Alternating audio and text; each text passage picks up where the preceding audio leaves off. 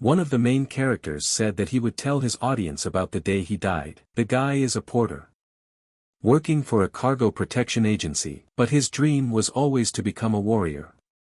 However, because he has a limp, it didn't work out. In spite of this, however, he labored tirelessly. He worked his way up to chief porter and supervised the others. But on this beautiful and very hot day, he has a strange feeling. Something must have been wrong, because he's very worried. And then the head leader raised his hand and told everyone to stand still. At that moment, the boy was surprised, and then they encountered unfamiliar warriors. And he realized why his soul was troubled. The head porter asked them who they were. The chief porter stepped forward and asked, "Is there a problem?" One of the guys told the chief not to worry, they'd handle it. "He's got a bad leg after all." The chief asked the guy who they were. The guy said he had no idea, maybe officials, maybe gangsters. The commander-in-chief told Jinpeng that he would go with him and let him take his purse with him. And let the others have their weapons ready. The commander-in-chief said that if anything went wrong, let them follow the orders of the chief porter. One of the warriors asked the chief if he thought everything was going to be okay. Shetz told the guy not to worry. After all, not a single bandit had dared to attack them yet. After seeing the flag of the Sky Dragon Agency. In addition, the convoy is led by the experienced warrior Ga Bulim. Ga approached the strangers and said that they were escorting the Heavenly Dragon Agency. Ga began to threaten them because they did not introduce themselves to him. Immediately the stranger took up his sword and cut off the heads of the two of them. The chief was surprised to see this and couldn't believe it was happening in front of his eyes. The head stranger immediately pointed his sword directly at the guys and ordered them to attack. Cutting up each guy after the other, they mercilessly destroyed the good guys who did nothing. The head stranger told his men to kill them all, and to take no prisoners with them. The chief immediately shouted to his porters to immediately grab their weapons. After all, they had to stop them. The chief only saw his men dying in front of him. And there is nothing they can do against these warriors. One of the porters was screaming and begging for help. At that moment a stranger stood in front of him and tried to kill him. The guy was telling the killer to stay back. He wouldn't even make a move.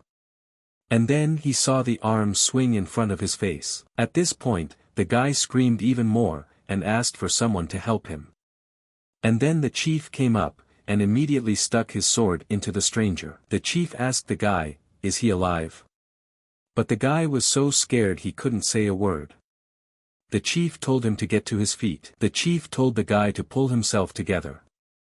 But the guy through his tears said they're guys. Even the warriors couldn't handle them.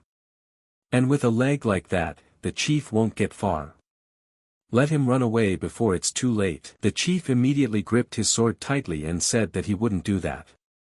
At this rate, they would all be killed. And now it's time for them to rush in to save those still alive. But running towards the enemies he couldn't keep up, and immediately fell down because of his sore leg. The chief was insulting himself at this point, because of his leg. He was encouraging himself to get up. After all, his friends were all going to die while he was on the ground. And then he opened his eyes and saw his ward dying. And he thought that was the end of him. The chief realized that a cripple like him wasn't going to stop them. But he had to do what he could. As long as he can still move. He grabbed the wagon and saw that he could try to save someone.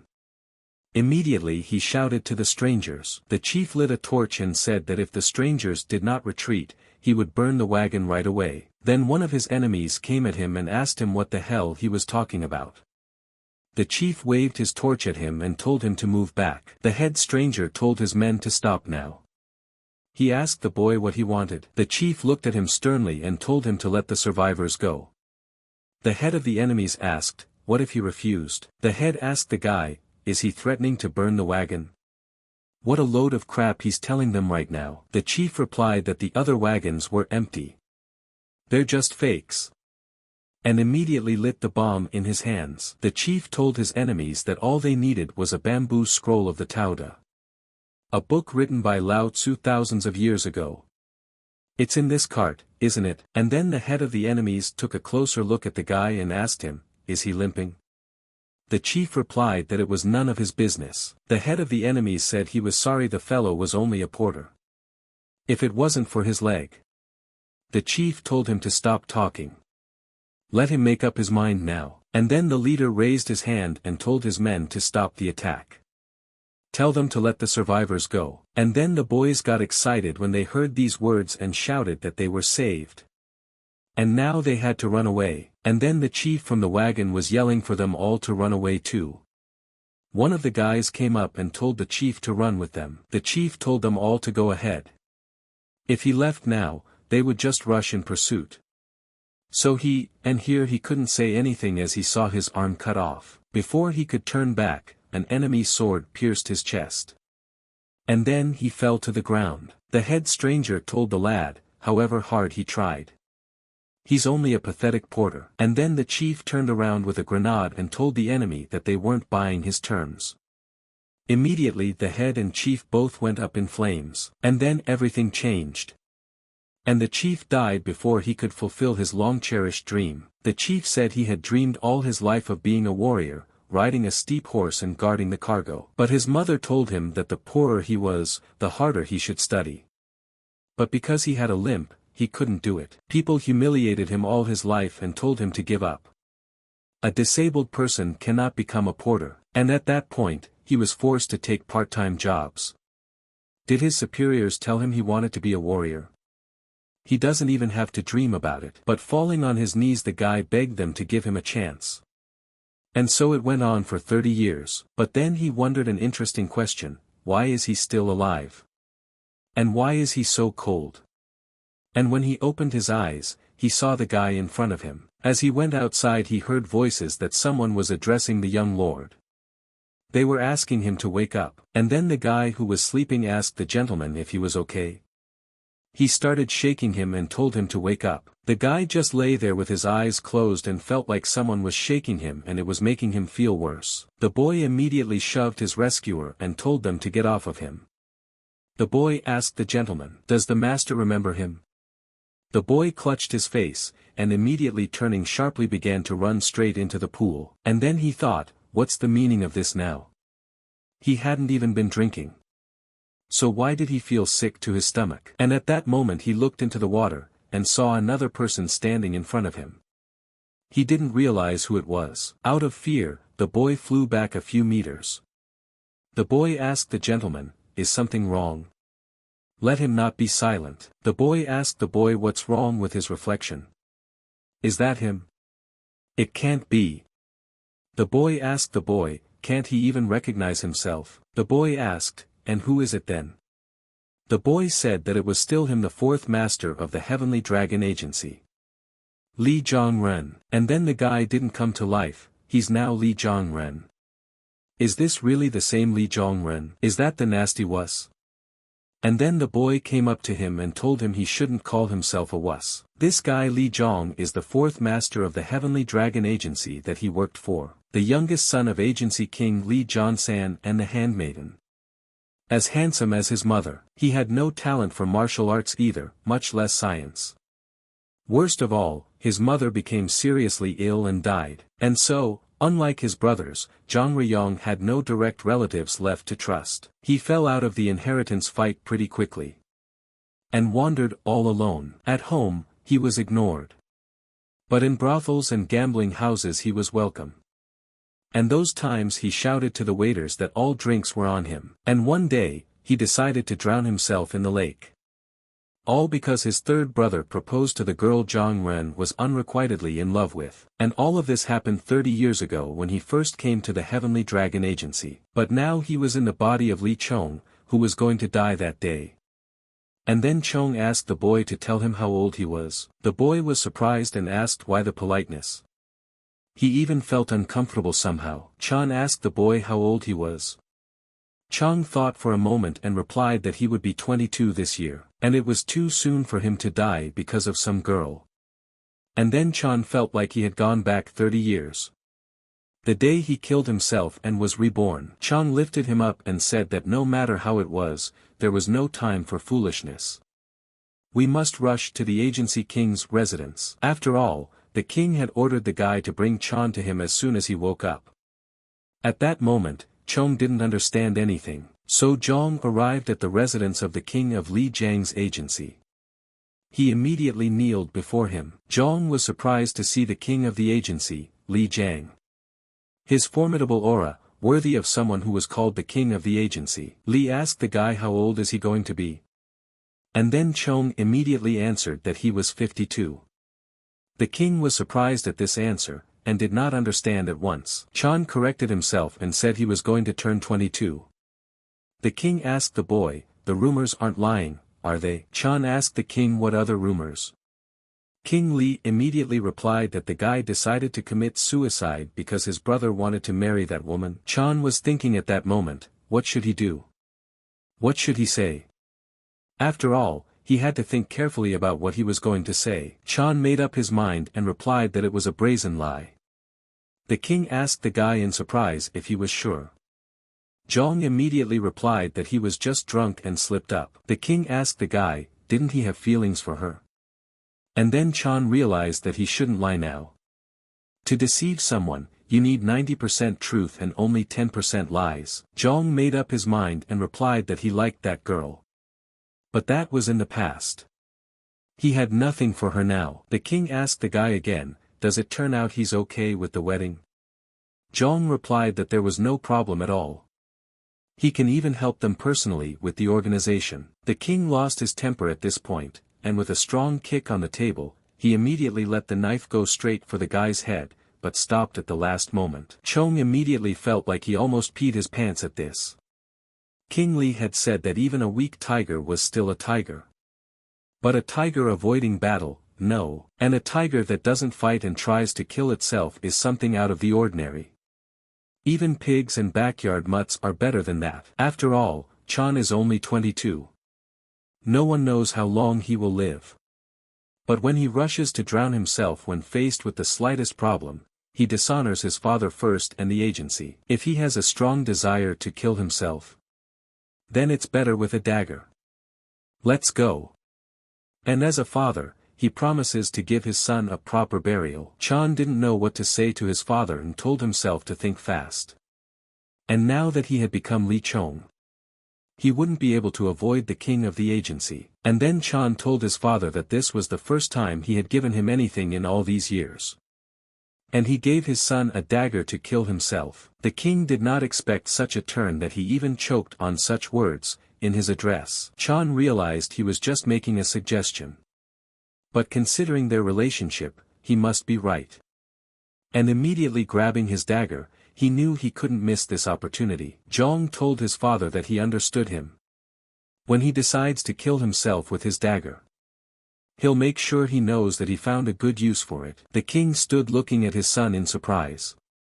He didn't understand what had happened, because Chong had always been a coward. Now he dared to defy him. King Li asked a subordinate what his son had just objected to him. The man replied that it looked like it. King Li laughed and said that even a worm would lash out if you stepped on it. The man said that Li Zhong didn't look like himself. The king thought a moment and replied that he had only gone against him once. It was no big deal.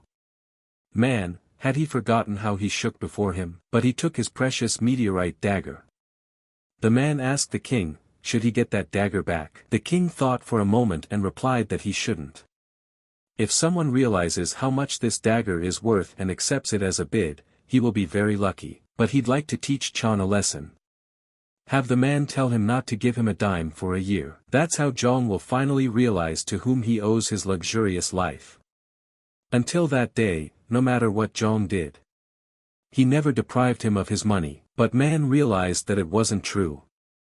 After all, it was as if Zhong was ignoring everything on purpose. Apparently, the king had decided to test him. The man told King Li that he would pass on his order. The king wondered how Zhong would get away with having his hands tied. This is the chance of a lifetime for him. And then in front of Chang's kingdom, Ching met him and rejoiced that the young master had finally arrived. Ching asked Chan, did he get hurt badly? And then Chan couldn't help himself and immediately fell on his butt. Chan clutched his chest and said his heart almost stopped. Ching asked him, did he hit hard? Ching picked him up and said he would help him. But Chan was so stubborn that he wanted to walk himself. But Ching didn't leave him and decided to help him. The next morning Ching got up and started sweeping the yard. But he kept yawning, for he had been up all night. At this time, Chong kept walking around the courtyard, and thinking about something. Chen saw all this and didn't understand why he was in such pain. Cheng made up his mind and asked the gentleman why he was pacing back and forth. And then Chong said he had made up his mind. Chen saw that the young master was scrutinizing the shoes so intently. Did he step in shit? Chan told the boy that he wasn't looking at his shoes, but at his feet.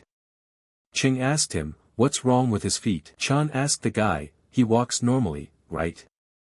Chen thought for a moment and replied that it was still the same arrogant gait, but laugh out loud.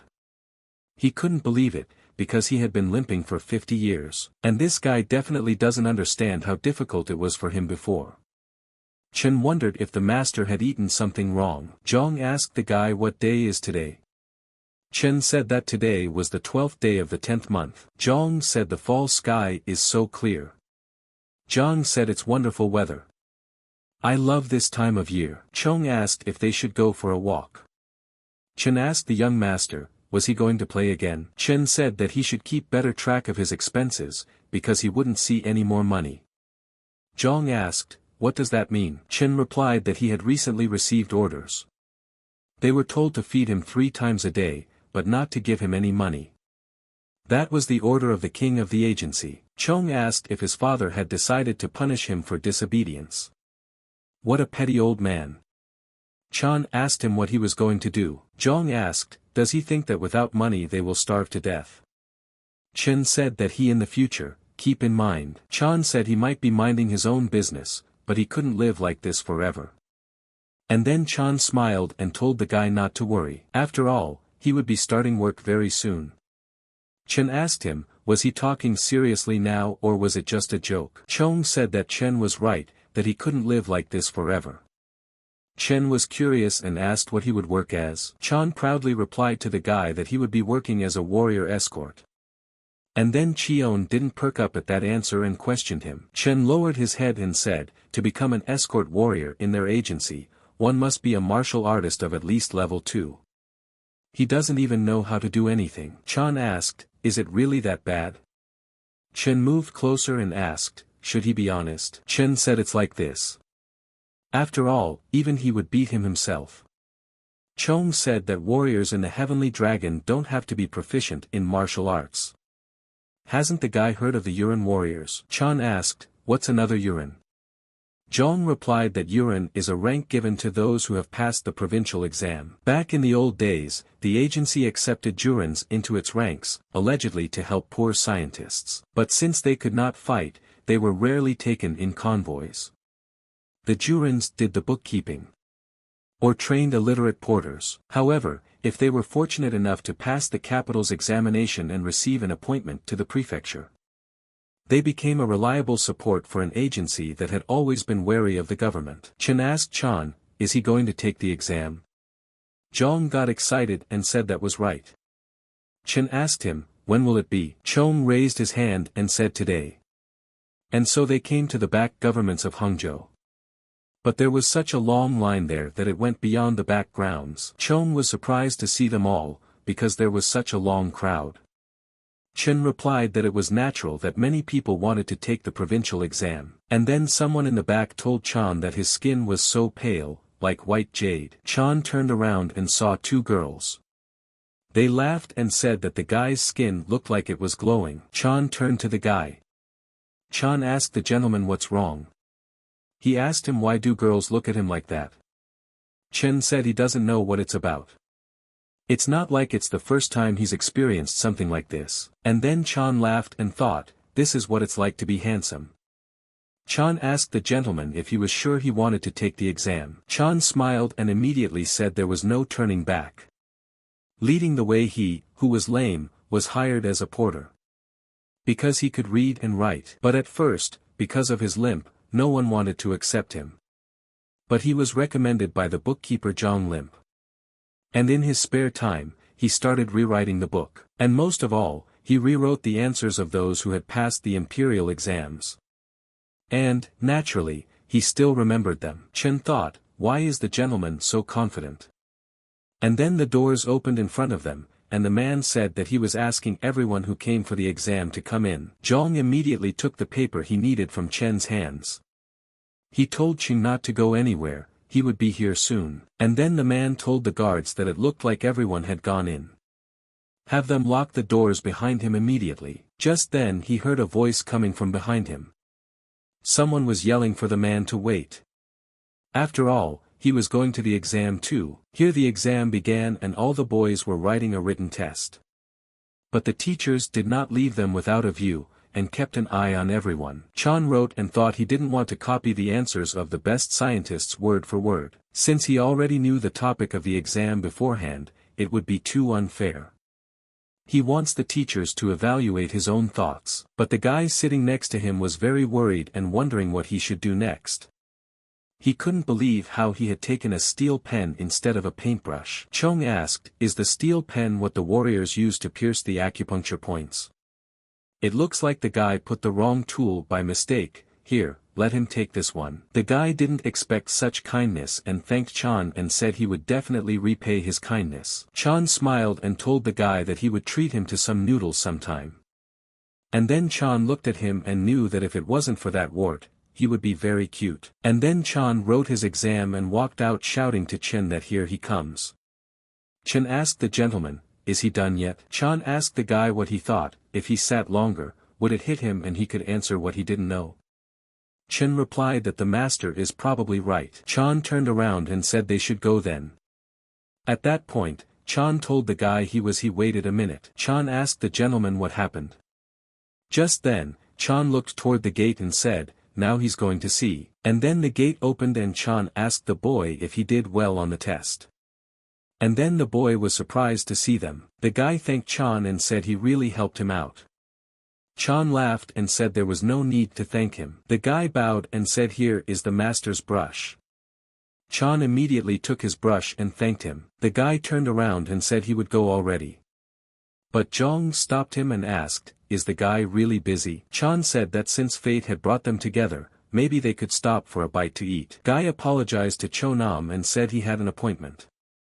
Some other time. Chong was surprised because he had expected to eat noodles at his expense. What a cheapskate. Chan asked the gentleman if they knew each other. Chan said they met at the exam. Chan said to Chen's imagination, he brought a steel feather instead of a paintbrush. Chen was surprised and said it looks like the kid is studying martial arts. Chan said that since the guy can't tell the difference between a pen and a brush, it's unlikely he uses them often.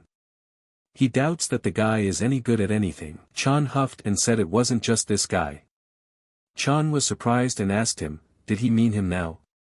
Chen asked the gentleman, how did he understand? Chan grabbed Cheng in a neck tackle and said it looks like he needs to be tougher on him.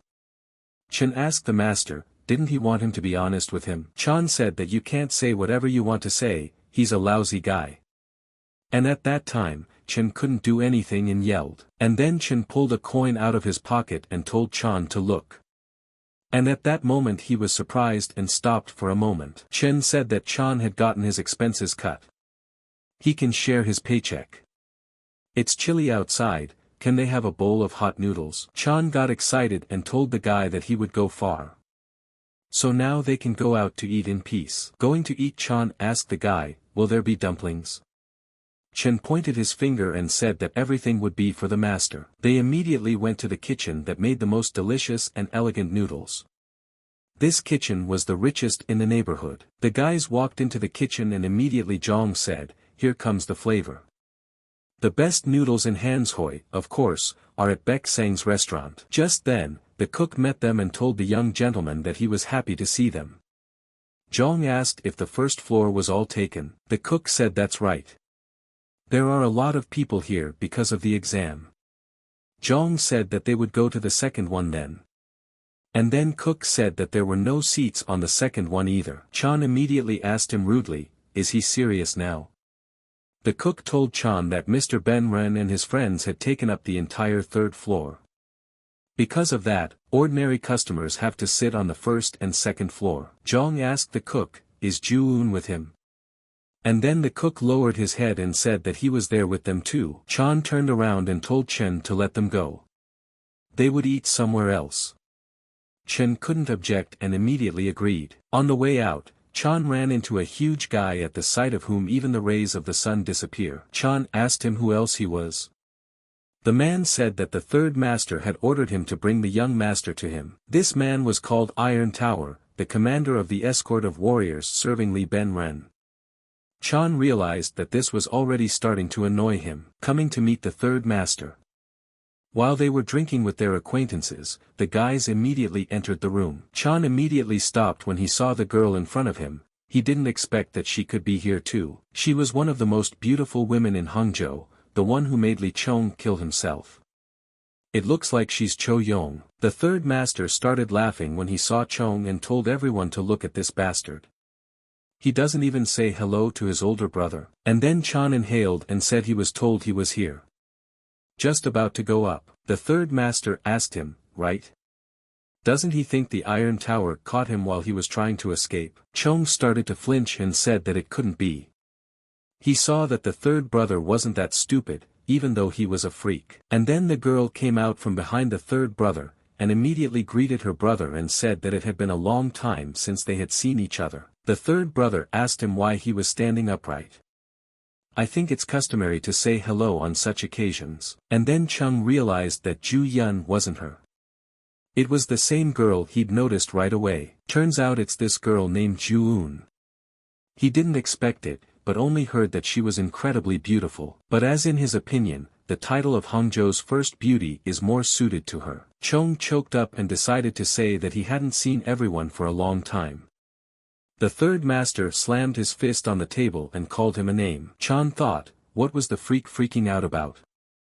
The third master asked his brother that he had forgotten that Un would soon be his wife. Let him treat her with proper respect. And then Zhang was surprised and apologized to everyone. And said that it won't happen again. The third master said that Chan is a pathetic jack of all trades who has abandoned both martial arts and studies, living his life in drinking and gambling houses. He's just a jerk, and he'll always be a jerk. I can't believe he's related to him. Chan thought, why is he being so cruel to him? But of course, it's all about Ju Un. His third brother isn't as handsome as he is. He must feel inferior, and obviously trying to humiliate him. Is that the best he can do? It seems like all the brothers in this family are pathetic.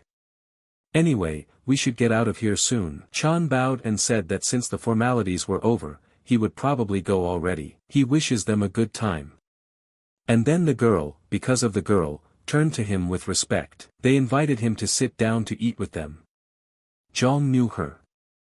It's a girl named Jean Jiam. He didn't notice her at all because of those two girls. Ing told his brother that he must be hungry, let him sit down with them and have a treat. At this moment, third master was surprised by this suggestion. Jean asked brother Ben, he doesn't mind a soul mate at the table, does he? Un also told her husband to let Zhang sit with them. He's been eyeing the food since he came in, and then the guy from across the table said it was well past lunch time. Where the hell was he? The other guy told his friend as if he didn't know. Isn't it obvious? He can't go a day without games and women. Maybe he can recommend a place to eat. At least he's still in the habit. Ben thought about it and said that since he was so hungry, maybe he could try to finish eating for them now. In these moments, Zhang held his own, and immediately agreed with his brother. He said he would gladly accept his proposal. Chan immediately turned to him. Chong told the guy to find his own place and let him eat too. Chan asked where he should sit. And then he immediately sat down across from the girl he had seen when he entered. Chan took up the meat and said that he was apologizing. The girl was immediately surprised and didn't expect such a thing. Chong was still eating and said that as Confucius wrote, someone who starved for 4 days would stoop even to stealing. But how could sending soldiers to the front lines solve this problem? According to lyricism, if the cliff is high enough, even the beasts will be frightened and none of them will crash to death. Confucius said that one rules on the same principle. If the punishment is severe enough and unavoidable, the laws will be obeyed. One of the guys said that it's hard to deal with the root of the problem. Hunt Fei said that to rule the world, you must first get rid of the source of the chaos. The third master asked the guy how he was going to prevent, for example, famine caused by natural disasters. According to Sun, the dog obeys the tiger only because of its sharp claws and fangs. Zhang realized that they were discussing today's exam topic. Apparently, the question reads, explain how the increase in crime caused by the famine in northern China should have been dealt with. It looked like they were taking the exam too. Jean asked Mr. Zhang, what would he say about it? Zhang said he wasn't good at that sort of thing. Jean immediately sighed and told him not to be modest. The third master told his brother to share his thoughts. After all, he had studied at least a little as a child. He must remember something. The guy says that since Chan grew up in the agency, he should know more about gangsters than they do. Chong immediately noticed that they had decided to mock him in front of the ladies. Well, you asked for it. Chong said that he would speak plainly. But it wasn't Sun who said that, it was Han. The third master asked him what he was talking about. Chan said it was about the tiger and its claws. That's actually a quote from Han, not Sunday. And then the third brother got up and started laughing loudly. He said it was nonsense. And he was never good at studying. Chan told his brother, if he doesn't believe him, then let them call those who are lifelong learners. Let him ask anyone. Let him offer them a drink, and they will gladly find him that quote in the book. And by the way, the words about getting rid of the source of chaos first belonged to Matza, not Han Fei, and it wasn't Confucius himself who wrote about the laws. He just quoted lines from Zhuang. Boon thought, is he really the Li Zhong she knows? Zhang said there are other authors besides the 9 classics. And the 8-member essay isn't the only structure. And then Chan slammed another hand on the table and said that what they quoted wasn't enough to pass the exam. He told them to read something else. And then all the boys were silent, and could not say a word to him. The third master thought what a fly had bitten his brother. How does this moron know everything? And then the girl who was sitting next to the third master started laughing. The girl apologized and said she didn't hold back.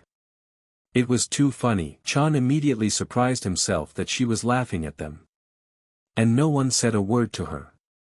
It looks like she's the one Li Ben and his cronies are trying to impress. Chan saw that she was laughing so genuinely. The girl wiped her tears from laughing and apologized again. And then he saw that he had a wart mark on his face. So that's why it looked so familiar. And that's who he saw at the exam. The girl asked Chong, they hadn't met before, had they? The girl apologized for not introducing herself right away. And her name is Namgong Soo. The girl said that she was the granddaughter of Namgong Yun of the Lightning Sword. He is currently the head of the Namgong clan. Chan knew that Namgong was a major military clan ruling northern Yangzhou. So this was the meeting she was talking about. And he thought she was just a forgetful student. And she was from the Namgong clan. She just changed her clothes to enter the exam. The chance to befriend the granddaughter of the Namgong clan head is very rare. There are only 2 heirs in the clan. Namgong Soo and her older brother, known for his mastery of the sword. Therefore, this dinner is the only opportunity for Li Ben. If she gets her support, he will have a great chance of defeating the brothers in the power struggle. In other words, I couldn't have a better ally. The guy immediately introduced himself in return and said his name was Li Zhong. So said she already knows. Zhong said she just met him and she already knows his name. So said that's right, he's already known in all the entertainment establishments in Hangzhou. Chan smiled and said that rumors are sometimes greatly exaggerated. So said that there is no smoke without fire. Chan said that even a small fire can make a huge column of smoke. So replied that a fire that can consume even a mountain will someday go out. Zhong immediately realized that she was obviously an unusual woman. So said that Zhong never told them what he thought. After all, it's always easier to criticize others than to put forth your own thoughts. Especially when there is no right answer.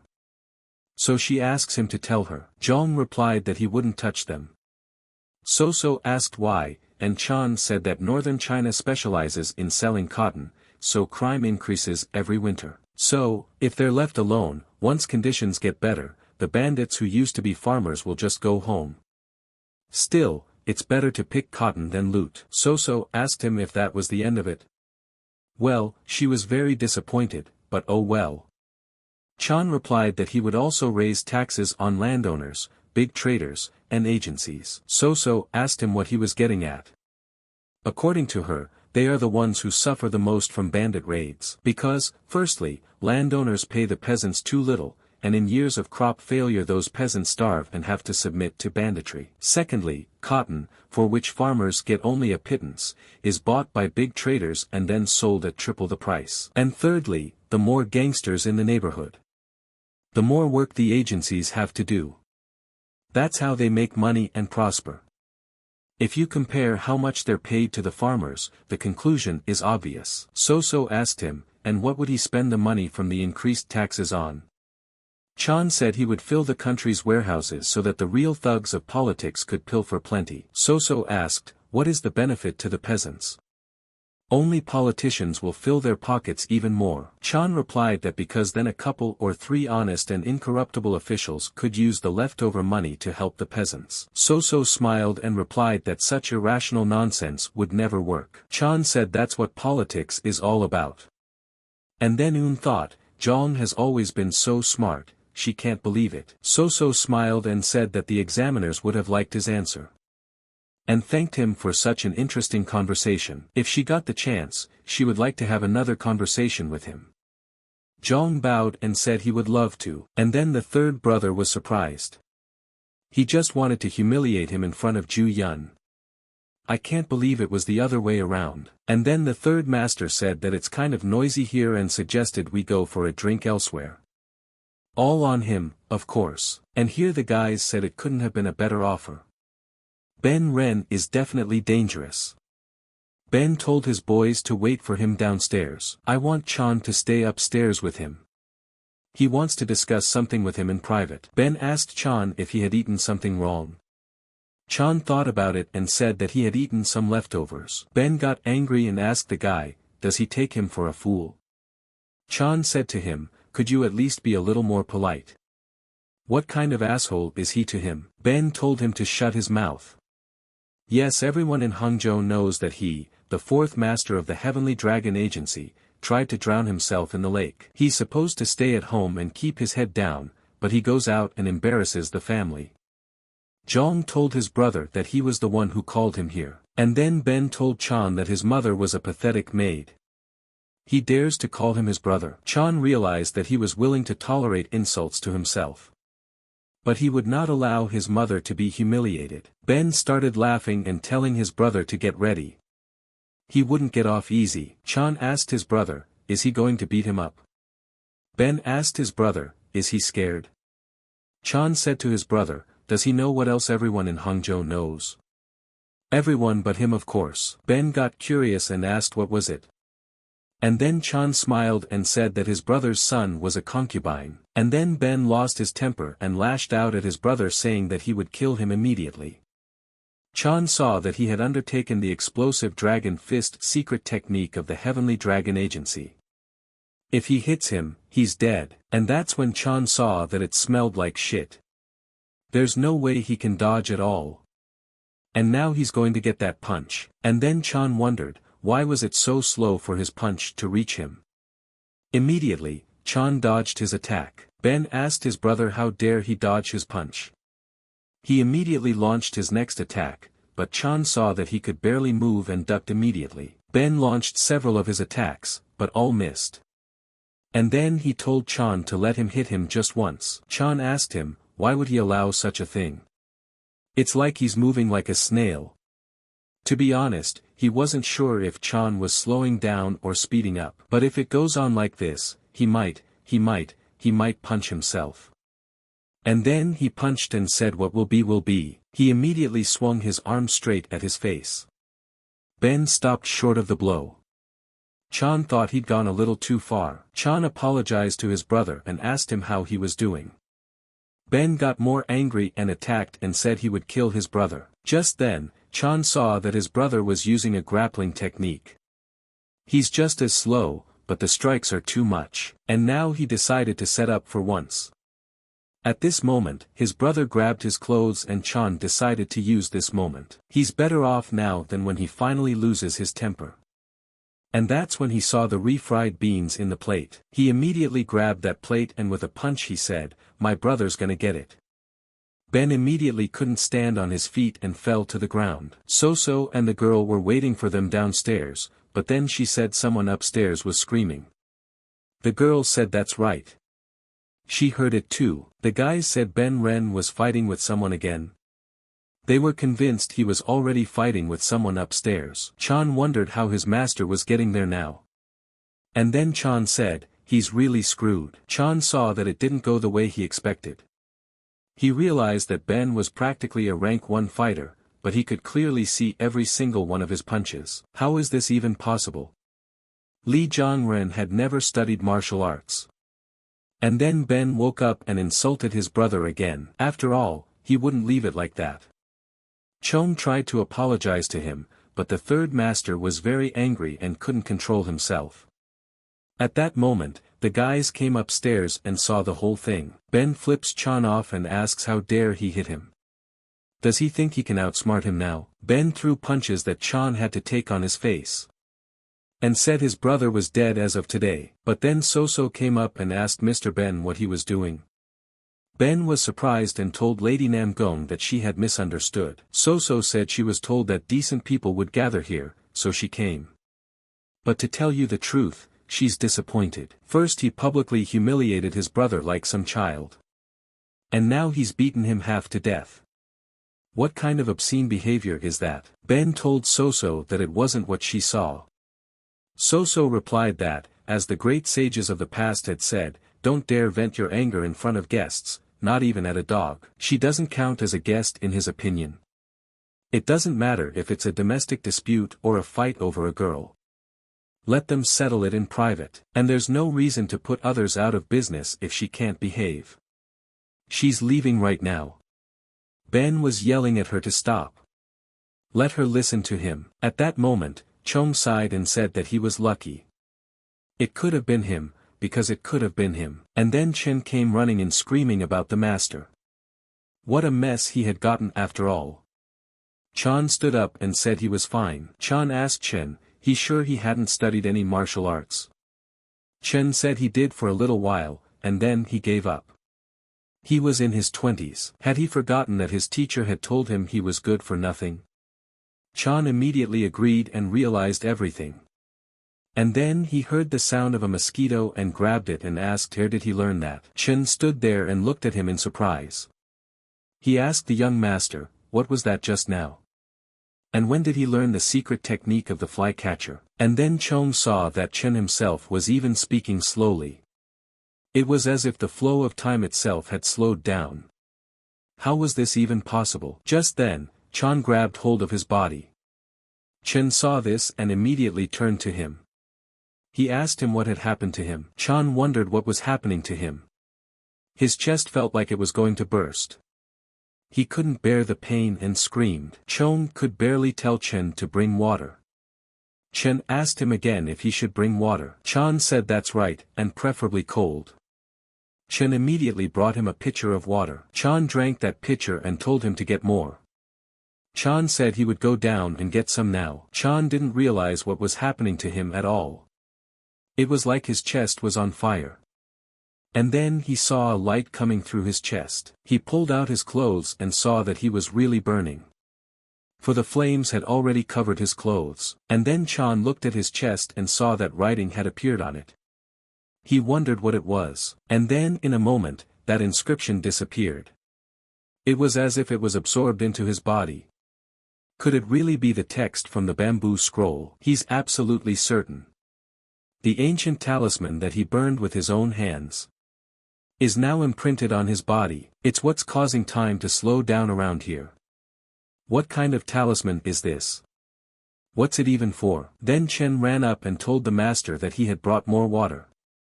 He looked at the master and asked what had happened. Chan took his clothes and asked how he managed to burn these. Zhong immediately replied that it looked like their luck had run out. Chan said that they say good eyesight is half the battle. Who would have thought he had such good eyesight? Chen thought the gentleman had hit his head. He asked Chong, he hadn't forgotten that tomorrow was the 15th, had he? Chan asked, so what? Chen said that on the 15th of every month, the agency king holds a dinner for all the young masters. The first master just returned from a mission yesterday. It had been a long time since they had all gotten together, and then Chan was surprised and asked again, are they sure they have dinner with their father every month? Chen asked, what was he so surprised about? This tradition has been around for generations. The day of supper had come. And all the king's children gathered around the family and began to eat. Next to the king sat the first master of the Heavenly Dragon Agency, Li Gab. On the king's left hand sat the second master of the Heavenly Dragon Agency. His name was Li Yel. Chan immediately lowered his head and realized that he would try to at least enjoy his food. Immediately, he took up the chopsticks. But it's like he's sitting in the middle of the wolves with a tiger in charge. He's so nervous, he's not sure if he's gonna get the chopsticks in his mouth. Why is that Ben sighing like he's going to die? And then he remembered Chen saying that Mr. Ben's marriage had been fine-tuned so far. Let Chan be careful, he might try to take his anger out on him. Chan thought, is this really what this is all about? Gab immediately made up his mind, saying that he had thought long and hard and decided it was time to bring Zhang Riyong into the fold. He turned 22 this year. It's time he stopped playing with toys and started doing something. And then Chan thought, why was his Bart suddenly so polite? Yel told his brother that he spoke as if he were the only one in the agency doing business. Isn't he ashamed to act like that in front of his father? He never cared about Zhang. Why the sudden change? Gab said he heard something had happened to him. So, as the older brother, he thought he should pay more attention to him. Yale said that he actually wanted to take over his training himself. Gab was only ever interested in his work. Let him mind his own business. Chon was thinking at this moment, what had happened to them? They had become so polite to him. Gab said that many people say that sudden changes are for the worse, not for the better. And then King Li could not stand it, and pounded his hand on the table. The king asked the captain why it was so noisy outside. The captain said that the master of Hangzhou had arrived with his army. He insists on having an audience. The king asked if the magistrate wanted to meet him. And then Chan was surprised and delighted to hear it about him. And when Ben heard about it, he got very excited. King Li asked him what's wrong.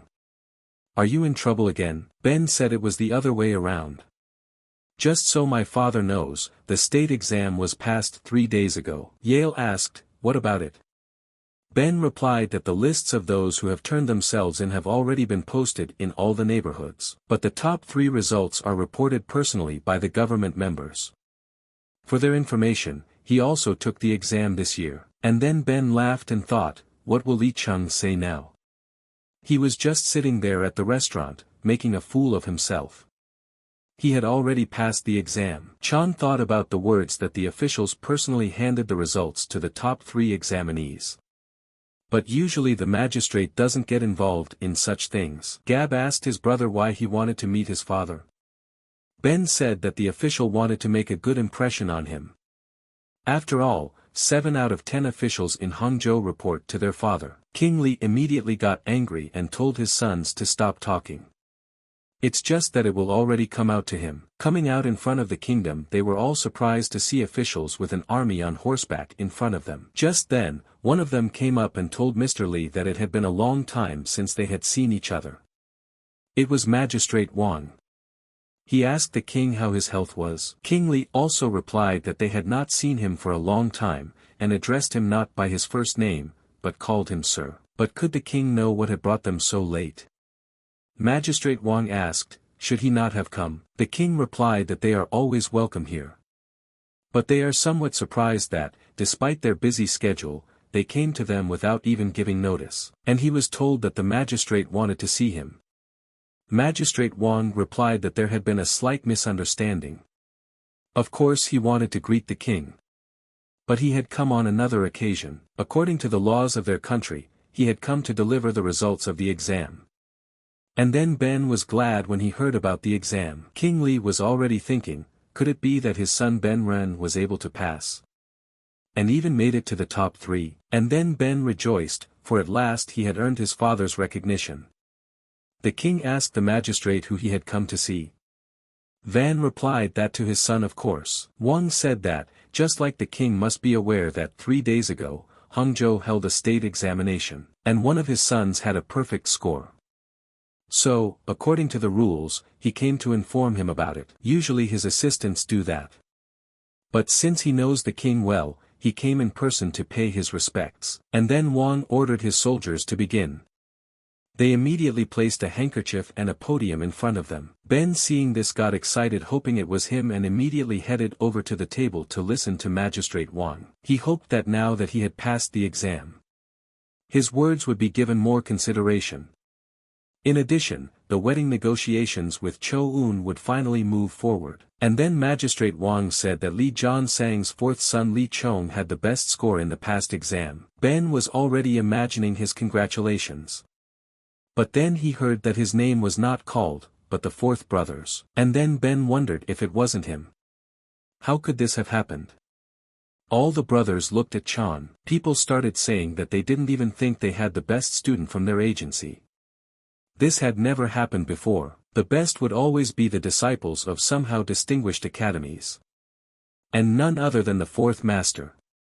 They still can't believe it. And then Ben said there was a mistake.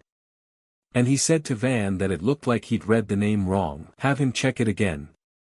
It should say Li Ben. Li Chung didn't take the exam. Wang replied that it wasn't like that. It was Li Zhong who had the best result. And then Ben's whole life passed before his eyes. Wang said, it seems like there was another misunderstanding. I guess he must be the one who is Li Zhong. The guy got excited and replied that it was him. Ben saw all this and couldn't believe how Li Chong had managed to pass the exam. Just then, Chong bowed and said that he was Li Chong's student. It is with honor that he accepts His Majesty's highest edict. And then everyone started shouting that they were congratulating the Lord. Chan realized that he was a former crippled porter. Finally got his chance. If he wants to, he can become a warrior, or work for the government. He is so happy that he wants to run out into the field and just scream until he is hoarse. Wang told Chong that on the 20th of this month, he must report to the Hangzhou government building. He will receive a badge of honor for passing the exam, 50 rolls of silk, and a travel pass. But then the king came up to Van and addressed him. Wang asked the king, is something wrong? The king asked Van for a word, and then the king led him to his table and asked Mr. Wang, is this some kind of joke?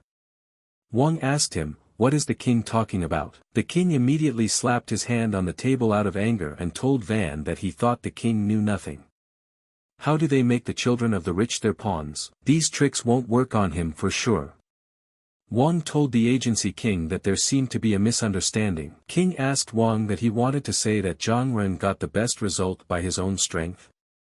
That's not funny. Should he remove Wang from his position so that he could finally get his head on straight? Wang realized that he had to choose his words properly, or he might lose his head. Wang said he hoped to please the king with such good news, so he came in person. He swears he didn't tamper with the results to get their money. The king asked him, will he still continue to talk this nonsense? Wang lowered his head and said that it was the plain truth. He has a bad intention.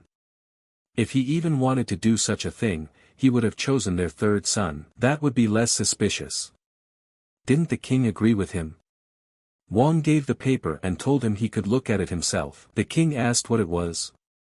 Wang replied that he had brought it just in case because he assumed the king would not believe it. These are the answers of his fourth son. And then King Li discovered the fox and couldn't believe it had actually happened. An essay with a deep and rich meaning. Observations as if gained by deep experience and so logically stated. The king asked, is it definitely written by him? Wang asked, isn't it amazing? He had never seen such a perfect answer before. The king asked, how could this fool write something like this? I've always been bad at studying and bad at fighting. No matter how much you teach, it's no use. He couldn't just give it up. As useless as a grafted finger. The king started laughing loudly and thought that Li Chong had met the Dragon King when he jumped into the Eastern Lake. Wang said that and since his third son was among the top 200, they would both be able to take the exam in the capital in a month. It was unlikely that they would have trouble with him as well. The king was also surprised that Ben was able to become the best among the 200 only because of his mother's help. But Zhang was also unlikely to repeat his success in the capital exam. However, if he succeeds here too, then becoming a government official would be a good option. This may be his only chance to succeed in life, as he has neither the talent for martial arts nor the support of his mother. The king told Wang that he had disrespected him, even though he had traveled a long way to deliver the good news. Wang replied that it was all right. He understands why he reacted that way. King asked how widely these results would be publicized. Wang replied that usually about 100 posters are placed. But for the first time in 20 years, the best examiner was chosen unanimously, so they will expand the number of posters to 1,000. Every 10th constable will be ordered to hang them in Hangzhou. The king asked him what he was saying 10,000 posters. You shouldn't have gone that far. The king said he would be very grateful for his generosity. Wang smiled and said it was nothing. Wang wondered how long it would even take to write and post so many posters. He's in big trouble. Then the king held out a box to Van. Van asked what it was. The king told him to just open it. And then he opened and was surprised, so much gold. Wang asked the king why he was giving it to him. King said they would probably need a lot of money to prepare and deliver that many posters. And since it's his son that's causing all this trouble, it's better if he covers the expenses. He's giving more than he needs so there won't be any delay due to lack of funds. Wang told the king that he would make good use of them. The king said there was plain wine on the table today because they weren't ready for their arrival, but next time he wouldn't leave offended. And then Chon was surprised that the king was so generous. He didn't come in person for nothing. Li told Wang to be careful on the way back. Van was glad his luck had smiled on him. The next morning a couple of guys came in and asked Brother Ben, "Is he here?" Ben met them and told them to pass. The boys said they came to congratulate him as soon as they heard he had passed the provincial exam. They thought Brother Ben only practiced martial arts, but it turns out he's a genius at studying too. Ben said that sounds really incredible, doesn't it? And then the boys opened the gate and told Ben that they had come too. Ben was happy and invited them in. They said Ben was the pride of their academy. Ben thanked them in kind. Chen said it was nonsense. His younger brother won first place and not a single congratulations. And he barely passed, but so many people came. Isn't he ashamed of himself? If it were him, he'd put up a sign saying no visitors allowed on the front gate. Chan thought after a few days of practice. He discovered several properties of the ability that slowed down time. The first property is that it activates itself under high voltage. Second property, he can't sustain it for more than 10 breaths. And the third property, his movements are slowing down too. So the only thing he can do now is follow his opponent's movements. And of course thinking 3 steps ahead on how to deal with them is all I've gotten to know so far. Although he reincarnated with his legs intact, he passed the provincial exam. Without martial skills, history will repeat itself and he will die. But what if he keeps improving his skills? He needs to find a martial art that will help him speed up his own movements. He can do that in this body. And then Chen turned to the young master. And that there was nothing to be jealous of.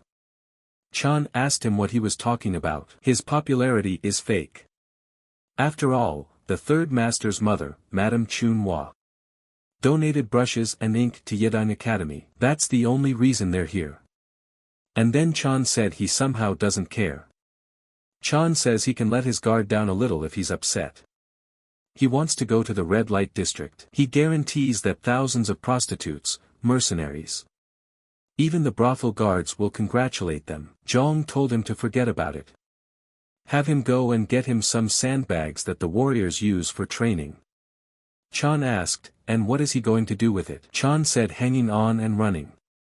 Chen asked why would he do that? Chan said he told him to become a great warrior. Chen shouted to the young master. It's good that he wants to become a warrior, but why would he run away with them? Chong asked, aren't they aware that master and servant are one in all things? And then Chan stopped and said he couldn't take it anymore.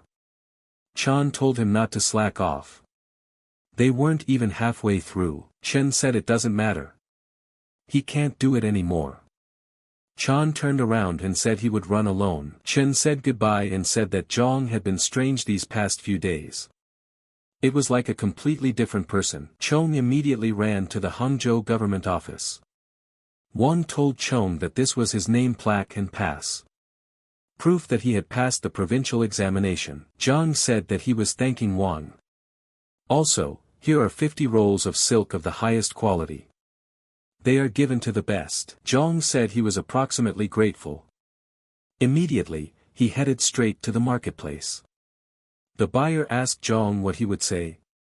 The quality is top-notch. The customer asked Chan how about 15 silver coins. Chan told them to humiliate him like that. Chan said he'd give it to him for 20. And then Chen asked, what's he doing? And then Chan counted the coins, wondering where he should spend them. Chen said to the young master, did he really sell a gift from the government to squander the money on entertainment? Chan said they would spend it together, so stop grumbling. He's hungry, and he needs to eat first. Lo and behold, they arrived in the kitchen and Chan said it was delicious. And if Zhang wasn't going to finish it, he would take it. Chong said that Chen was also nagging him. Chen replied that the dumplings here were delicious. And then along the way, the salesman was telling Chan to look at it. A garment made of high-quality silk at a low price. Chan immediately picked it up. And then the salesman was telling the guy to look all he wanted. Chong immediately held it out to Chen and said that he would be like a young master if he wore one. Chen asked how could a servant wear a silk garment. Zhang asked, why not? He takes everything. The salesman thanked the guy for such a great purchase. Let Chen consider it part of the celebration of his successful passing of the exam. Chen thought he was definitely upset that no one had come to congratulate him, and there was a passerby on the road telling him to give him a handout. Anything at all. He asks for them, just a little, and then the homeless man saw 2 silver coins thrown into his plate. Chan said that the last couple of coins were spent for a good cause. Chen told the young master to wait. That's not even coppers. How could he give that much to a beggar? Chan said this is a common ritual that escorts and porters perform before going on a mission. Chan said that symbolizes dumping bad luck on a poor person in order to come back in one piece. Chen asked, isn't 2 silver, isn't that too much? And then the poor man laughed and said that busy fellow had helped him. Chen asked the young master, is he really going to escort? What about the capital city exam? Chong replied that it was a month away. Should he hang around all that time? Chen said what he means is he can concentrate on learning, why take an assignment? Zhang replied that if a month was enough time to prepare, why would people study for 10 years? He has to participate in the sorting ceremony that takes place in the evening. At the ceremony, people sort the goods that arrived during the day by type and purpose, and distribute them to their respective delivery supervisors. Chen asked if the sorting ceremony wasn't for the supervisors and higher-ups. Zhang replied that's why he was thinking about how to attend it. Chen suggested, why don't you ask the king of the agency to help? After all, he even became the best in the provincial exam. Zhang replied if it was that easy, he would grumble about preparing for the exam, just like Chen. Chen asks Chan if he's not going to warn him that he's leaving on a mission. That's cheating, right? Chan replied that he would think about it when the time came. Chen said that he really does feel like a different person now. He used to tremble with fear at the mere mention of him. Zhang told him to try burning alive or drowning.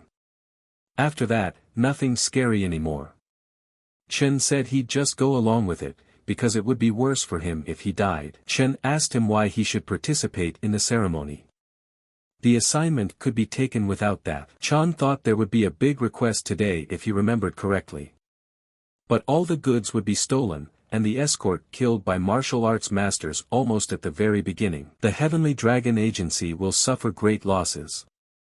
The king of the agency and the head of the escort will assemble a team to make a cleanup. They'll get their revenge, but the dead will never come home. And these are the men who have been with him through fire and water. Even if they mocked him because of his limp, they were comrades he could rely on. He wants to save them. Participation in the ceremony is needed to prevent this delivery at all costs. Immediately on the way, Chan stopped abruptly, and saw a familiar face in front of him. He recognized her immediately. Meanwhile, in the yard, a man was trying to stop a horse. And told the men to move faster. The king of the agency will be here soon. If they don't hurry up, there might be a collision. So So said that the man said that the fourth master of the Heavenly Dragon Agency, Chan, came up to her and touched her with his finger. So So was startled by this, and was surprised to see the fourth master. Chan asked her what he was doing here. So So pretended and asked Zhang, do they know each other?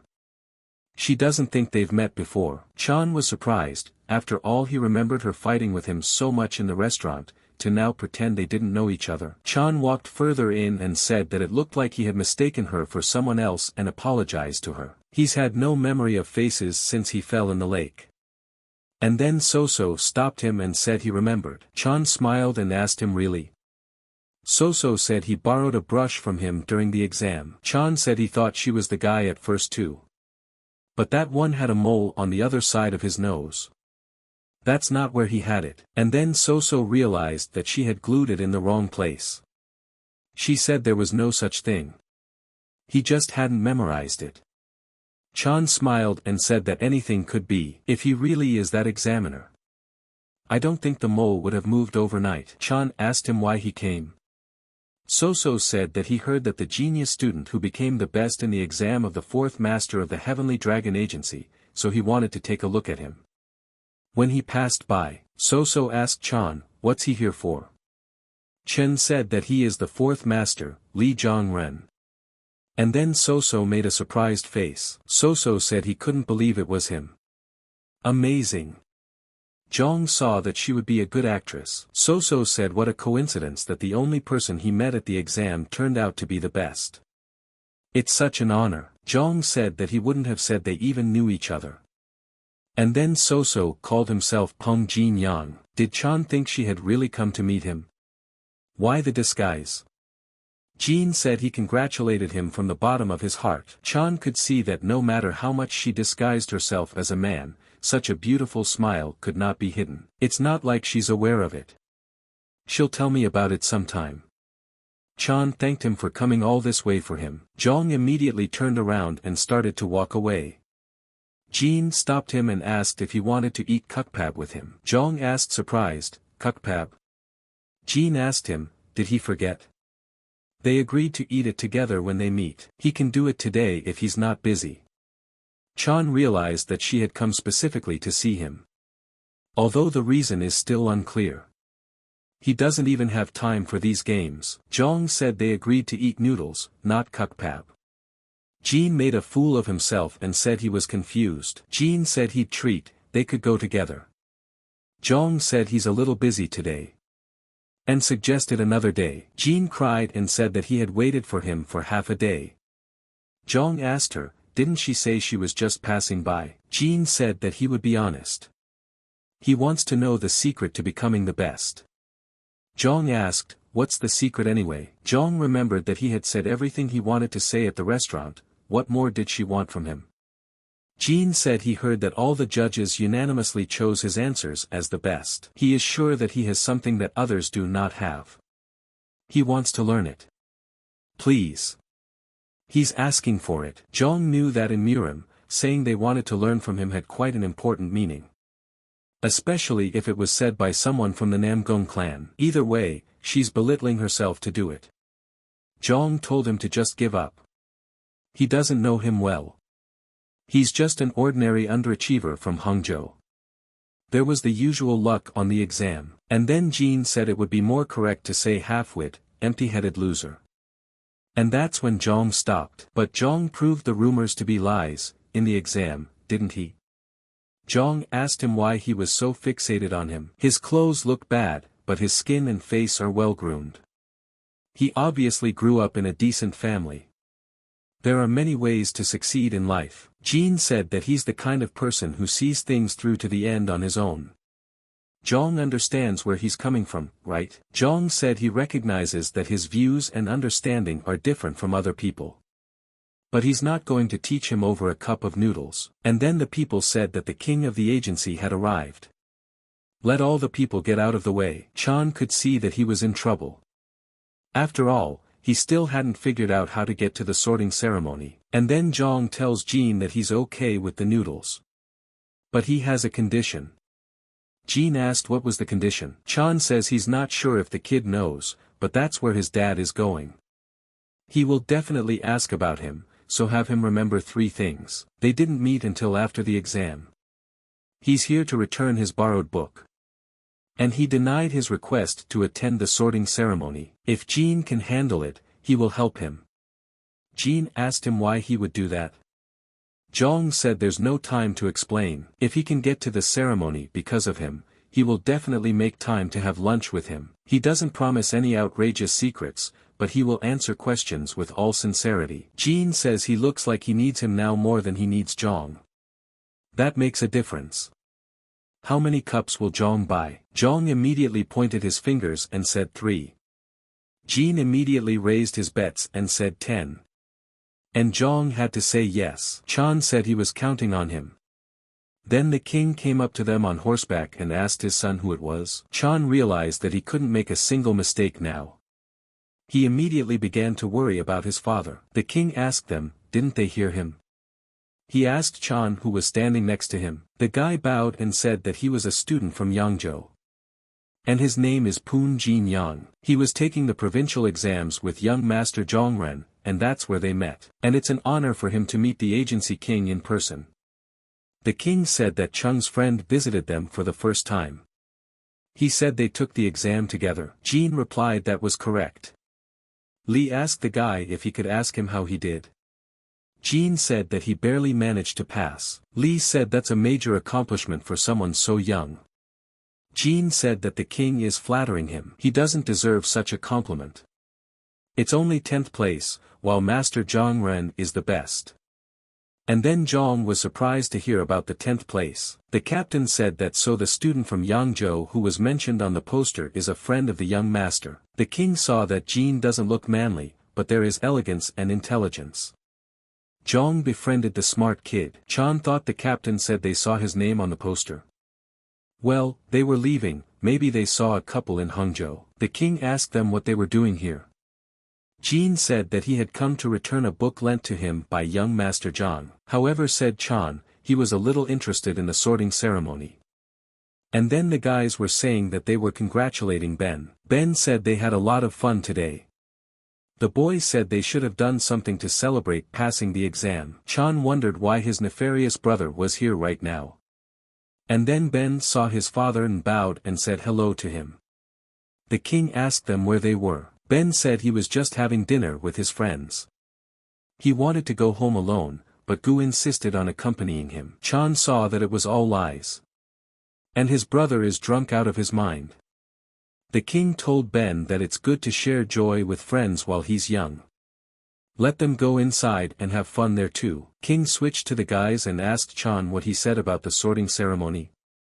Zhang said that Jean was asking for him to show it off, but outsiders can't get on it, so he's going to send him away. And then the king told his son that he was a shameless rascal. Not only did he not fulfill the request of his friend who came from far away, but he also chases him away. Where are his manners? The king asked Jean, does he want to watch? Jean got excited and immediately told the lord that he would be very happy. Once inside, Zhang told Jean that it wouldn't have worked without him and thanked him. Jean said that he wasn't helping for free, was he? He had only heard about what was going on in the agencies from rumors. Who would have thought they had to deal with so many different inquiries? Chan said you can't tell at a glance, but only things that can be seen by outsiders will be shown today. The goods on the blue-flagged wagon. They will be delivered secretly, based on the orders of the supply manager. Ben thought they had just come back from a binge, but because of Zhang Ren must take part in the sorting ceremony.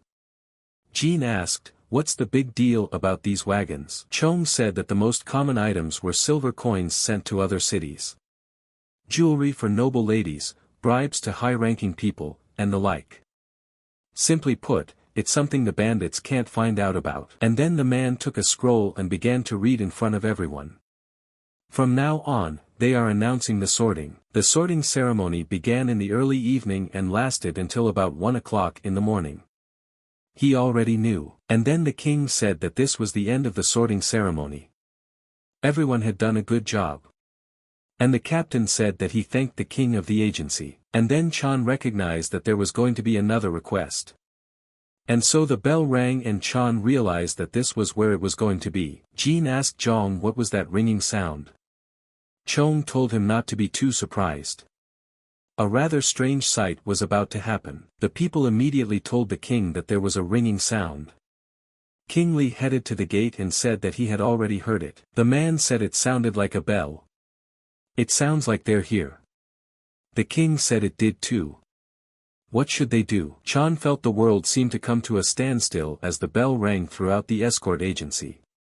It was a sound that even he, a porter with 30 years of experience, had never gotten used to. But today was different. And that's when the man said to get ready. Because this is the request signal he's been waiting for. The man told his men to open the main gate. Immediately, strange men in robes appeared in front of them. Jean saw them and immediately realized who they were. Jung said that it was right, it was Jiangshi. Jean said that those Jiangshi's pant legs are almost completely torn. They can't even imagine what they went through to be here. And then Jiangshi said that he was a follower of the Maoshan sect, Du Hongzhen. 5 days ago, in the Xianxia Mountains, southwest of Zhejiang Province, over 100 civilian and government soldiers have been killed by a certain demon who is now on the run, although the martial artists who passed by gathered together and attacked him. But in the end, they also fell victim to him. He is now returning them to their respective sects, at the request of their comrades. For this reason he has come to ask for help in escorting them. The old man said that he is the transportation manager of the Heavenly Dragon Soji Agency. He pays his respects to a follower of the Maoshan sect, which helps agencies to do righteous deeds. Seo told Du to see if he could discuss the matter with him. Du thanked them for their welcome. Zhang asked Jean, is he surprised? Jean said it was the first time he saw Jiangshi with his own eyes. He didn't think they would look so much like real people at all. Zhang said that there was no need to be surprised. Living people are scarier than dead people who can't do anything. Even if they are Jiangshi, they only move according to the orders of the people who subjugated them. Jean asked if such Jiangshi were also cargo that needed to be escorted. Chan replied that they are not cargo themselves. It's just that their manager is asking the agency to load them onto an additional horse-drawn wagon traveling in the same direction. Jean asked if such questions came often. Zhang replied that they come frequently when infectious diseases, wars, and major sectarian conflicts spread. In normal times, there are 1 or 2 such requests per year. Jean asked, why can't they handle it themselves? Chan replied that the number of Jiangshi is too large, they need help.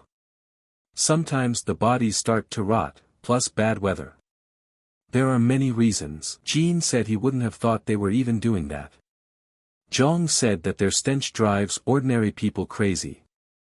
Even the attendants get caught up in nightmares, so they don't like such requests. Jean asked Zhang, do they charge a lot for them then? Zhang replied that no, it's almost free. Jean was surprised and asked why for free. Zhang replied that it only cost the agency 1 extra wagon. There is a superstition that 3 years of bad luck will haunt someone who profits from the dead. Jean said, now understanding why it didn't seem like a normal hire. Chan realized that the agency would accept this request. And dozens of warriors and porters would be killed as a result. The only way to stop it was to make them reject this request. So ruler Seo talked to Du and came to a solution. Seo told everyone that they had decided to accept this request to transport the dead. The final destination is Jianhua Mountain in Jian'an Province. Since the Taoist has already sent messenger doves to the 3 sections. The people will come to meet them on the mountain. And then Seo asked for the registration book to be brought to him. The servant immediately held it out and said, here it is. Seo opened the book and said that there should be several caravans in that direction. 12 caravans heading to Jian'an Province. Which one of them is willing to take the request? And then the guy said they would definitely slow down if they took them with them. It would be better if they were just regular corpses. Even though they're technically dead, they look almost like they did before they died. They'll also have to keep opening coffins, injecting poisons, and checking talismans. It's too much trouble. And it smells so bad. Soo told them that they only needed one extra wagon for 9 coffins. It's cold now, so we don't have to worry about rotting. And it's not that far to drive. So no one is going to take the assignment, asked ruler Soo. And then Jong saw that it was okay, no one wanted to. He's going to use it and force them to drop it. And then Ben stood up and said they should deny the request. Chong wondered and wondered what on earth he was doing. Ben apologized to Mr. Taoist for the inconvenience. But could he send pigeons to the sects of the dead, and ask them to come take the bodies away from here? Everyone was surprised to hear the third master speak. He was indeed one of the 7 masters who were in charge of dozens of escort warriors. Chong realized that this was his brother's way of showing off in front of his father and friends. However, it's the act of a fool if he doesn't give a good reason. Du asked Master Ben if he could ask why he was denying the request. Ben said that all the dead were martial arts masters, and they died from collisions with other masters. The agency is worried that they might be drawn into the conflict.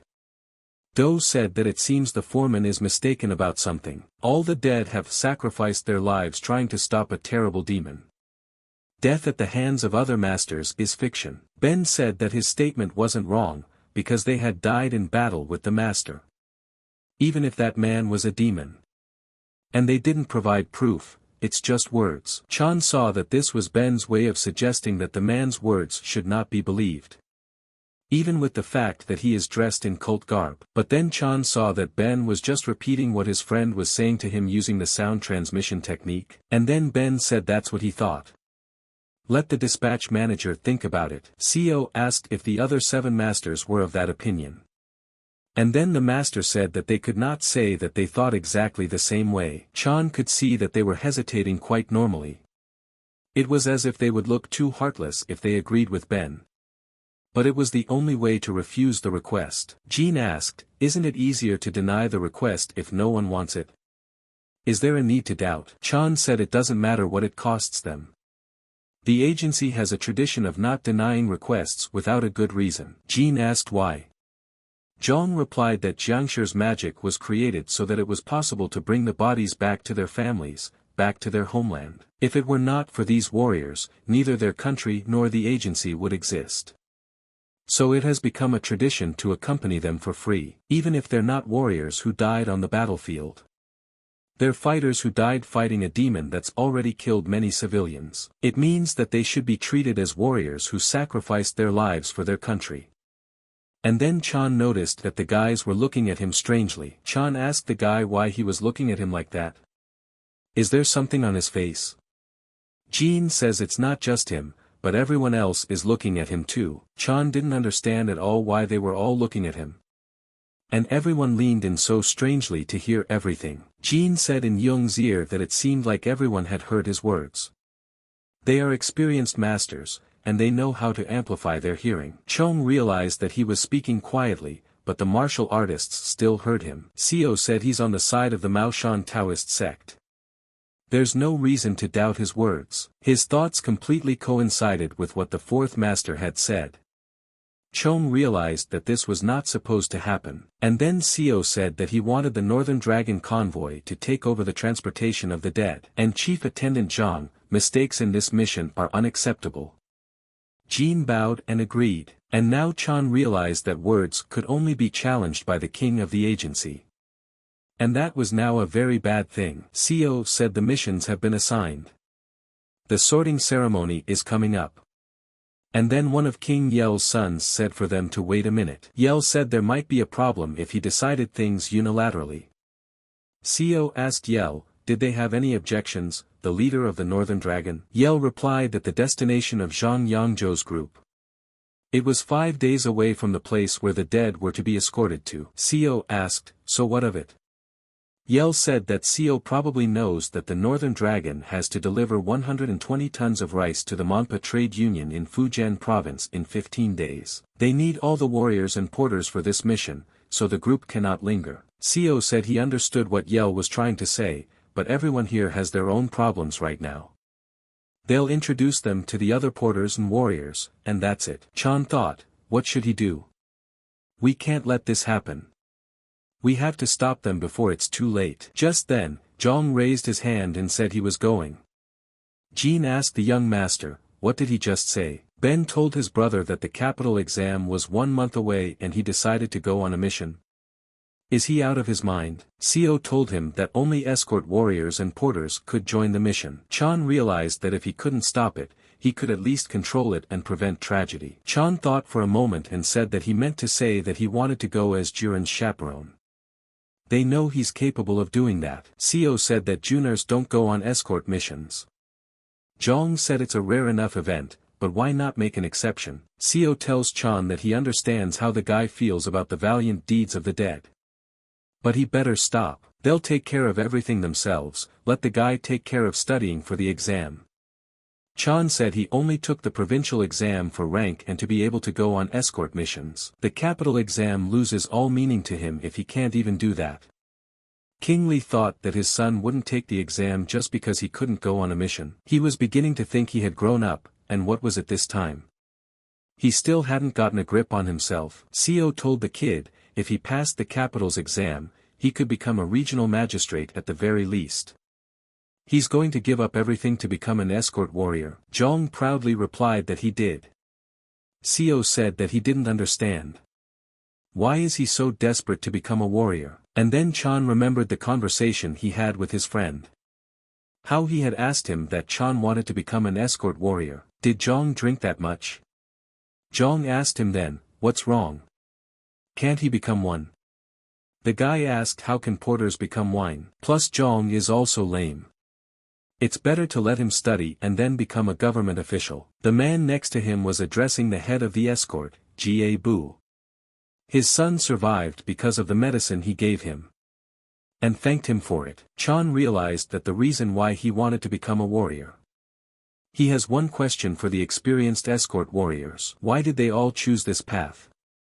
Did they only become them because they didn't have enough talent for public office? Why is being a government official better than an escort warrior? Do they regret the years they spent doing it? The attendants asked him what he was even talking about. And they replied that they were proud of their work. Chan said that's exactly what it is. If he's asking why he wants to become an escort warrior, here's their answer. Chan immediately shouted that he wanted to become a respectable warrior. To live his life with dignity. Like all other warriors, Chan said, regardless of what others think. Or what they say, it makes a lot more sense to him than a government position. An escort warrior is a martial artist who dedicates his life to working for an escort agency. Agency King Li Zhang, Escort Commander Guan Suk. These are the group leaders, pavilion leaders, chief escorts, all of them are considered escort warriors. As all swordsmen dream of becoming great masters, and scholars dream of becoming masters of writing. Escort warriors dream of becoming respected escorts. Only 4 people are famous for this in the entire Central Valley. 4 great and respected begetters who are revered among the agencies as heroes. And one of them is Li Zhang Sang. The only warrior to be named a respected warrior in the Heavenly Dragon Agency. He took another step and became known as the King of Escorts. A living legend among the escort warriors. And all the others are experienced warriors too.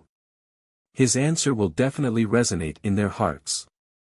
And then he will turn everything upside down. And then Jean said he only had one question for Chan.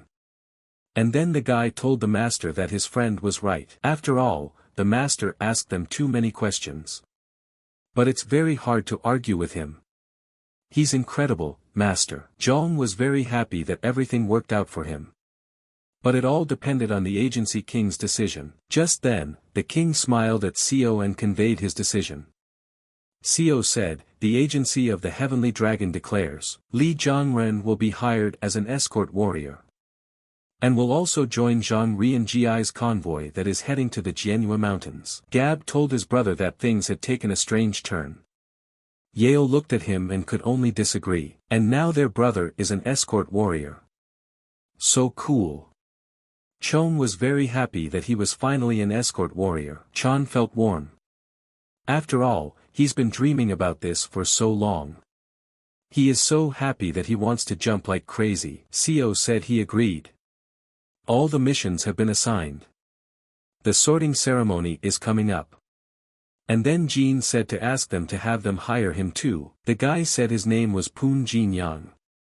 He came 10th in the exam. Immediately everyone was surprised at his aspiration too. Jean said he would be eternally grateful if they hired him before the capital exam. And then Seo got angry and told them to stop. The guy says he wants to join the mission. Jean immediately said with confidence that's right. But here Jong was telling him to wait a minute. Chan asked him what was he trying to do. Why is he doing this all of a sudden? Jean asked him how dare he go out without him. Or is he going to treat him after the capital exam? Chan told him that the escort mission was harder than he thought. No bathing, sleeping in the mountains or fields if they don't make it to town by nightfall, and his life could be in danger at any minute. Jean said that there are people who live such dangerous and hard work to raise their children and support their parents, but everyone he's met here considers it a dream come true. Don't let Chan worry. He may not have that dream, but he's not so fragile that he can't handle a few days of a mission. It usually takes 5 days to get to the mountain, but he knows a way that will take 3. His hometown is Yangzhou after all. Seo said that crossing the rivers and mountains of the Central Plains was their job. His homeland may be, but how could he know a route they had not heard of? Would he be held accountable for his words? Jean immediately said confidently that he agrees. And puts his hand on it. Chan immediately realized that she was acting like a real man. They would definitely be best friends if it weren't for this pretense. After the introduction, the king turned to Suk Sang. He asked him if he thought Zhang Ren really wanted to become a warrior. Suk says he doesn't think it's just bravado. He's very stubborn, just like the king himself. The king asked, why would he do that if he didn't know anything about martial arts? Sok asked, is that a problem? The king asked the guy, is he determined to defend him to the end? Suk replied that an escort warrior must know martial arts to protect the cargo on a mission when needed. But there are other ways to accomplish it. King said it just upsets him. He has so many easy paths in life. If he really wants to become an escort warrior, he could have just gone on missions for a few years and then become a pavilion chief. But he looked like he was going to wander the world forever. It's a tough road that will have him sleeping more often on the ground than in bed. Sok says that's right. But he knows another such escort warrior, who followed this path for 40 years, and became the owner of the largest escort agency in Zhejiang province. Li asked Suk what he meant by saying that Zhang wanted to follow in his footsteps. Suk replied that it would be quite unexpected, but since he wanted to, he could just let fate take its course. Li asked him, fate? By the way, Suk replied, if Zhang is to become a respected warrior as he desires, he would have to fight his brothers whether he wanted to or not. Unless, of course, he loses his life first. Just like all the other mediocre warriors. After all, fate is something only the gods can predict. Li said he's been watching him for 22 years. His recent actions have impressed him. He's a father who just wants to know the real him. No matter how much a worm wiggles, it's still a worm. Suk said there are worms that eat snakes and knock down wild boars. For example, the spirit of heaven and earth on Mount Wuji, which is talked about in all of Jianghu. Li said, enough of the nonsense. Speaking of that girl, Jean, who wants to join the mission. Any idea who she was? Suk said no. Too young to be famous. Li said she had an unusual gait. She's definitely trained in martial arts. But why disguise herself as a man to get close to Zhang? Suk told the king not to worry so much. Didn't he see it himself? She always looks at him warmly, cheerful and clean. Elegance in speech and demeanor. She is definitely from a noble family. Li said that still can't be ignored. Let him find out more about her, and have Suk place a capable escort warrior to reinforce their convoy. In addition to Gab, El and Ben, there is one man, and his name is Ga Bu Lem. One of their rookies. He has defeated most of the main escorts. He uses a long sword. He is also very experienced in Jianghu. Li said that he would be fine. At this time, Ben was talking about Chong, and asked the brothers what he was thinking. He doesn't even know anything about martial arts. What was that nonsense about warrior and missions? You're crazy. Gab said Zhang went on a mission when he should have been studying for the exam, he can't believe it. For the best at provincial, it's quite realistic. He would have had a great chance. If he underestimated the capital exam, said Yell, Ben told his second brother that he thought too highly of him. Best or not, the capital exams are on a whole other level. Yell asked Ben if he was going to take it too. Ben squawked and asked his brother, what was the question about? Yell asked him, what did he say? Was he serious now? Ben said, isn't it obvious? He passed the provincial exam too, didn't he? Yale told him not to make them laugh. Ben told his second brother that it was too much. Yale smiled and asked him if it was like that. His mother could have bribed a judge to help him pass the provincial exam. How's he gonna do it in the capital? Going to Beijing to bribe everyone? And then Ben wondered, how did his brother know that? Yale told him to be ashamed of himself. Gab said that Zhang had matured a lot in such a short time. And his father's attitude towards him had changed. Yell asked his brother what he was talking about. Gab replied that their father had given Chan a meteorite dagger as a gift. Yell said that his father gave him such a valuable item. Chanren.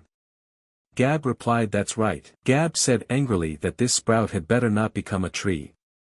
It would be much worse, so they set off on a long journey. The man on the way asked the fourth master if he was all right. Chan asked the guy why he was asking. The guy didn't understand at first and replied that he was lying down. Chan asked if that was weird.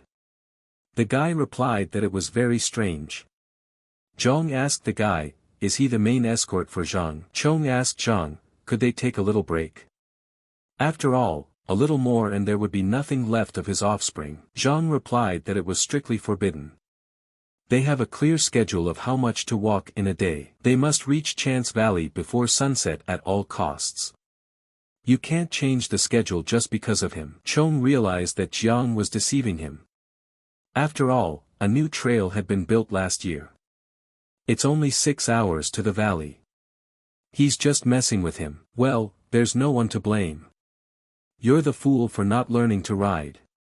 Who'd have thought it would be so hard to keep your balance? Zhang suggested to Chong that he could walk if he was having such a hard time. Just leading a horse would be less exhausting, like being a porter and carrying a load on your back. And then Chan got angry at being treated like that. Zhang told the fourth master that he would go ahead. They would see each other later. And then he rode off. Jin told Zhang that you can't go far with that posture. Zhang said it's okay for now. Jin said it was about the horse, not him. And then Zhang was surprised, for he didn't understand the boy. Jin told him to straighten his back, and shifted his center of gravity to his hips. And gently squeezed his legs as if he were hugging a horse. Let him do as he's told. And then Chan listened to him and struck a pose and asked, like this? Immediately he hung back. Jin told him to keep his balance. Chong saw that the precious daughter of the Namgong clan was so good in the saddle. Immediately, she told him to relax his shoulders. Chong realized that now was not the time to worry about his pride. One must learn quickly before one lost the desire to teach. And then Jin said he's great at it. He can learn everything. Jung said he felt like he was about to fall. Each of the animals' 4 legs acts independently. And the body has to get used to it. It takes time, said Jin. Zhang asked him if he would teach him anything else. Jin said not to expect him to learn everything so quickly. Is it if Zhang can tell him all the secrets of passing the exam in 1 cup of noodles? Zhang immediately said 7 cups of noodles and dumplings on top. Jin said, weren't there supposed to be dumplings there anyway? Zhang said then liquor, made from green bamboo leaves. Jin told him to hold the reins and try to keep his hand movements in time with the shaking of the horse's head, and then have Chan release her hands slowly. If you do it right, his whole upper body will synchronize with her movements. It's like he's one with the horse. And then Chan repeated himself actions that he uses his hands first, and then he laughed. And realized that he could feel the horse's movements. Who would have thought that it could be understood just from the instruction? And then Jin asked him how he liked it. Zhang replied that it was definitely worth the extra dumplings. Jin smiled and said she was glad to hear that. Now will they try to work off the liquor? Immediately, he tapped the back of the horse with his hand. Chan didn't expect that, and immediately jumped up and down.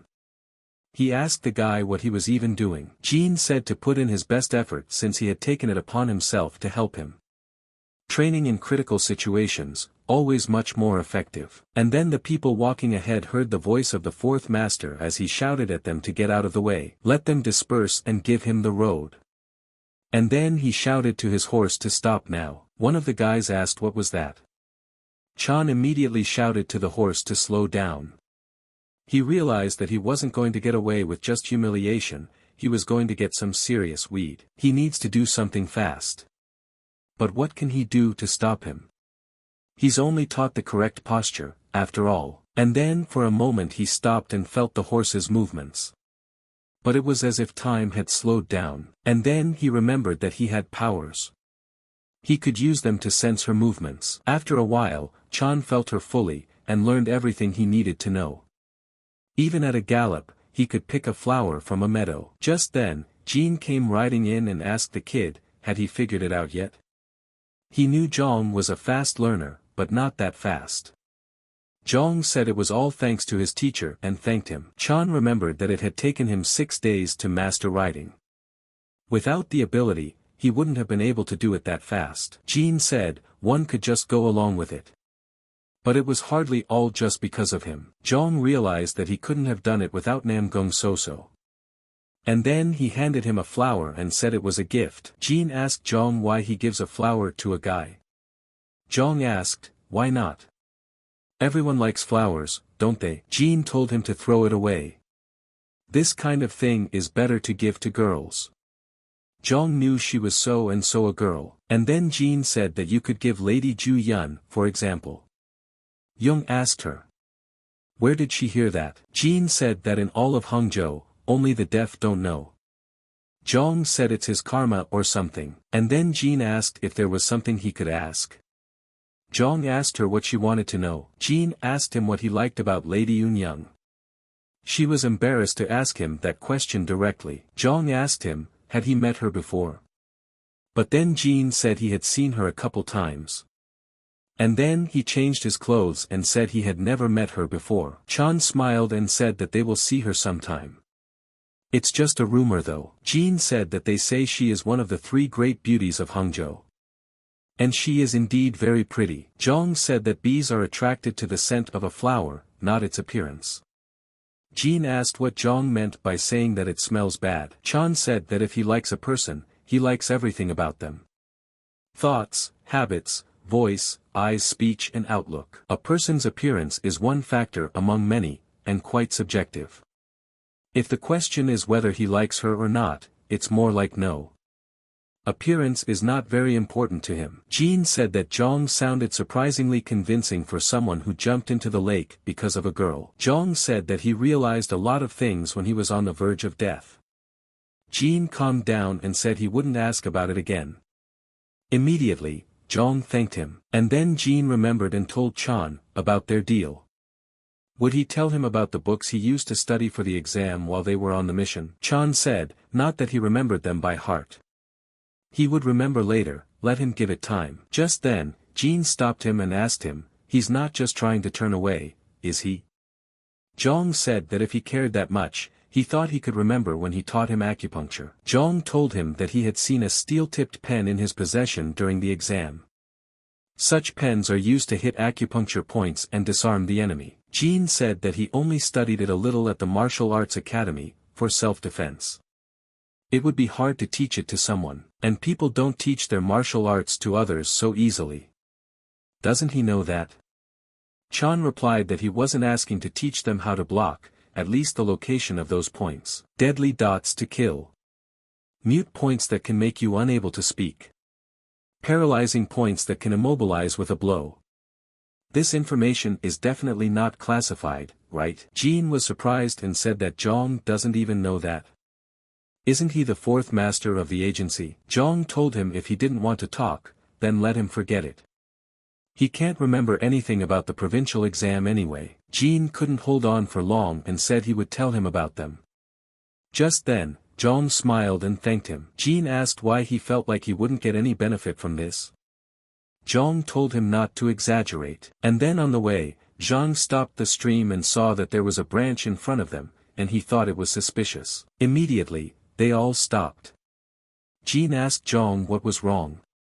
Jung replied that he didn't know and offered to go check. Zhang asked the attendant Zhang, what happened? Zhang asked him, why did he come forward? Chong was surprised and asked him what he meant. Shouldn't all wire warriors gather together in a situation like this? Zhang told him not to misunderstand him. There seemed to be a lot he didn't know about the world of escort warriors. Chan interjected, about the world of escort warriors. Then why not teach him about it? Zhang said what he would do and be honest with him, even though it would sound a little harsh. The Jurins are no match for them. Not even in the agency, let alone on missions. The reason is simple, they are useless during missions. Carriers can carry extra loads, push horse-drawn wagons, cook, do laundry, and be on hand. And the Urons don't do anything, do they? They only wear the name of warriors. Chong said, doesn't it follow from his mouth that the escort warriors don't do anything either? And why is Zhang so certain that he knows nothing about escort missions? Where did he come up with such conclusions? Zhang smiled and said that they would then do the following. He would ask him 2 questions. If he gives correct answers, he will fulfill one of his requests. However, if he answers both questions incorrectly, the 2 of them will cook tonight's dinner. They would have to feed all the warriors, porters, and horses. Chong had expected something like this from Zhang since he was Yao Ren's subordinate. It seemed like he would do anything to destroy him. Chong told Zhang that he would then feed everyone if he won. Immediately, Zhang agreed. Zhang told the boy to ask him questions. Zhang asked him if he could see the blackthorn branch lying in the middle of the road. Zhang said that this is a sign that the people from Jianhu leave for those who come behind. It is called a hidden sign. There are many types of them in the world.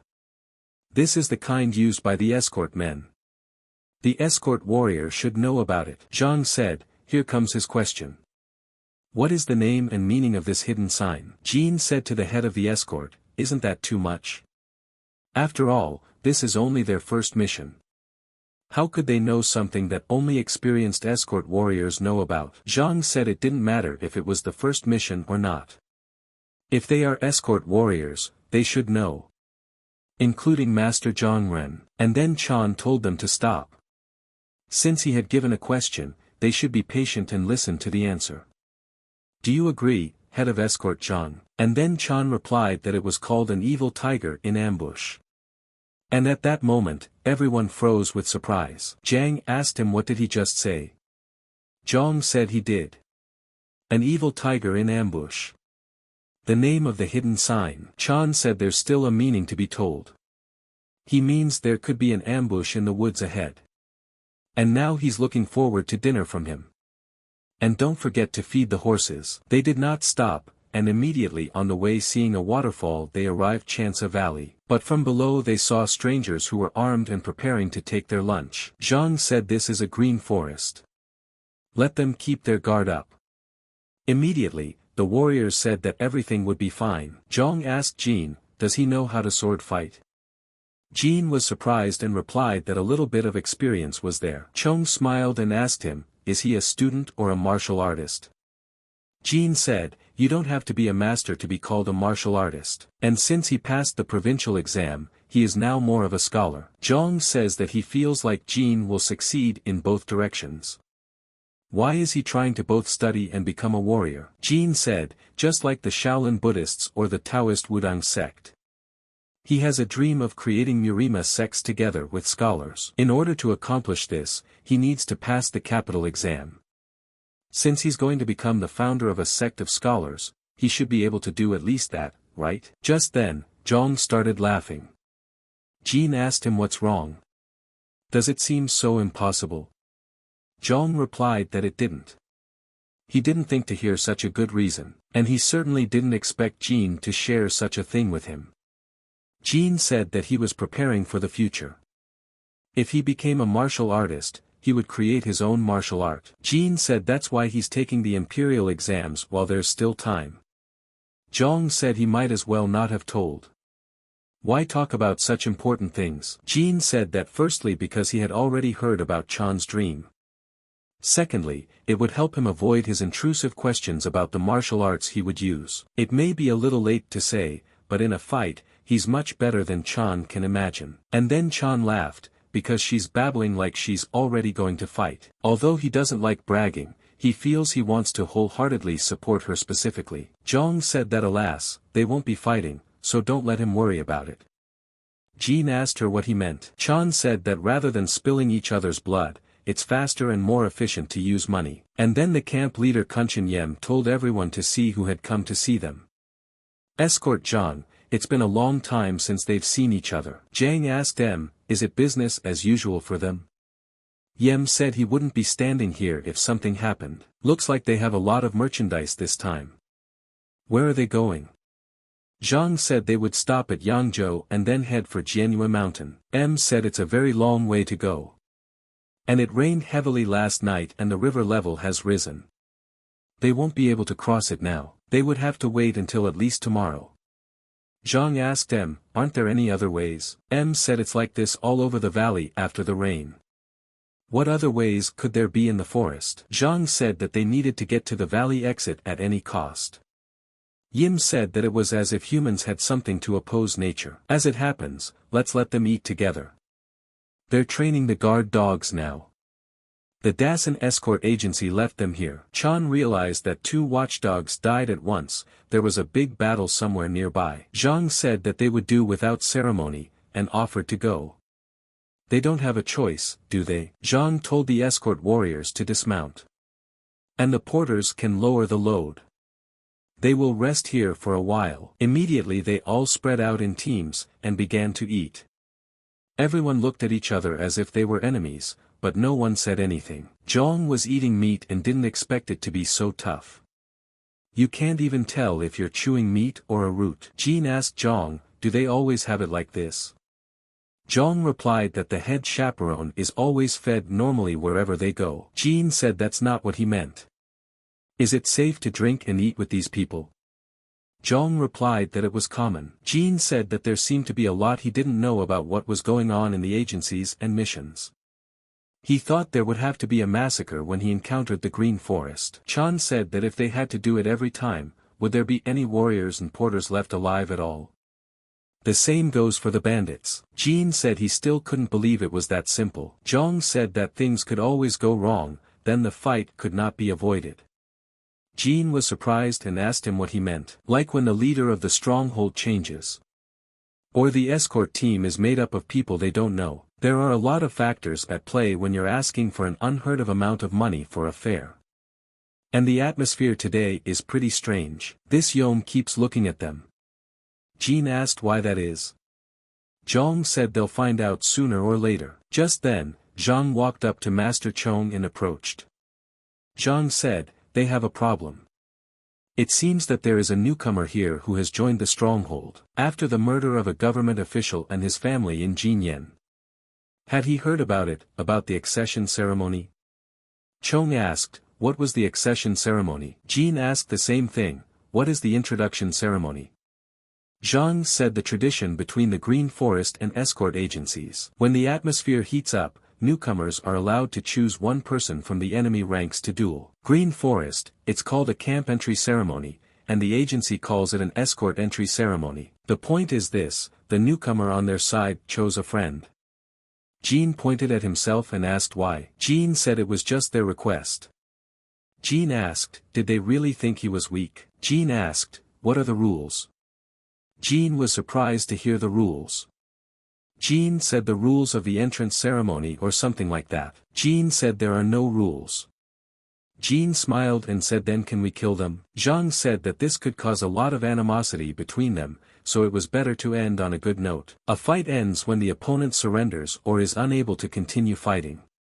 Jean asked, what happens if he refuses to participate in the ceremony? Zhang said they probably won't let them pass even tomorrow when the river level drops. Jean said that way he has no choice at all. Chan knew that he had not participated in this mission in a previous life. But he had heard about what had happened on their return. The strangest thing was that there shouldn't have been any ceremony. That this Zhang had sentenced the ringleader to find a rookie and arrange this absurdity to fight him. If he could, he'd send him to the fight, but there will be problems if Chan gets injured. So he's forcing his friend to hold him accountable. I don't think he came up with that on his own. And behind him is Li Yeol. What instructions could Riangu have gotten? Or maybe he was ordered to kill him. Either way, it's a great opportunity. And then Zhang said that he would go to the duel. Jean was surprised and asked him why he should go if he wasn't the one chosen. Zhang said that his friend joined them by pure chance. He had nothing to do with the escort agency. It would be more appropriate for him to participate, didn't Zhang think so? It was a good chance for him to test his skills. You can't miss such an opportunity. Zhang got excited and said that if Chong insisted, of course he could participate.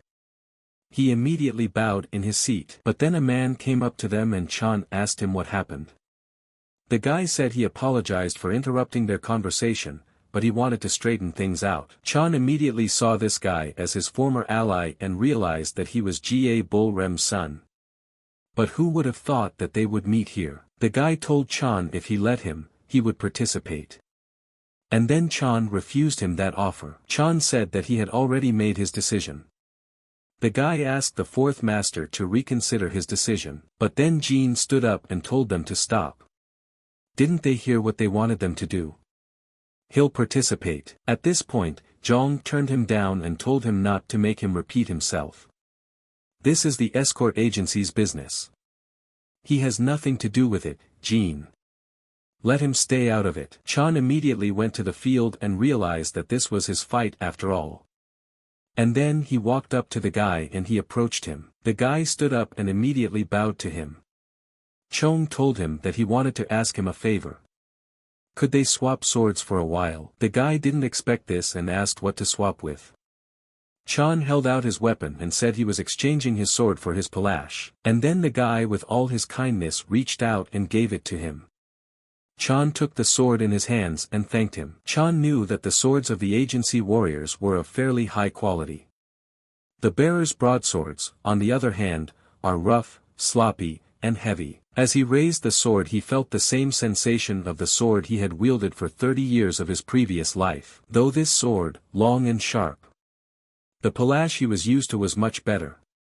And then M told Head Zhang that he wanted to clarify one thing. It's a ceremony to enter the camp, but it's also his ceremony to enter the escort.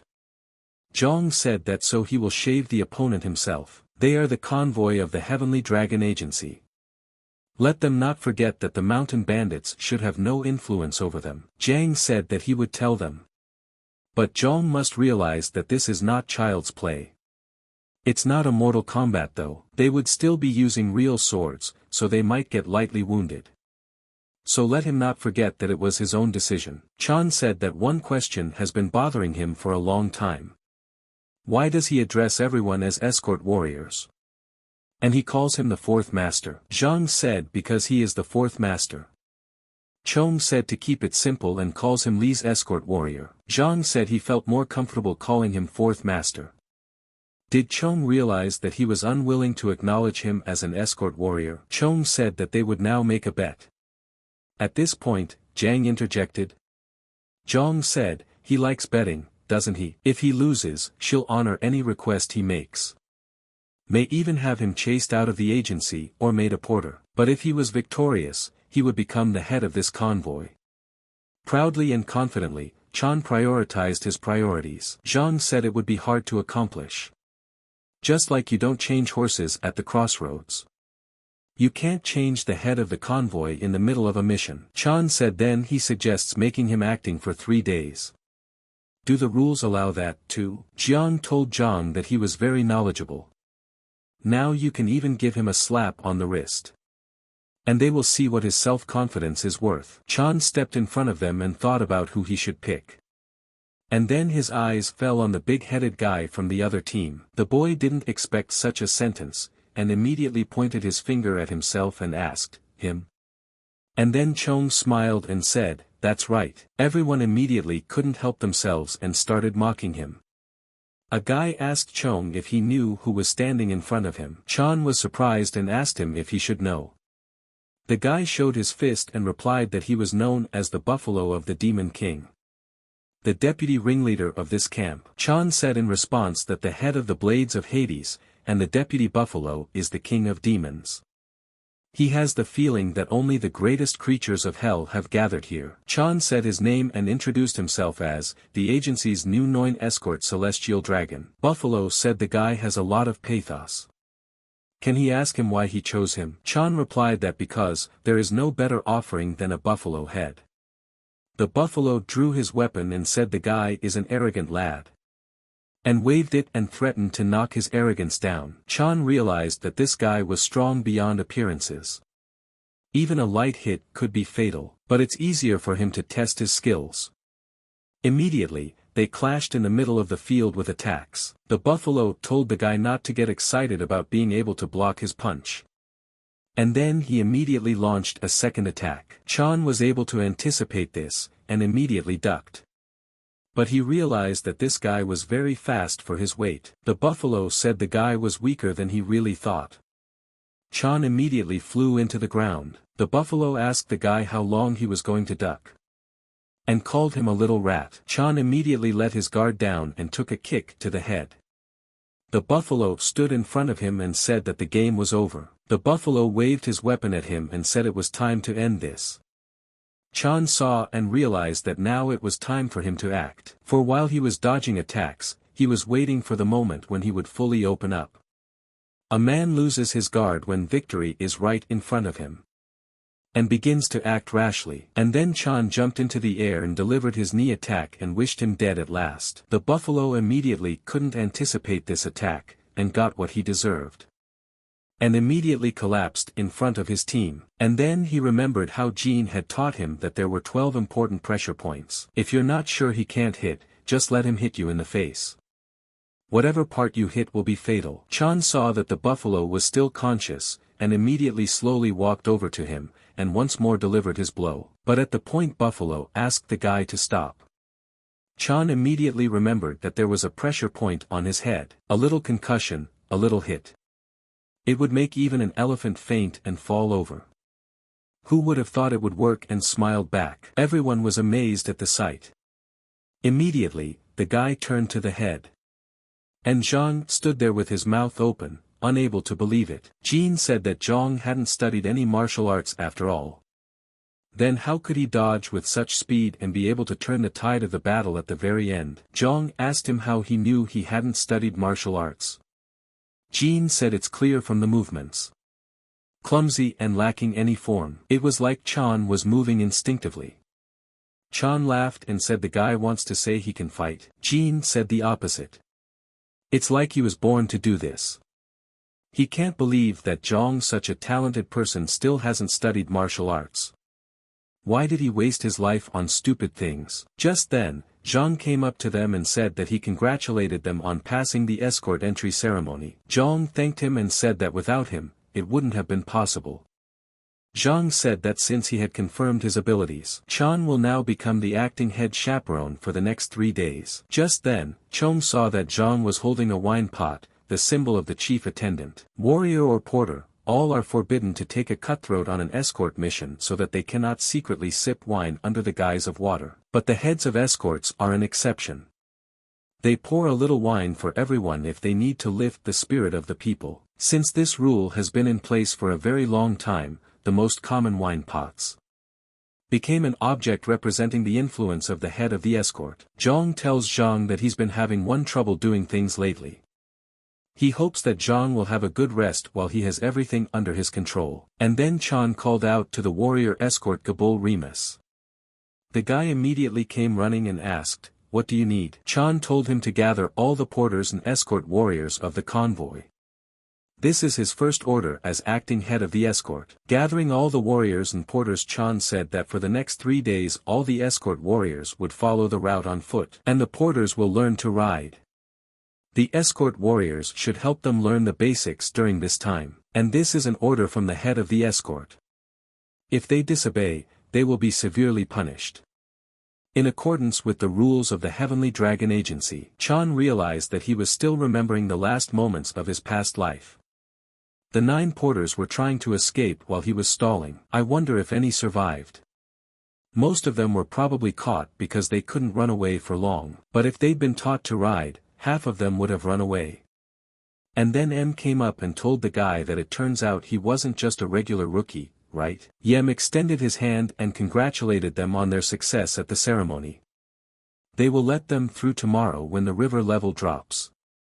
And the toll will be taken then as well. They can stay the night here. And then Chan said he wasn't sure about something. And then M didn't expect this turn of events. But then a guy ran up to them screaming. EOM said, "What are those drums?" The guy immediately pointed his finger and said that it was on the river. "It's the people from the Scaly Dragon camp." M immediately ordered the guy to gather everyone who was now in the camp, quickly. The boy immediately went to carry out the order. Jean asked why they were so nervous. Zhong replied that they were people from the Scaly Dragon camp. Pirates who control all the rakas in the area, including Chansa. If Imgu is out of the water, he won't come back until he realizes his prey. Looks like the fun is about to begin. Immediately the Scaly camp came ashore with a team, and gathered against each other. The man told the head of Zhang that they hadn't seen each other in a long time. It was the head of the Scaly Dragon. And his name was Doc. Zhang smiled and said that it had been a long time ago. He asked Doc what brought them here. Doc said they found out the Sky Dragon convoy was having trouble crossing the rivers. So they decided to help. They are under their control. Zhang asked him what he was talking about. Doc replied that the Chance River Valley becomes their territory from that point on. If the agency has any trouble moving, just have them ask for help instead of these thugs. Yem couldn't take it anymore and asked him what the fuck was he talking about. And then Doc said Hades' Blade, he'd heard of him. He's the leader of the Scaly Dragon. Yem replied like he gave a shit about them. The valley had always been under the control of the Big Turtle's camp. You can't take over territories just because the river flooded them.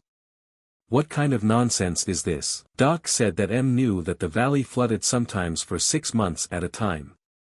Even in the dry season, 1 night of rain was enough to cause the river to overflow. Doesn't that mean the valley should be theirs? And then he didn't like it and asked him what was he talking about. M raised his hand and said that Doc didn't seem to understand words. And immediately ordered the archers to raise their arrows. M asked him if he knew why this mountain was called Kunshan. A poisonous monster lives here, Kuan. And then Zhang said that the poisonous Kuan is from Kunshan. Jean asked, what kind of Kuan is that? Zhang replied that that was the name of a rare snake that lives here. A viper of 7 steps. If it bites him, he will die faster than he can walk 7 steps. And it looks like the archers smeared the arrowheads with her poison. It was usually yellowish in color, but these were almost red enough to kill instantly, even a scratch. Jean said, and what else did he expect from bandits? They are all the same. Taking each other's territories for nothing. They put poison on their arrows, and that's probably just the beginning. Won't there be a war here? Chan knew that in his previous life that was exactly what had happened. And the Scaly Dragon camp came out victorious. After capturing the valley, they lowered the gangway for the Heavenly Dragon convoy to bring the wagons aboard. But it could not bear the weight and the load fell right into the river. Still we had to wait another day for the water level to drop. And then Chan realized that it was now possible to dispense with the battle. This time everything would be different, no one would be hurt or die. They need to get to the other side today and not give anything to the bandits. Zhang ordered his men to gather the warriors, and then one of the principals said you can't take sides. If they choose one, the other becomes their enemy. Jean said that judging from the number of Scaly Dragon fighters, they didn't intend to leave empty-handed. Zhang asked the young master what he thought. He is the temporary head of the escort. Therefore, it's up to him to decide. Zhang realizes that Zhang is trying to mess with him again. Jean asks the head of Zhang, he definitely wasn't aware that a Scaly Dragon would appear here. Jean replied that it was just as much of a surprise to him. Jean asked him that he wasn't prepared. It was surprising that the head of the convoy was so bad with information. Zhang said that the head is not omnipotent. There are a huge number of gangs and groups all over the world. How can you predict all their actions? Jean said that they could have at least prepared for this development. He's no better than Young right now. Just then, Chan said he had a couple of thoughts. Last year, 50 green forest bandits found a wagon path through Huanzhen Mountain. Traders and agencies who used to have to cross the river to get out of the valley began to use this route. Not only did we no longer have to load wagons onto boats, but the trip was a day faster. Zhang said that was right. One camp on the Changsha River had even broken up because of this. The Yangtze River Alliance must have been waiting for the moment to take revenge. Jean said that if the scaly dragon took over the valley, it would leave the bandits of the Big Turtle without profit. An eye for an eye, a tooth for a tooth. Zhang said that they were just guesses. And even if they are correct, so what's in it for them? Zhang smiled and said, there. He showed and said that they were toll bags for passage both ways. 50 yang in each. Zhang asked him, does he want to give both gangs a sack each? He doesn't think it will do anything. Zhang said that if they could stop the conflict and get across the river today. Is an extra bag a big price to pay? Zhang said he didn't think it would help anyway. But since he's so loyal, fine. But he has a condition. Let the second sack be carried by the escort warrior. Those are the rules. Gab told the young master to take the sack with him. Chan thanked him for volunteering and said he had something else in mind. Immediately he said to Jean. Can't he help him? Asked Young. And took his hand so gently, and then Chan decided to gather all the ringleaders, for a meeting. Doc was immediately surprised and asked the guy who he was. And then Chan told him to watch his words. He's not just a warrior who came to say hello. He's a representative of the heavenly dragon. Doc smiled and asked him what he wanted from them. Just then Zhang told Jean to give both bags. Jean decided to ask again and asked, both of them? And then Zhang pointed his fingers and said, that's right, both of them. Chan said that there were 50 yang in each bag, 100 in total. The maximum a sky dragon can afford. But their offer is simple. First, they don't care who gets the valley, so they're not going to get involved in their squabbles. You will decide later who is right and who is wrong. Second, they are in a big hurry, so they are willing to overpay to get across the river as quickly as possible. The head of the Big Turtle camp knows it's double the regular fee. They'll consider it a rush fee. M said that he had already explained to the head of the escort that it was impossible to cross the river until tomorrow. We can only wait for the water level to drop. And then Doc said they could help them right now. Chan asked him how they would do that. Doc said they had some wooden gangways just right for loading wagons onto ships. The men will take the goods and hoist them aboard, and let the wagons be dragged by ropes. And when they have loaded, swiftly swim across to the other side, where they will quietly continue their journey on dry ground. Chan thought for a moment and immediately shook his hand and said he agreed. The toll would go to the scaly dragon. And then Yem asked Chan, is this the heavenly dragon's final decision? Chan told him that he understood that Yem was upset, and he hopes M realizes they have no other choice. I don't want to ruin their relationship over such a trivial matter. Yem said, how can you say such a thing right after betraying what you have been building for years? And now he promises them. No more sky dragon wagons will pass through the valley. Chan said that then they would just ask the scaly dragon to help.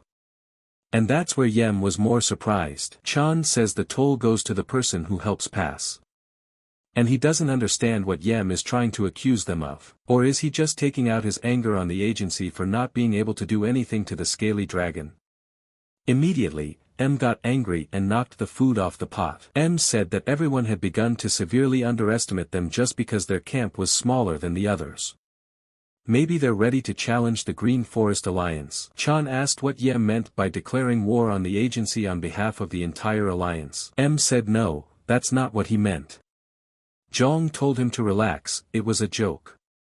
Decisions like that aren't made when you're in the heat of the moment. But even though as a fourth heavenly dragon master, he could do it. Immediately, everyone froze in surprise. After all, he defeated his deputy, and even got the position of temporary head of the escort. Or does M think it's just a coincidence? Chan says he'll ask again, was this a declaration of war? If so, his men would go to the agency to notify his father about it. He's risking almost nothing, but M's life is at stake. And then M turned around and couldn't say a word. Doc tells Chan that he admires his determination. Chung said that Doc must realize that there is no going back to normal relations with the Big Turtle Camp. And that means that the relationship with the Green Forest Alliance will also become strained. The Scaly Dragon shouldn't forget that. Doc said the River Alliance, represented by their group, would never forget his wise decision. Just then, Zhang came over and said, "You can't do that." There would have been no problem if it had been a small camp quarrel, but the River Alliance and the Green Forest Alliance are involved. You can't take sides, especially when it comes to scaly dragons, who have behaved very brazenly and upset the balance. And then Chong laughed and said that he thought Zhang wanted him to screw up. Zhang said that the master had already guessed, so he would be honest. Before starting their mission, the second junior master told no way to restrict Chan from doing anything. Chan said that the other brother thought that since he had no experience, he would fail. Then Dad and the whole agency would be completely disappointed in him. So why is he in the way if things are going well? Zhang said that he was first and foremost loyal to the Heavenly Dragon Agency and only then to the second master. He joined the agency when he was 12 and Chan was only 6. Starting at the bottom, he climbed long and hard to the level of head of escort. Heavenly Dragon Agency, the place he had given all his youth to. Chan asked, "Is this some kind of trickery again? Trying to play on nostalgia?" Zhang said that he didn't care about what Chong and his brother disagreed about. He is just an ordinary escort warrior who is like a blade of grass swaying in the wind. But even so, he can't allow harm to come to the agency. It's his only wish as an escort warrior. Zhang said that if he was so worried, he could have acted normal from the beginning. Why did it look like he was always laughing behind his back? Zhang said that he thought that this position would become too hard for him and Chong would just give up. He even conspired with the head of the Big Turtle. Chong asked, was that why more money was prepared? And then Zhang replied that that was correct. And then Chong thought that his words didn't sound like lies. Who would have thought that he would meet a real escort warrior here? Zhang told Zhang that he heard him. Don't let him worry, if something goes wrong, it will be his responsibility only. And then Zhang didn't expect such an answer and asked the master what he meant. Chong told him to just wait for a while. Everything is just beginning. And then Jean stopped Chan and showing him the bag asked him what should he do with it. Young asked him what he meant. Zhang says to keep it to himself until he's told. Jean says to tell him why he's doing this. Jean said he wanted to help resolve the conflict. Not embezzle money. Zhang said that a man should always keep his word. If you've agreed to help, you should do it to the end. No one can guess. But then Chong felt something and immediately froze in place. Jean turned around and asked him what the sound was. When they turned around they saw the wagons could not be lifted onto the boat and it immediately went down into the water. Doc saw it and was shocked. Chung ran up to him and said that they seemed to have a problem. Doc asked, are their agency wagons always this heavy? This ramp is 10 years old and this is the first time something like this has happened. Chan replied that it looked like it was heavier than it looked. It was made of oak, which absorbs moisture well even when coated with oil. Doc said his group will have to go back to the base for new ramps. He thinks if they put them on top of each other they should be able to hold, but that's at least until tomorrow. Zhang told him not to say things like that after all he'd been through. Tomorrow the water level will drop, they can just cross the river. What's the point of loading the ships then? Doc told Chan to let him save face for once. He's certainly not going to be in debt. Did Chan tell him he was suggesting he was the only one losing his reputation? Doc asked what they would do then.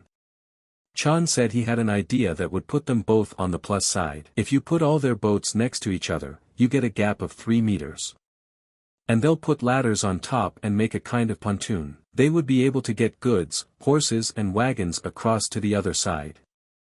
Doc said that was an interesting idea, but they wouldn't have enough gangways, even if that one hadn't been broken. Another thing is if they could find suitable logs somewhere, but that would require climbing Kunshan Mountain. Chan said that's what they'd do then.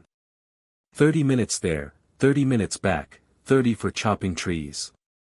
In 2 hours they'd be done. Doc said the big turtle camp wouldn't just watch. All right on the water, but up in the mountains, they're no match for them. Even with a numerical advantage, a lot of his men will die. He can't let that happen for some logs, Doc said. Chan said then they would just talk to the head of the camp, explain the situation and ask for help. Doc asked Chan what his wish was for him to bow down to that mountain monkey. Chan said he would handle it himself. Doc asked him, would he handle it personally? Chan asked back, what other options are there? Doc says he wants to make a chop out of him, too. He looked really angry at the last meeting. Is Zhang sure he wants to go? Chan says he doesn't know if Doc is aware of it. But this is his first escort mission. If he just gives up, he'll be the laughingstock of the entire agency forever. They don't have time to look for other solutions. They have to do what they can. So let him give the money back. Doc asked, why all of a sudden? Chan told him that he was proposing to go to the head of the big turtle empty-handed. They had promised so much themselves and failed to deliver. Then Doc made up his mind and held out the sack. Doc asked him what that meant. Since both camps would be working on transportation, wouldn't it be fair for everyone to get a sack? Zhang told him to put himself in his place. He needs to save face, too. He is at liberty to disagree, even if he takes 100 coins, and can demand that Doc apologize to him. Doc asked, is he supposed to work for free now? Chan asked, what do you mean free? He became an enemy of the big turtle just so they could get themselves this valley. Or had he forgotten already? Doc asked Chan if it was possible that he wanted to make an alliance with them again behind his back. Chan told him that if he clings to every little thing, he will have no choice. Does he realize that? And then Doc laughed and said they say you can't believe rumors, it seems that was the case with him. And then he wished them luck to come to an agreement. And they would start preparing with the hope that everything would go smoothly. Zhang said that it's not for nothing that they say black streaks always turn to white. He'll think their black streak is over. And then Chan remembered and told Doc that it would cost 50 coins to fix the broken wagon. Just then, he and Jean headed into the forest. Zhang told him to stop shaking. He's a man of principles, and persuasion won't do the trick. If anyone realizes what they're trying to pull, they'll be in the dock as soon as they return to the agency. Jean asked, what does he have to do with this? Zhang said he's an accomplice. Zhang said he didn't do anything. Zhang asked him, who is hiding the bag of money? Jean told him to take them to his place then. Zhang said he'll share with him when it's over, let him calm down already. Jean said he doesn't need them, and then Gab turned to the head of the escort. And immediately they saw before them the men of the Green Forest. One of the guys told Chan that it wasn't enough to beat up the Zam, they also gave the valley to a scaly dragon. He can't believe they had the nerve to go up a mountain. This guy's got balls, doesn't he? Chan couldn't stand this disrespectful attitude, and immediately punched the guy without question. Chan asked them where the leader was. But the guys thought it was disrespectful and immediately attacked, saying he wouldn't leave here alive. But someone behind them told them to stop. And then M said that he had warned them to keep their foot off the mountain, for he had not forgotten their contractual cooperation. Do they really want this to end badly? And forever they will say goodbye to the agency's fourth master. Chan says he went through so much to save them. And they point swords at him for it. He had been told, of course, that bandits could be violent, but he never thought so. M got angry and told Chan what kind of nonsense he was talking about. Chan said that if he hadn't intervened and asked for Doc's help, they would have already massacred the place according to the laws of the gangster world. Does Chan think he's afraid of him? Yem asked. Chan had heard about their battle in a past life. They exchanged 100 blows, but in the end, the head of the big turtle was left without an arm. He doesn't know much about martial arts, but he should instinctively know the difference in skills between the two. But he'd better not say that unless he wanted to make him even angrier. Chan replied that he had no doubt that he would have been stronger in a one-on-one fight. But as soon as Doc gets wounded, his subordinates will pounce on them. If he wanted to settle this with a fight between the camp leaders, he wouldn't have brought an army with him, would he? M said everyone already knows he's a ruthless thug who wouldn't follow any rules of honor. Yem asked the guy why he came. Does he want a reward for preventing bloodshed? Chan said they have 200 pirates, and he only has 60 men. Yem could be sure he wouldn't have half the men left if they faced off in direct battle. Yem said it doesn't change the fact that the agency betrayed them and chose the side of the scaly dragon. Chom said that the heavenly dragon agency didn't even think of betraying them. And then Yem was surprised and asked him how. Chan replied that the river would dry up by tomorrow and the scaly dragon would have no choice but to retreat. When the ships leave, have M take the boys and fill the ground with rocks. Then transplant large trees and other plants so that the soil will not be washed away, and by the next groin, they will have a path that won't flood. If there is an obstacle here, the scaly dragon will not be able to move and control this valley in peace. They'll have to get off the ship, but land is your territory, they won't stand a chance. He worked so hard to keep them safe. And they're pointing blades at him. And then M told his men to quickly hide their weapons. He went up to Chan and said that there had been a misunderstanding between them. He apologized to him. Chan told him that it was too early to relax. The scaly dragon's gangway had broken, so they wouldn't be able to ferry them to the other side. But the agency is in a big hurry, and to make sure everything goes according to plan they need them to get away without anyone suspecting anything. M asked what they needed. Chan replied that they needed 100 logs as thick as a large human hand, and would make a pontoon out of them. Let Yem drop them at the foot of the mountain, and they would pick them up there. Yem asked Chan, does he want them to bow down to those bastards? Although they are indebted to him, they can't do that. Chan said that only they would bow their heads. It was Doc who asked me to give them this. There's 50 coins in there, it's payment for working together to ferry the wagons to the other side, half the money. Yem laughed and said, what a sick bastard. It hasn't even been an hour since he took his lands and now he wants him to work him for 50 coins. Is he completely stupid? Chan told him to go along with it this time. The valley would be theirs soon anyway. They'd almost succeeded in fooling them, so why make an unnecessary fuss and risk it now? Yem said he heard that Zhong was the best in some SOSO exam, now he realizes he's not one of the stupid ones. Yem thought for a moment and said that he agreed. He would consider it his thanks for helping Chan. Chan said he was just doing what he had to do, and then Yem said he wouldn't stay in debt. Im immediately handed him something and told the guy to take it. Zhong asked what's in it. Yem said it was Kuen's poison, the kind only found in their camp.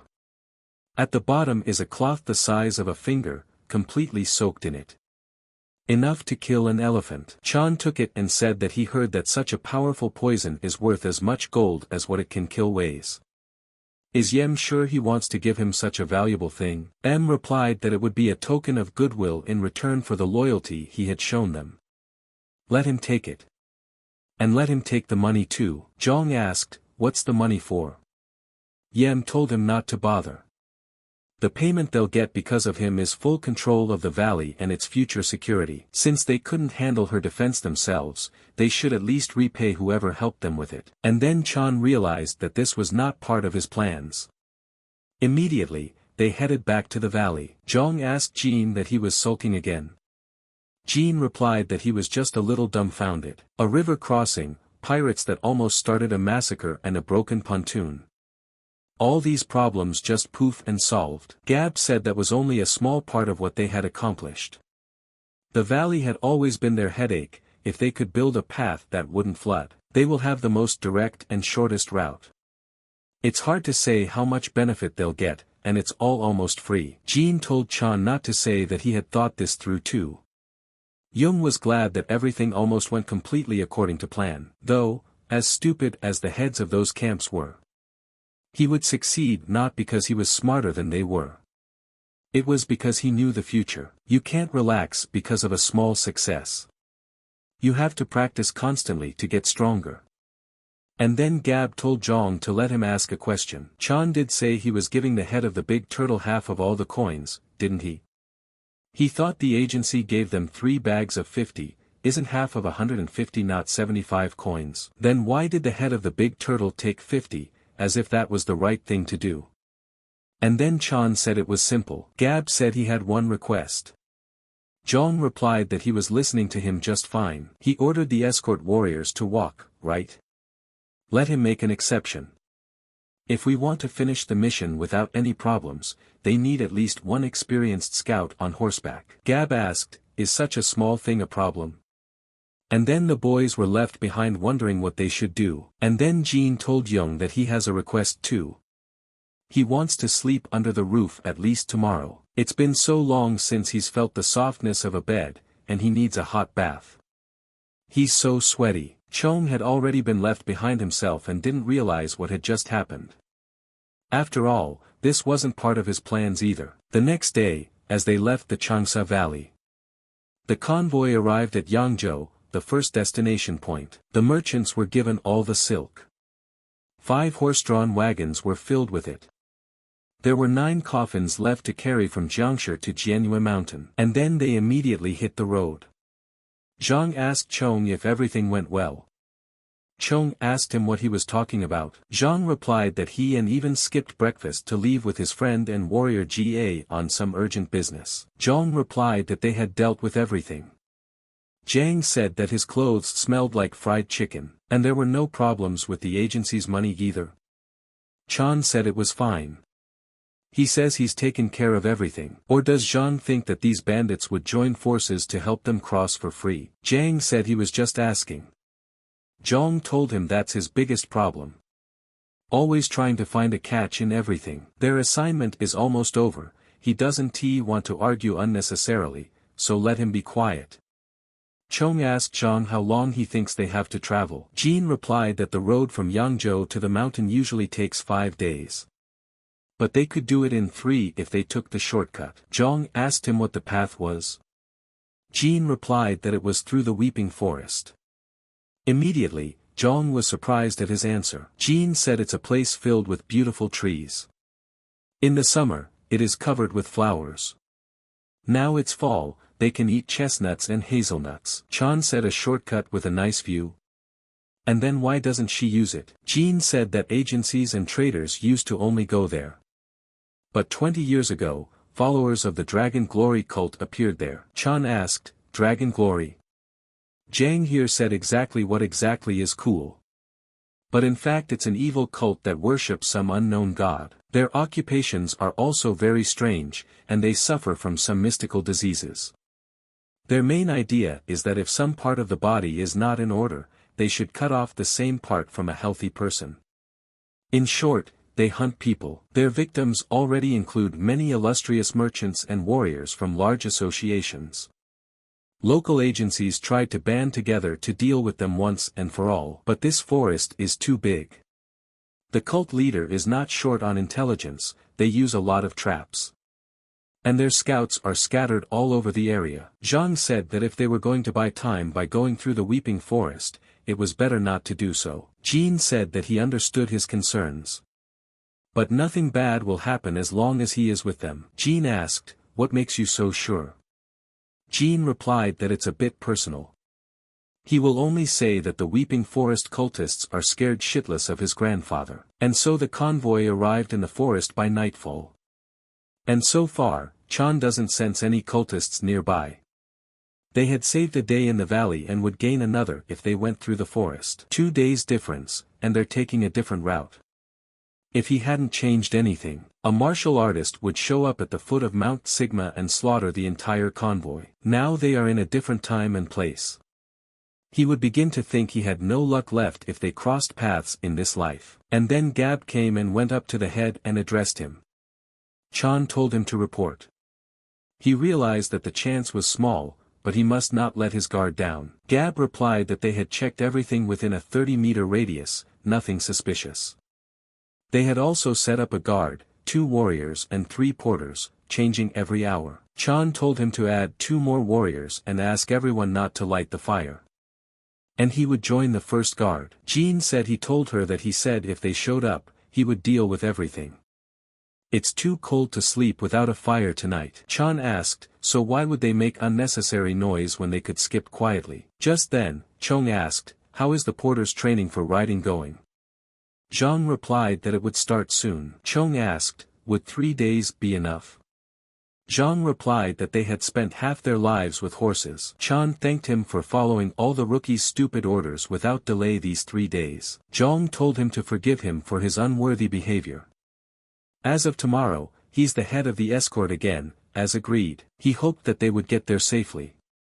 And then Zhang hesitantly said that he would try his best. Chong asked Zhang if he knew anything about the jiangshi they were transporting. They died in a battle of martial artists in the Xianxia mountains. Does he know any details? Chan replied that he had heard of the battle itself, that the chapter had access to information that ordinary warriors were not aware of. Zhang asked him why he was so suddenly interested. Chong said that he had heard several masters talking in the morning. They were saying that it wasn't easy to defeat a great demon. Zhang said that there was no point in hiding it since he was already a little aware of it. There has long been a legend about a mystical 1,000-year-old mystical earthworm. He is also called the spirit of heaven and earth and lives on Wuzishan Mountain on Hainan Island. He sleeps deep underground all day long. At night, he bathes in the moonlight on the surface. They say that if you eat it, the energy stored in it is enough for hundreds of years of life. There is nothing strange about the existence of such a worm. The problem is that he was caught. If a first-class master gets such a worm, it will change his life forever, and he himself will become one of the 10 strongest in the world. The first to find him was a common herbalist. He had no idea what value he had in his hands, so he went around telling me all about it, until he was killed by a martial arts master. He took the worm for himself, but was almost immediately killed by a stronger master. It lasted for a month until it ended up in the hands of a magnificent demon from Jiangxi province. Apparently, he was the one who kept the worm. Chan asked, "Is this the same one the Taoist was talking about?" Zhang replied that it was most likely. The great demon hid in the Xianxia mountains, which are between Jiangxi and Zhejiang provinces. He lived so reclusive, catching people who passed by and feeding them a worm. Jean asked, "What do you mean he was chowing down?" Zhang said that it was very poisonous. There were rumors that it was done to neutralize the poison. Chong asked that he had already killed hundreds of people just for that. Zhang said that 100 masters had gone out to hunt for him. More than half of them were killed or wounded. The demon was also badly wounded, so he hid deep in the mountains. After that, masters from orthodox and unorthodox sects joined together to encircle the mountain and set up a net from which no one could escape. Zhang said that was the last he heard of that story.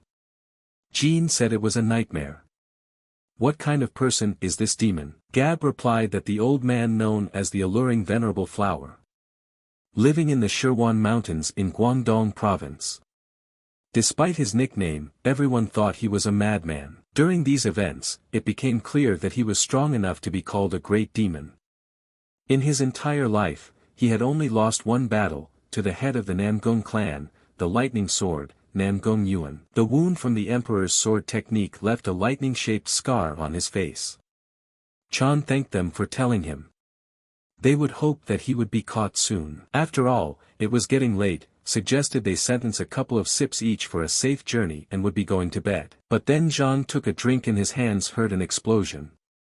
Gab asked the head, "What happened?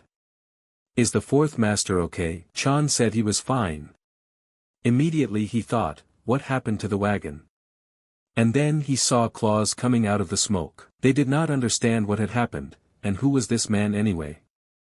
But the Taoist came out in front of them and asked where was he. This Taoist immediately got out of the cart and stood in front of the soldiers. He didn't understand what had happened or where he was. And then the Taoist began to smile and said, "What difference does it make? They should all die." And then he pulled out his claws. Chong immediately told his warriors to bare their blades and attack. Zhang said the 6-sword formation, need to suppress Jiangshi. They all rushed at him, but the Taoist was stronger, and immediately swung his arms to attack all of them at once. Zhang wasn't left out either, and immediately used his sword to launch an attack. But Taoist saw this and was able to dodge it. And then the Taoist flew up to the sky and with his long and stiff hands, grabbed Zhang by the throat. And then Chan saw this and decided to run to save him. But Gab stopped him and said that the situation was very bad. It's better to stay away from him. Gab decided that he would go save the head himself, and immediately drew his sword with all speed to attack. Gab jumped up, and at the appropriate moment used the grabbing technique 18th movement. Gab realized too that he couldn't hit it. Immediately the Taoist told him that this was a warning. And immediately grabbed him by the throat too. Chong told his men to move 10 paces away from him.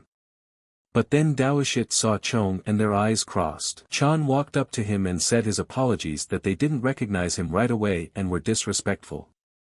They greeted him, and they waited tantalizingly for the venerable flower. The Taoist each was surprised at such words and realized that this kid recognized him. He asked the kid who he was. Chan said to let his comrades go so he could introduce himself. The Taoist asked Chan if he had decided to bargain with him. Chong said that if he wanted to kill them, he would have done it a long time ago. They can't escape anyway, so why make things so complicated? Chong said it was a small thing, but let him take it and quench his thirst. The Taoist immediately agreed and tossed Zhao aside. The Taoist asked, "It's Shaoxing wine, right? They're rich, but they still carry around such trash." And stopped wasting his time. Tell him how he recognized him and why he waited. He better finish while he's drinking. If he tries to run away or the answer doesn't satisfy him. He immediately kicked the rock. That stone flew next to his head that Chong didn't even realize how it passed. After all, the force was very great. And the Taoist said that it would happen already in his head. Chong said that he heard about the battle in the Xianxia Mountains and tried to analyze everything from his point of view. If he had been badly injured, how would he have avoided the net tactics? First of all, there had to be some way to get the millennial worm out of there. The best and only way to place it in the corpse of one of the warriors.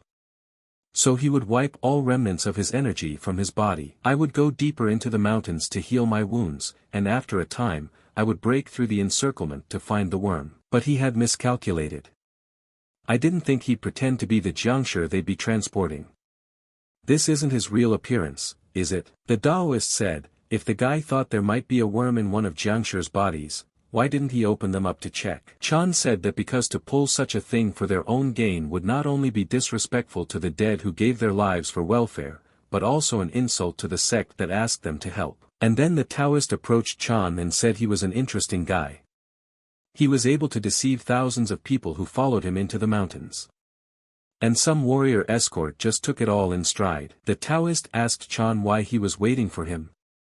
And then Chong saw that the guy had shown his true colors. And then Chong saw that it was time for him to act, and released a beam of light straight into the sky. The Taoist didn't realize what had happened. And then Chan called for reinforcements. And the Taoist didn't like that. He immediately grabbed him by the throat and asked him what did he do. Chan smiled and said that it was a network tactic from which there was no escape. It was a signal that he had been discovered. In half an hour, 30 sects will gather and bring thousands of warriors to his head. And then the Taoist turned his hand into a weapon and attacking said, he's going to kill this guy right now. But then Chan said he'd help him. He's gonna help him throw off the chase and get out of here.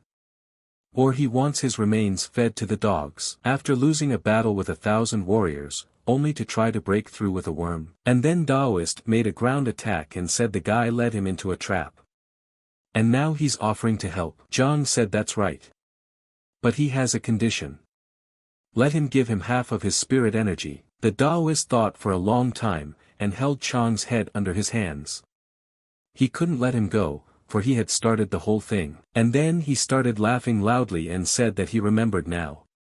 When the Taoist brought him and Jiangshi to the agency, he was the one who gave the speech, even if they didn't die in the war. If it wasn't for these warriors, neither their country nor agency would exist. And since they made such a sacrifice, they shouldn't profit from this escort. And now it turns out that he not only used the fallen warriors as bait, but also did it for personal gain. Everyone called him the fourth young master. So he's the son of that old man, the agency king. How did that great warrior give birth to such a rascal? He likes it better that way, though. All right, half of him, if it gets him out of the trap. But he won't let the rest of them go. Chan grabbed his hand and said that he swore if even one of them died, let him not expect help. The Taoist said that the guy can be sassy, but it won't work on him. He'll kill everyone first, then rip out his tongue, eyes, and ears. Then he'll know that some things are better left unsaid. And then Jin came out and said that the lightning sword was on its way. And then the Taoist stopped in fright and asked what. Jin said that he was involved in setting up a net that you can't escape from. And he'll probably be here soon. The Taoist asked him who he was. And why did she dress up as a guy? And here all the warriors were surprised at such words. And then Jin said that she thought so, words alone wouldn't be enough. And then she showed her essence. Zhang didn't expect such a turn and said, that's a lightning sword technique. Who was she anyway? The Taoist asked her who she was coming to lightning sword. Jin said that it was good that he still remembered the technique. Jin revealed herself and said that Namgong Yuan was her grandfather. He already realizes that those weren't empty threats, right? If he kills the young master, she and the other warriors will lay down their lives to fight him. They don't have a chance, but they'll definitely hold him up for 15 minutes. Let the Taoist decide. And then the Taoist said he was counting to 10. Any one of them who stands here until the end of the count will lose his head. And then the warriors approached the young master and asked if he was alright. Chong told head Zhang to take the men away right away. Zhang started to resist, and tried to stay. Chong said there was no time, they had to leave soon. Zhang said that they leave all the good stuff here. The carriers who can't run fast are going on horseback. Warriors of the Six Swords formation, they leave the forest. Chan realized that even without that bastard, there were enough enemies in the forest. And cultists also specialize in suppressing martial artists. It was a good thing that head Zhang didn't question him. In a normal situation, there was no way an escort warrior would have abandoned the cargo. His group's reputation would be forever tarnished. But it's a lot better than dying so stupidly. It'll be his burden as convoy officer. Just then, Jean took Chan and said that she would explain later why she was dressed like that. Zhang asked her what she was doing. This is no time for nonsense. Let her leave now. Jean said she should stay. Zhang asked her what she was even talking about. Jean said she appreciated his desire to protect her. But if she goes with him, there could be a lot more victims. They would need her knowledge of the area. And then Chong realized that Jean hadn't forgotten that there were cultists roaming around out there somewhere. Wouldn't that be dangerous for the convoy? And then the Taoist told them to be quiet. Let her go too, she will be of use to them. Chan told me they'd been out of the forest for 4 days. And the tantalizing flower hadn't killed them yet. Zhang thanked Jean for saving him, since he almost fell off the cliff. They have to trudge through the mountains without being able to wash and eat like beggars. And he also told Soo So to save her strength because she would be useful for something. And then Soo So told Chan that she would carry him, and that's why he's dragging Jiangshi alone. Chan told Soo So he could handle it on his own. That old man will kill him if he finds out. One day he would definitely tear him apart, piece by piece. And then the Taoist told them to hurry up. Then he brought them to some rock where it was very cold. He told them that they could make a fire. He thinks they've gone far enough already. Immediately, Chan smiled at his words. And he was very pleased. Then Chong grabbed a frog and asked the Taoist if he could boil it and eat it. The Taoist asked him what he would boil it in, and then Chan got an idea and started looking around. He said it looked like someone had lived here, there were some dishes left behind. I'm sure it'll fit. The Taoist tilted his head and told him to do what he wanted. Chong immediately began to prepare him. The Taoist asked him what it would be. Chong said he would try to make noodles. The Taoist asked him, where would he get the flour? Chan said that he always carries some with him. The Taoist asked him, then why hover the frog? Zhang said he wanted to make broth. Amazing, isn't it? Water, a little meat, a pinch of salt and not a bad soup is ready. By the way, could he borrow the knife that was taken from him? The Taoist asked him what for. Chan asked, how do you slice the noodles? Or are they not going to eat? The Taoist said there's barely enough for one plate. Chan realized that as soon as the Taoist took him hostage, he immediately took away the dagger. But when I asked him to give it back, he gave it back, albeit grudgingly. I guess he doesn't see them as a threat, even if they are armed, and still took it away when they met. afraid of being stabbed in his sleep. And then So So said it smelled great. Chan asked her, does she want one too? So So said you bet she does, it's not the time to go overboard. Chan told her to bear with her for a while, it will be ready soon. Holding out the food to her she said she didn't mean to deceive him, about dressing up as a man she says. Chan said that she hadn't fooled him either. So So asked what that meant. Jong replied that he knew right away that she was the student from the exam when they met at the restaurant. So So asked him how he guessed. Jong said a mole on his earlobe. So So said it couldn't be, is Chan saying he's been leading her on this whole time? And then Jong told her that he had. He didn't think they'd become such close friends. And then it was over.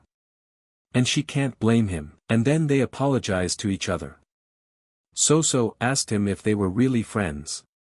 Jong said that they had been through so much together. Isn't that enough? Chan realized that they couldn't continue to just sit idly by. Tantalizing flower selected items that could be used as weapons. But then he pulled out the snake venom and realized that he didn't take away everything. Chan asked So So how she liked the noodles. So So said she was told that the frog tasted like chicken, no lie. Jong asked the Taoist, wouldn't he like to try it? It's tastier than it looks. And immediately held it out to him. The Taoist told him to eat it himself. The Taoist took the dead body in his hands and immediately began to suck the blood out of it. They were frightened and did not understand what was happening. The Taoist put the body on the ground and told the boys to keep quiet. It would be very unpleasant if he got frightened and ran away. The Taoist turned out to be looking for a worm that was in a dead body. And he found it a second later. And then they were surprised to see him and said that he was the spirit of heaven and earth. The Taoist greeted him and said that the time was almost up. They'll feed him fresh blood and flesh for the last time. Wash away all that nasty energy, leaving pure gold. The Taoist asked the boys if they knew why he fed the worm to people. The internal organs of the corpses melt quickly under its influence. That's why it's important to use living people to neutralize the poison. And So So says she's the granddaughter of the lightning sword. And then So So said that couldn't be. The Taoist said that he would not be a threat to him when he absorbed the spirit energy. And So So will be the last victim to complete the ritual, and then he'll behead her. And bring the head to her grandfather. And then the Taoist did something and So So started screaming in pain. He said that he had hit the key points to paralyze her body, so that she would not be able to move. He needs a fresh and energized victim, so it's best not to resist. He immediately grabbed her by the neck. The Taoist said she'd better not bite it. He doesn't want the spirit to die and all that hard work to go to waste. Chong immediately took his dagger and attacked him, telling him to stop. At that moment, he didn't even have any fear. Chan realized that there was a big gap in strength between them, but if he used a skill. But Taoist immediately turned around and punched him. Chan realized that even under the influence of the ability, he couldn't catch his movements. Just how strong would he be in his normal state? The Taoist noticed this and told him that he had now sped up. How? Chong asked him, what's the big deal? He wanted to and he sped up. And then the Taoist began to analyze him. He saw nothing of his deep knowledge of martial arts. Taoist said he changed his mind. He would rather feed the spirit to Chong than to this girl. He had conserved so much energy after such a long journey. It will definitely be enough to drain the remnants of the poison out of the worm. And then open its belly and absorb all its energy. Chong immediately raised his sword and told him to stay back. But Taoist used magic and snatched the dagger out of his hands. The Taoist immediately grabbed Chong by the neck and with his mighty strength, began to open his mouth. Chan tried to resist it, but the worm was getting closer and closer to his mouth. He couldn't do anything. He did his thing anyway. And then Chan began to feel his cold energy surging through his body. It encompassed his entire gut. He had been absorbing moonlight every night for 1,000 years. Could it be the yin energy that has been pushed to the limit? The Taoist said Chong wanted half of the worm himself. He gave him the whole thing. So why is he writhing in pain? The Taoist said, what a long time he had waited for this. Let him be patient a little longer, lightning sword. Even if she wasn't in this trap. he would come himself. And then the Taoist picked up his drink and didn't realize what was happening. He immediately began to feel worse. He asked Chong, what was he staring at? But the Taoist didn't understand right away, and immediately dropped the bottle from his hands. And started vomiting blood. The Taoist said it couldn't be the damn rats. He was a little upset when he didn't eat the noodles, said Chong. But he left the wine flask unattended. That gave him time to put poison in it. And then Chan picked up a dagger and said that he hoped he would pay for his sins in the other world. And then he pointed the weapon straight at the Taoist. But the Taoist was stronger than the poison and was able to hit Chan. He couldn't dodge it, and flew into the wall. The Taoist told him not to overplay his hand. He thinks he'll be killed that easily. Chan saw that the Taoist was trying to redirect the energy to suppress the poison. Can't let him do that. We must kill him at all costs. Chan grabbed the pot and said, not only can a knife be used as a weapon. And immediately threw it right back at him. Zhong asked him if he liked his noodles. If he's going to die anyway, at least let him talk to them. He had heard that the Taoist had lost to the lightning sword in just 10 steps. The wine contained the venom of the Kuan snake from Kunshan Mountain. They say a man won't walk 7 steps after being poisoned by it. What does he think will kill him faster, 10 steps of lightning sword? Or will he not even wait until he meets him because of the poison? Soo So asked him what he was even doing. Zhong said he's killing him with words. Soo So said that's not what she meant. Is he okay? After all, he ate the spirit of heaven and earth. Chan came to his senses and thought, what had even happened to him? The effects of the poison quickly subsided. It felt as if he had carelessly walked into a deep cave, and stumbled upon a beast that was waiting for him. But something began to come with Chan. The light he had shown before was now even brighter and began to burn his chest. Chan realized that this was the energy he felt at the restaurant. But it's even hotter today. He's going to fry himself to a crisp. It seems that the yang energy from the bamboo scroll is fighting within it. And the yin energy accumulated in the spirit of heaven and earth. Chan didn't realize what was happening to him now. Immediately, he began to cry out in pain from the rupture of his chest. And then Chan woke up in the morning and said, what energy won in the end? The scroll? The worm?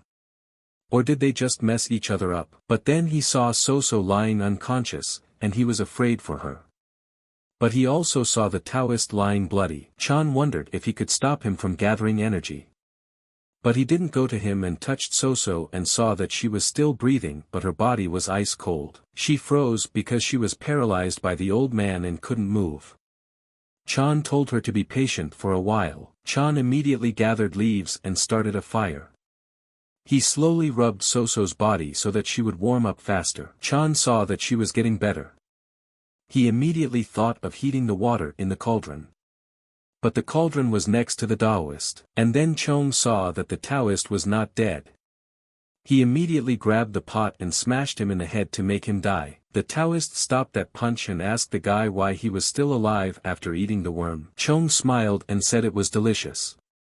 The Taoist got angry and immediately broke the cauldron and attacked him. The Taoist jumped on the guy and said, seeming to somehow dissolve into his body. That's even better. There was no poison left, only pure energy. The Taoist said he would just drink his blood. Let him not touch it, he would try to make it quick. Chan immediately grabbed his head and started to rise. The Taoist didn't realize what was happening. Was he being pushed? Chan immediately punched him in the head and told him to get off his back. Chan thought, how did he do that? Zhang asked him what happened. He hadn't even practiced.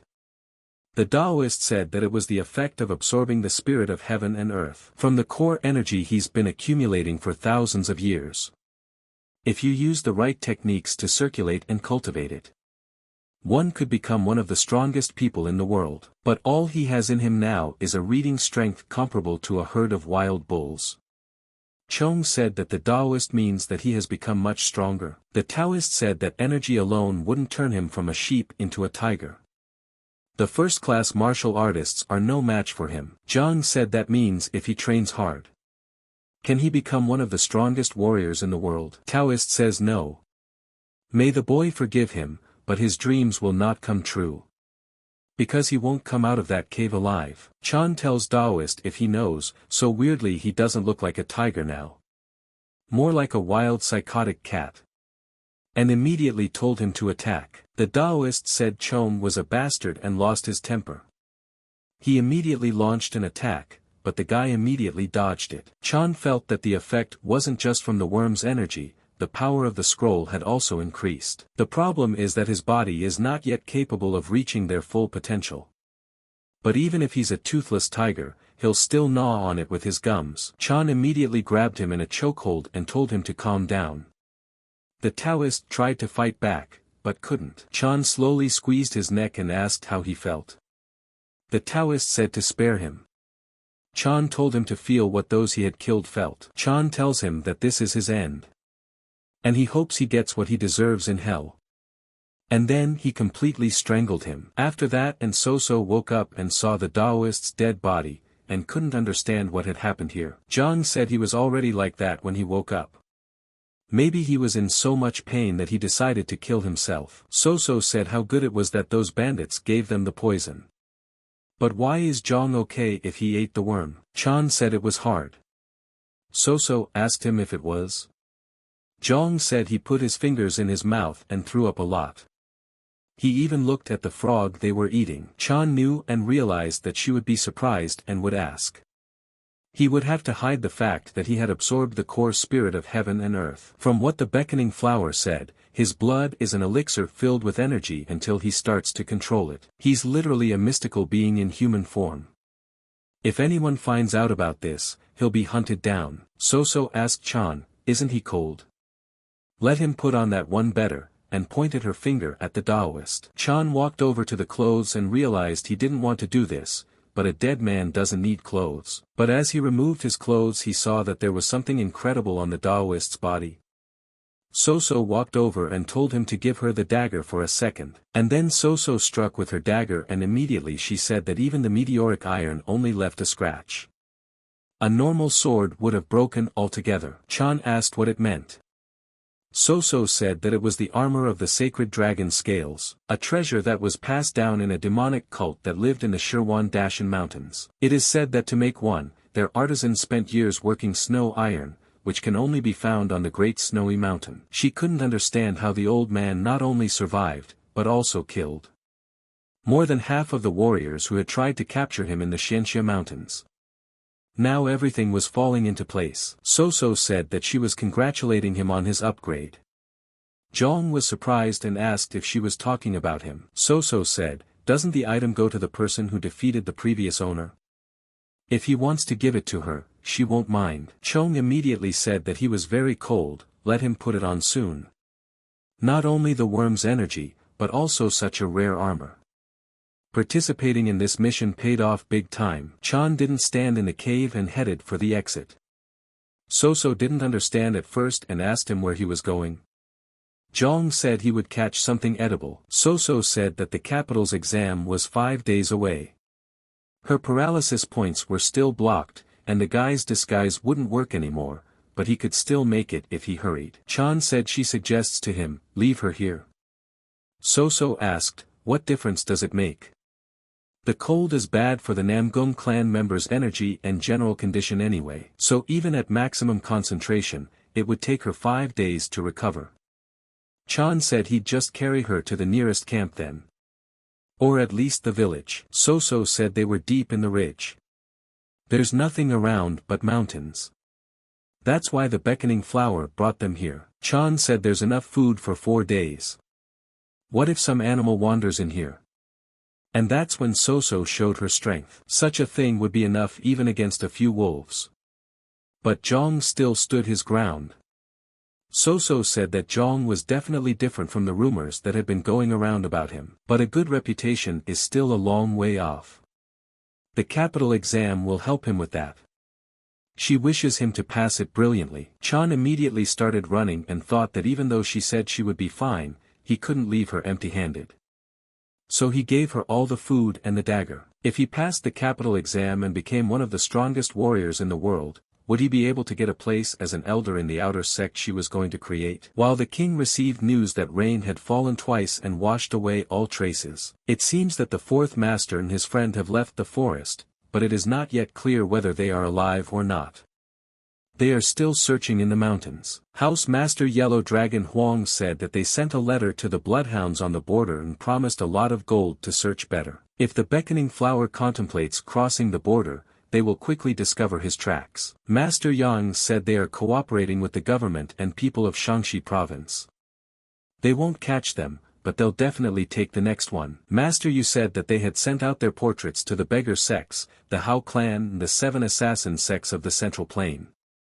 The army and the government are involved in the search. There will be news for sure. And then King Li said they forgot something.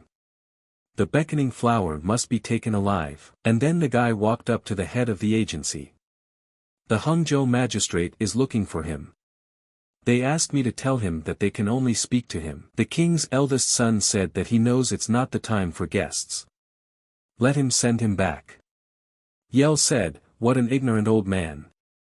He surely knows what their situation is right now." The second son said he came with the soldiers, just like last time, and insisted he had to meet. Damn old man. And then King Li told his son to show respect. This is the representative of the government. But then a guy came in and asked King Li how he was doing. Li said he's been better. The guy said he would help them forget about the worries that cause headaches. Let them drink what they drank last time. Li asked him what business brought him to him. And then they sat down at the table and the guy said that on July 8, Li Yong-sang, the father of Hangzhou-born Zhang Ren, must appear and receive a decree from his Imperial Majesty. And then one of the elders suggested to the king that it was worth showing respect if it was from the emperor himself. King Zhang bowed in respect and said that he accepts his majesty's decree. The magistrate said again that Li Chong, born on July 8 in Hangzhou, passed the capital exam with the best score. And then all the brothers marveled that their fourth master had survived. And how he was able to do that. The third brother couldn't even believe it, that his younger brother had passed the exam better than anyone else. And then one of the warriors told the others that he asked them to be quiet. There was an uproar. Magistrate said, Li Zhansan's family for nurturing such a great talent for the benefit of the emperor and the country. Receives 100 gold yangs and 16 hectares of land. The magistrate closed the decree and told the king that here is the money and the deeds to the land. And he congratulates the king of the agency. His son has done well in the capital exam. The magistrate promised the king that the news was good. And he did not believe him. And then a horse and a man with an unknown man on it approached them. The head of the troop told his men to stop the horses. But who is coming toward them so fast, he asked. The elder brother told the head warrior to feel at ease. They are not enemies, let the warriors lower their weapons. A guy came to them and told his warriors to stand aside. It was Namgong Yuan's grandson, Namgong Soo. The guy came out to him and said, "What a surprise. What on earth had brought him here?" Xie replied that he had come to meet the king of the agency. The eldest son asked Xie surprised, with his father. But what could have happened? Xie replied that he would like to break the news to him personally. And then the eldest son told his father that it was his friend, Namgong Xie. He is the grandson of the head of the lightning sword family, Namgong Yuan. The king asked the boy what brought him to them. Xie apologized for showing up unannounced. There was urgent news. Mr. Yongren is alive. His sister is fine too, already back home. The king was at a loss for words and asked the boy what he meant. Xie replied that the beckoning flower wanted to cross the river and escape to the north. Sister and Mr. Zhang were able to escape while he was sleeping. And after that, Zhang hurried to the capital to take the exam. And his sister stayed behind and recovered her internal injuries by circulating energy for a while. She also said that Mr. Zhang risked his life to protect her from the alluring flower. And so his grandfather said to personally go to thank the king. And to invite him and Mr. Chung to their clan's main estate. On behalf of his grandfather and sister, he expresses his most sincere gratitude to the Heavenly Dragon Agency. And then the elder said loudly that they congratulate the king of the agency. And immediately everyone bowed to him. But then one of the customers started laughing and said that this guy had done so many things, and he was nowhere to be seen. And then on the threshold they all stopped abruptly and saw that a fourth master had appeared in front of the gate and was on his way on horseback. Chong looked at them and was happy that he had arrived safely. And then everyone started clapping for him at once. The next morning, Chan filled his bath water and said there was no better place to be than home. It may sound silly to him, but the metropolitan exam was easier than the provincial one. He knew the answers better than the examiner from his past life. They had 2 identical answer sheets in their hands, but he was faster by almost 2 hours. It made a difference.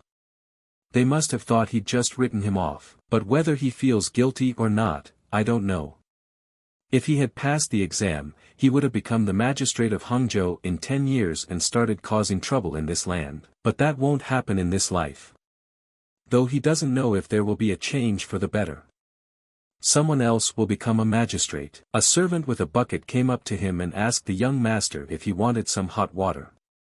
Chong replied that he was fine, so let him rest. The servant said he had already rested while the master was away. He could send him a carrier pigeon from the capital. Although does Zhang know how worried he was? Zhang replied that he ran for 5 days without sleep or rest. And then took the exam. Does he think he has any strength left? The servant asked him, then how was he able to return to the agency so quickly? Usually the journey from the capital takes 20 days. And he got there in 5. And then Chong said that the guy is correct and immediately took out a locket from his pocket. The servant asked him what it was.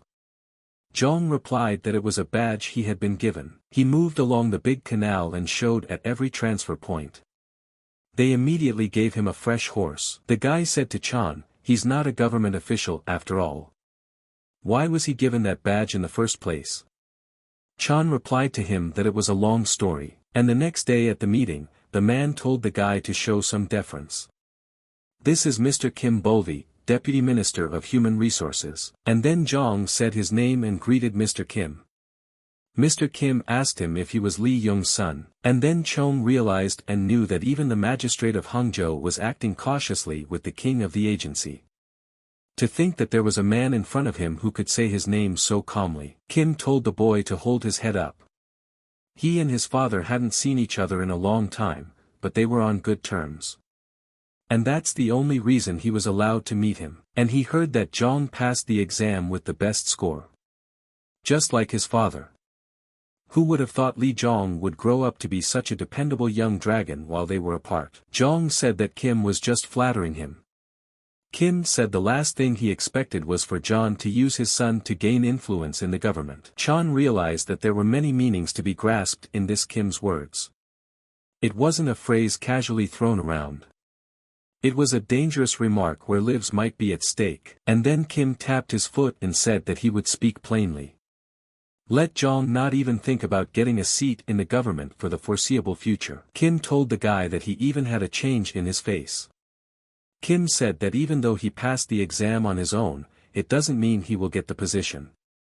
New people are recruited based on need. In the past 10 years, there were a lot of Imperial exam passers from good families in Jiangnan province who were given positions. Because of this, the number of both officials and scientists reached 2 large numbers. So they had to compromise and not give important positions. Even to those who performed well in the exam. There will be no exception for the best. And then Chan thought about Kim's words. It wasn't said to comfort him. He was talking about politics. Chan thinks he's already taken enough advantage of the existing system for personal gain. There's no point in stalling and insisting on giving him a position. Just then, Chong bowed and said that he understands. He is already living proof that the Hangzhou Heavenly Dragon Agency has outstanding talents. He will return home and focus on growing their business and thinking about what to do in the future. Kim asked the guy that he didn't understand him.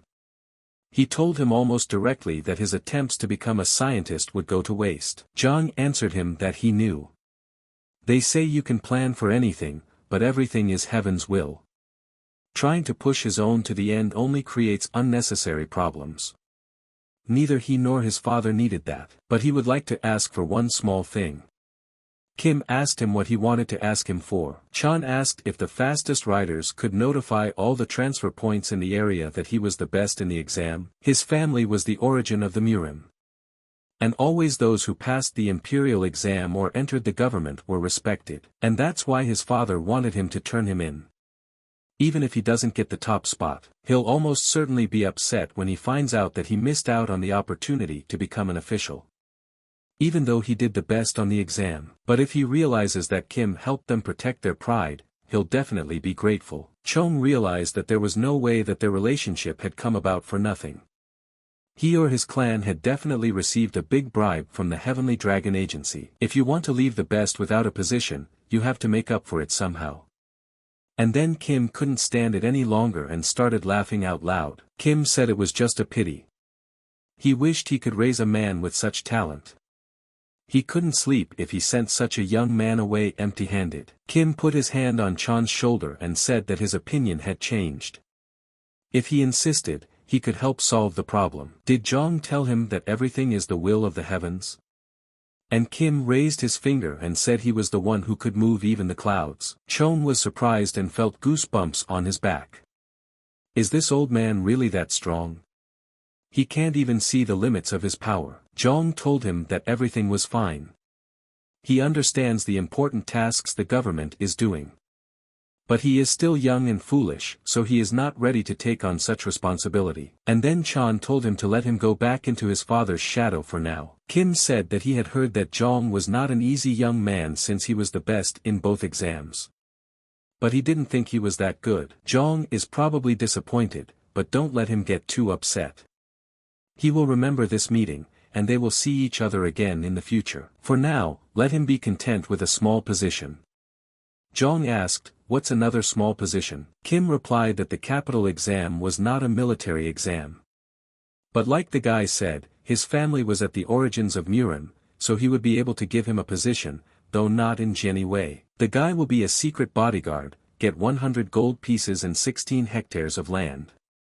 And then Jong was very surprised by this. Chan pulled himself together and said that how can he hold such an important position without being a part of Genie Wei? Let Kim think again. Kim replied that it's not like he's asking to actually do the job, it's just that the guy will get a position. It will help him get into the ministry in the future. Jong told him that he was a man from the outskirts. Is such a lofty position really necessary? Kim replied that he does it so that no one else can take the guy. Let Jong remember it well. He'll be his subordinate one day. And then Jong was speechless. And then the servant said to Chan, what he means to say is that this old man made sure that no one else would recruit him. And to placate the family, the best student given a badge, money and land. Chan replied to the guy, sort of. The boy said that whoever else had told would not have believed it. Not long ago the other porters despised him, and there was not even enough money for food. He wondered why they had abruptly changed their behavior.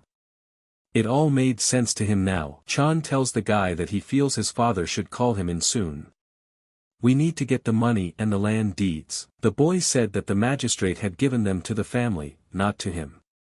Chan says that's right, but the old man says he'll give it to him anyway.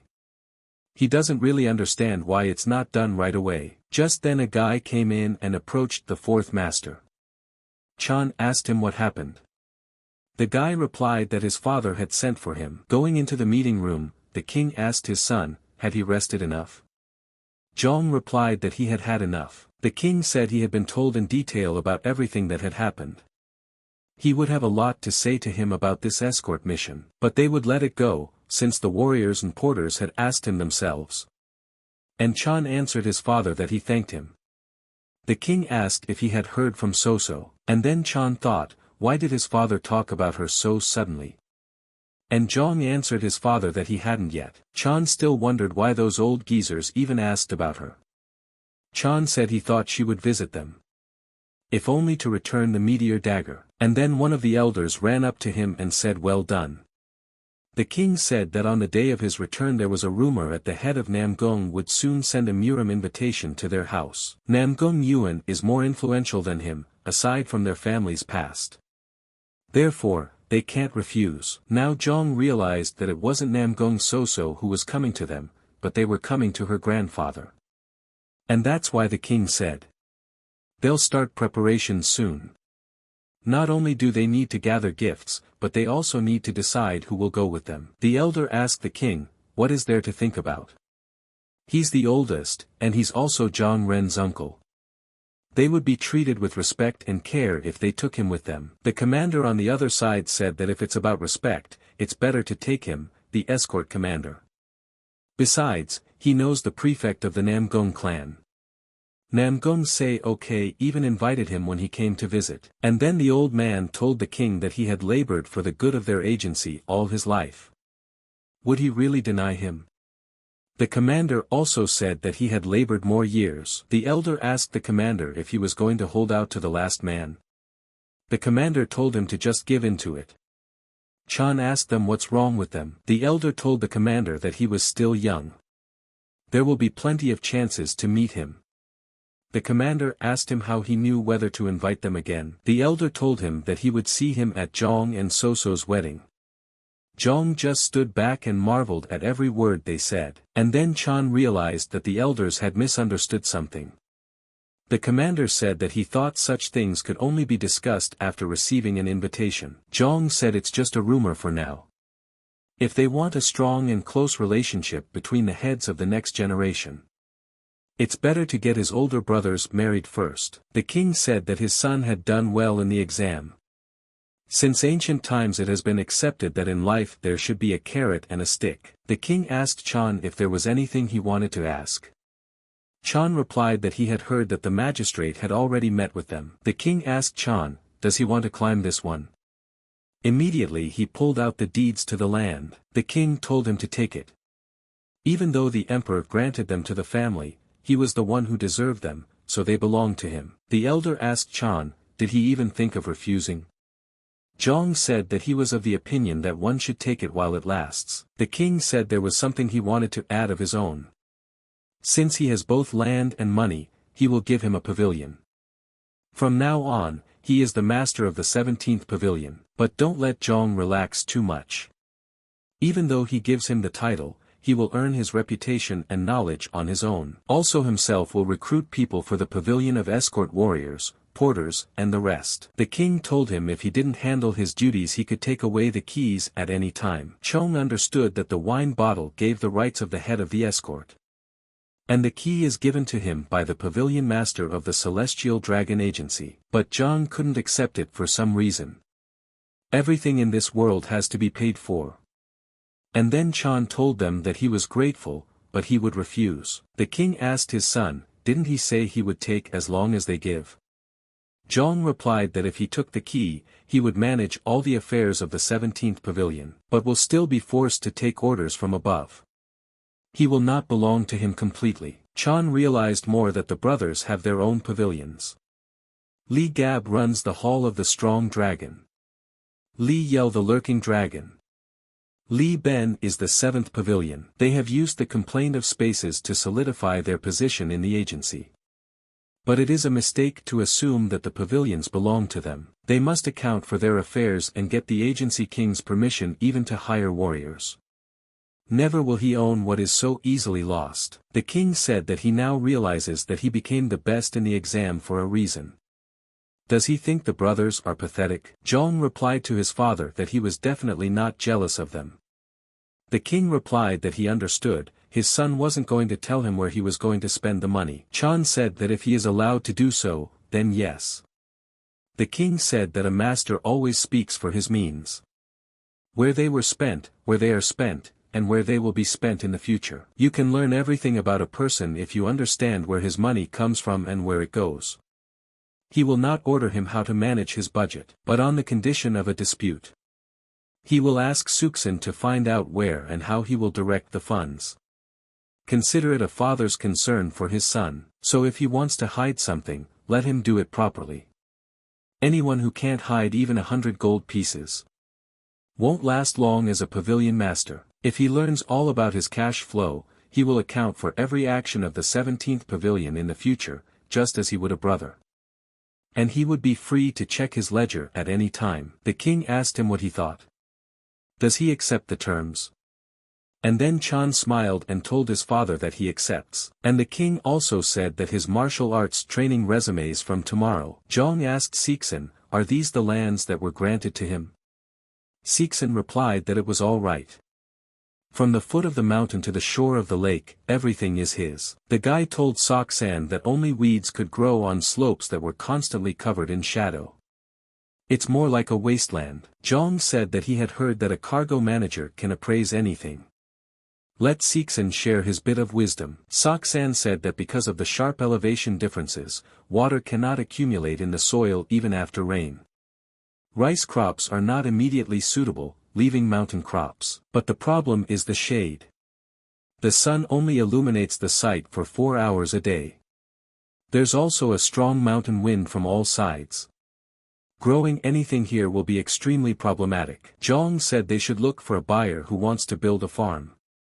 Sixen asked him if he knew anything about feng shui. Chan asked, how did he know that? I heard about the farms from an old man when I was walking by the western lake. In fact, in his past life there was a farm built here that raised many fine horses. And in 6 months' time, a great war will come from the north. All the good horses of the Central Plains will be taken for the war effort. The northern Sanqing region will be hit, so the price of horses will triple. Sixen said that old man wasn't wrong. This kind of terrain was better for raising animals that needed a place to roam. He will look for a suitable buyer. Zhang told him not to pick just anyone. Let it be someone with experience running a farm and raising horses. He must be someone who can keep his mouth shut, someone you can count on.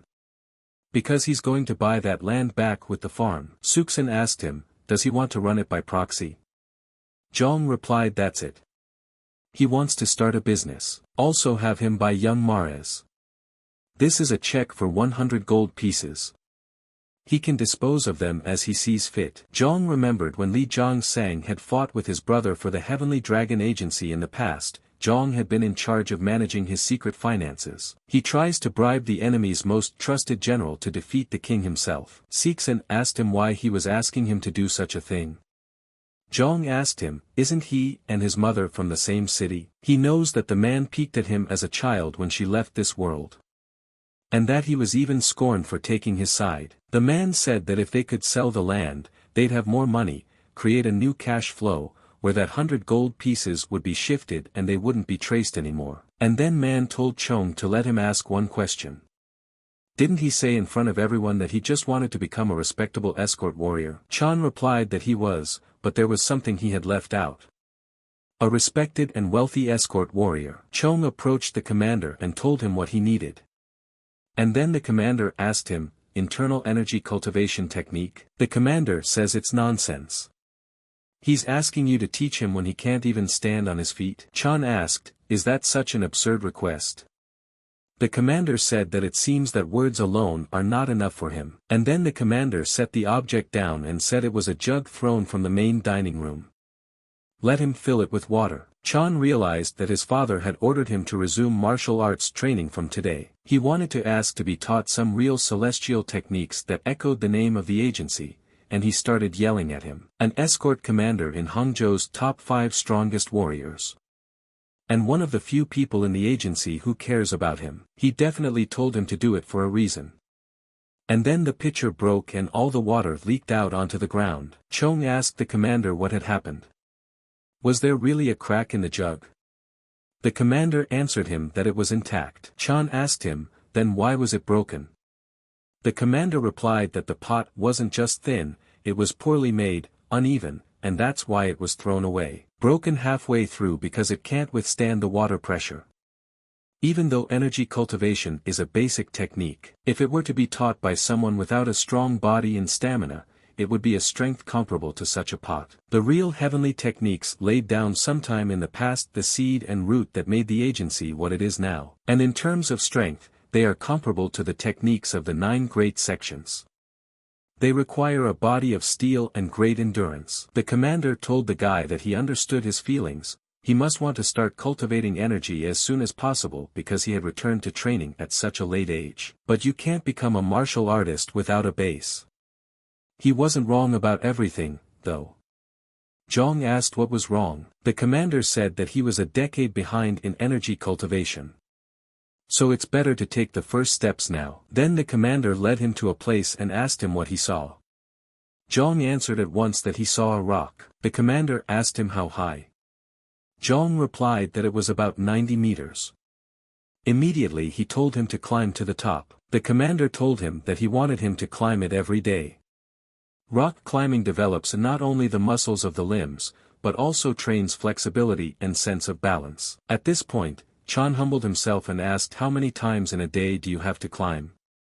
The commander was surprised and asked him what he said. He immediately punched him and asked Chan, does he think it's like climbing branches?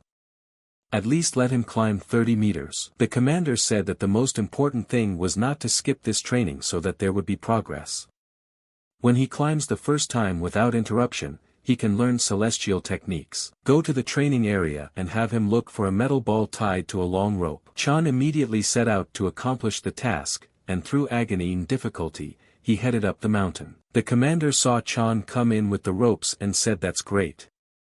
Zhang fell to his knees and replied that he almost died. The commander took this rope and began to twirl it over his head, and like a piece of fluff released it into a tree that was on the mountain. And then Chan saw that the commander had trained strength and precision.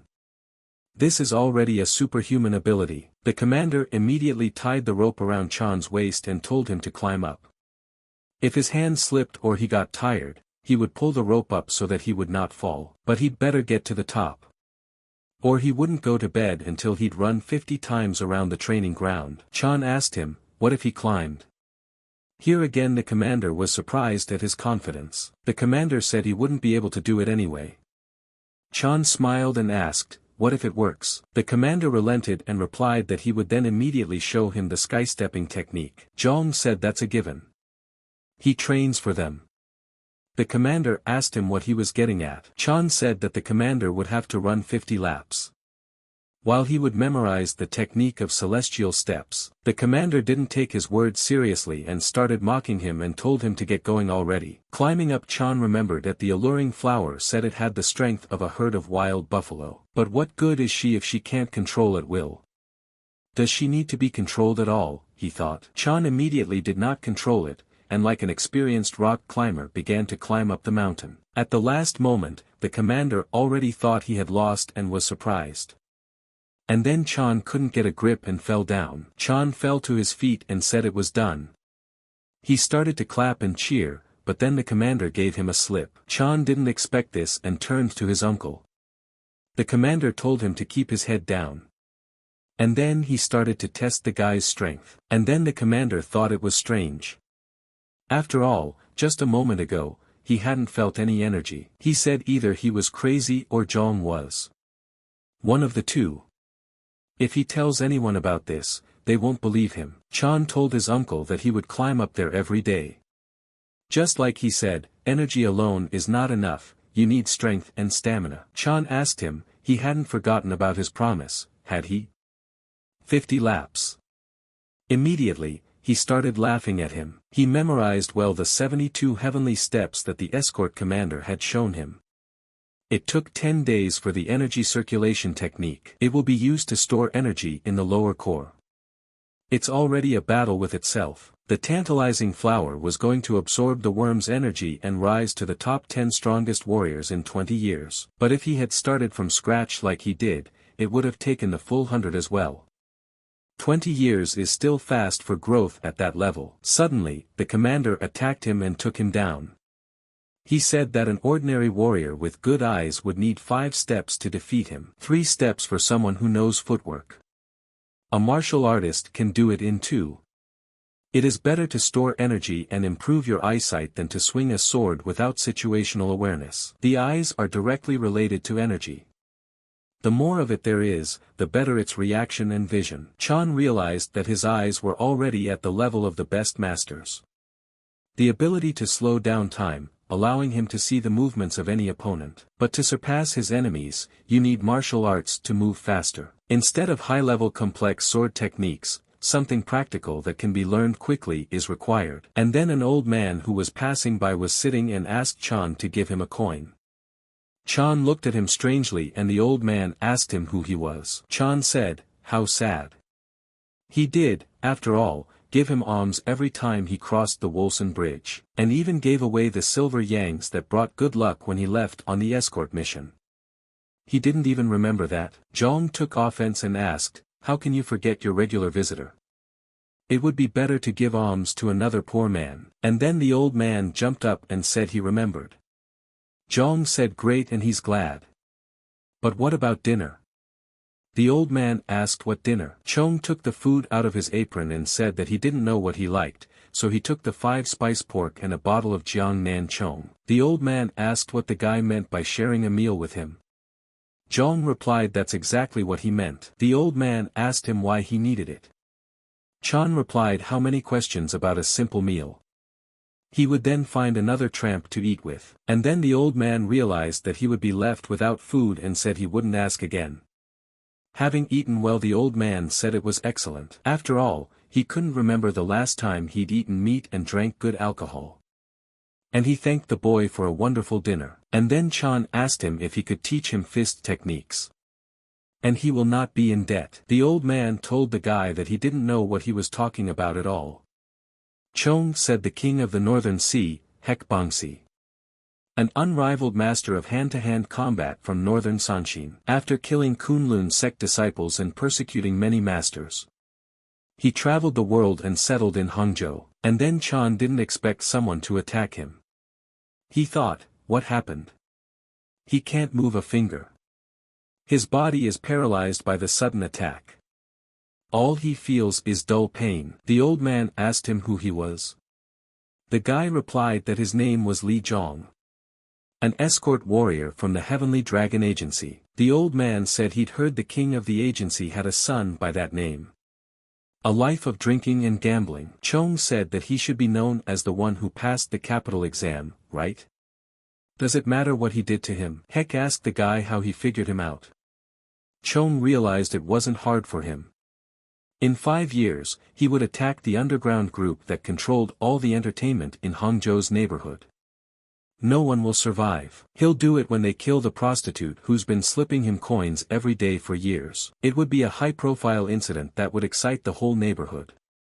Then everyone in the Murim recognized the real identity of the simple tramp, and that one of the strongest hand-to-hand fighters had a breakdown in Hangzhou. Chong told him he had something in his pocket, let him look at it. Hek immediately thought before looking in his pocket, and pulled a paper out of there, and opened on it. And then HNK was surprised by this. Chong said that he had been in the capital recently. A taoist in strange clothes was looking for the man in this drawing. He immediately thought it looked like him. Hek asked, so what of it? Zhong replied that he inquired from the people in the vagabond sect. They leaked the information for a silver yang. Who would have thought it would actually turn out to be him? He was honored. But Chan knew it was all a lie. He just asked the artist to paint a similar portrait. Zhong told him if he wasn't going to kill him, to let him go then. Hek replied that it was an internal destruction technique. Zhong asked what kind of destruction. Hek replied that in simple words, an external strike destroys the opponent's insides. It's easy to rupture organs. The enemy will look quite normal from the outside. From a simple bruise, you can die in your bed after a while.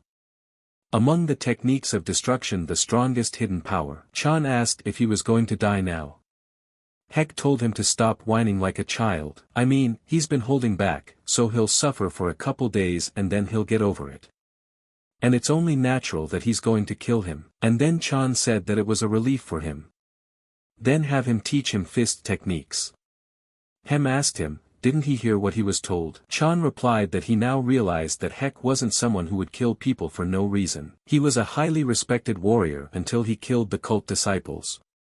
He thought Hek was hiding from the world because he didn't want to harm him. Who would come after him? Hek said that the guy's father is the king of the agency, not inferior in strength and skill.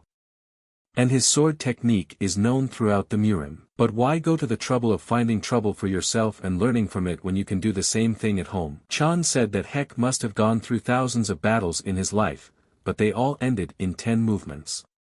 That's why people gave his technique the name 10-move fist. There aren't many movements, so he can learn them quickly, right? Hek replied that if it were that easy, would he have spent his whole life on it? An infinite number of variations can be formed from these 10 movements. Zhong said he'll figure out the variations as he goes along. Now he wants to learn the movements and understand the form of the technique. Let Heck teach him. He wouldn't want his technique to disappear with him, would he? Heck could see that the guy had a tongue, but his body and reaction looked like someone who hadn't studied martial arts at all. He's revealed his identity, so he doesn't have any extra time. And then Jong asked. If Heck isn't sure, what about the test? Heck immediately didn't talk to him, and made his attack unexpectedly. And then Jong told him how rude it was. Heck was surprised that the guy remained conscious. Chan asked, is it okay to hit a man without warning? Heck asked the guy what he should have done. Should he have counted to 3 and then hit him? Heck definitely realized that he didn't sense any energy or advanced skills in him. So he decided to check it out. He immediately bounced back to soften the blow as he swung.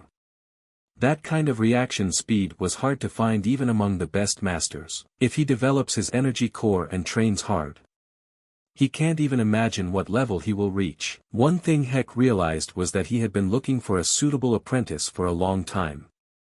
Who would have thought he'd meet him here? Heck told the kid that the first and most important thing in combat is to observe the opponent's shoulders.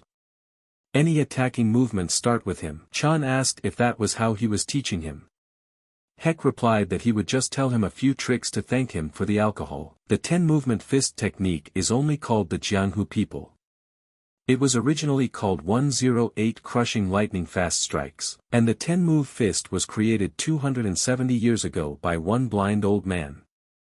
The technique passed through 9 generations of fighters until it was inherited by him and 2 other blind men. The founder was blind, so he couldn't afford to drag out the fight, and tried to create something ultimatum that would quickly destroy his opponent, even if he had to take a risk. This is how the top 10 movements were derived. The fist of the 10 movements is divided into the first 8 and the second 2. The point of this is that he must end the fight with an 8 at all costs. The last 2 moves are prepared in case the opponent can dodge the first 2 moves the way Chan just did. First, he will show him the movements of the retreat paths. This is necessary for the fist technique. This kind of footwork is also called ghost dance. Chan realized that he would be satisfied with even the fist technique. He wanted to help him with his footwork too. Heck said that the reason why the 10-movement fist is considered one of the strongest Murim techniques. It is a ghost dance, mysterious and profound. Footwork is the beginning and end of any martial art. He'll be perfecting them for the rest of his life. Heck pulled out the rope and told the guy to grab the other end. Chan was curious and asked what it was for. Heck told him he could move however he wanted as long as he held on to her. He would follow and knead it. Chan asked, what do you mean kneading? Heck said, he didn't mean relaxing massage or something, did he? And then Heck came at him with his fists and said he was attacking. Jong had a little time to dodge, and put his shoulder up. Jong saw that the old man was too fast. He couldn't believe it. That even with active ability can notice so little. And then came the moment when Heck launched several attacks right at the target that even Chan couldn't see it. Jong asked if it's okay to beat him up like that on the first try. Heck told him that he would also complain to his enemy when he attacked. Chan got a few more attacks that he didn't dodge. And then he decided to say that he didn't think he'd learn anything that way. He can hardly dodge even without the rope. How can he hold on to it and dodge all of the martial artist strikes at the same time? Heck agreed and told him to attack them now. No hitting back, no time limit. And there's a knife for him, too. Can stab or cut with this knife. Anything. If it can even damage his clothes. Chan told him to teach him palm techniques. And then Heck asked him again, what did he want? Chan replied that he had heard that they were very similar. The fist technique and the palm technique. Let Heck teach him exactly those. Heck asked, does the guy think it will be that easy? What if he can't? Jong replied that he would bring a bottle of Jiangnan every day. Heck smiled and said they had a deal. Chan realized that no matter how strong he was, he couldn't run away from him all day on a meter leash. He also has a weapon and a skill. At least he'll be able to hit clothes for sure. Chan asked him, is he ready? Heck told him to keep his mouth shut. And then Chan jumped on him and shouted that he was starting then. And then immediately made the first blunder. It was very strange for him, in theory he should have wounded him by now. Well, it was unlikely to hurt him, but he hadn't even changed his face. Chan said that he could yell if it would help him concentrate, right? Hek replied that he could. A few hours later, Jong fell to his knees and said that he had lost. Hek asked him, does he now realize how formidable this technique is? And yes, judging by the guy's muscle movements, he had some basic training.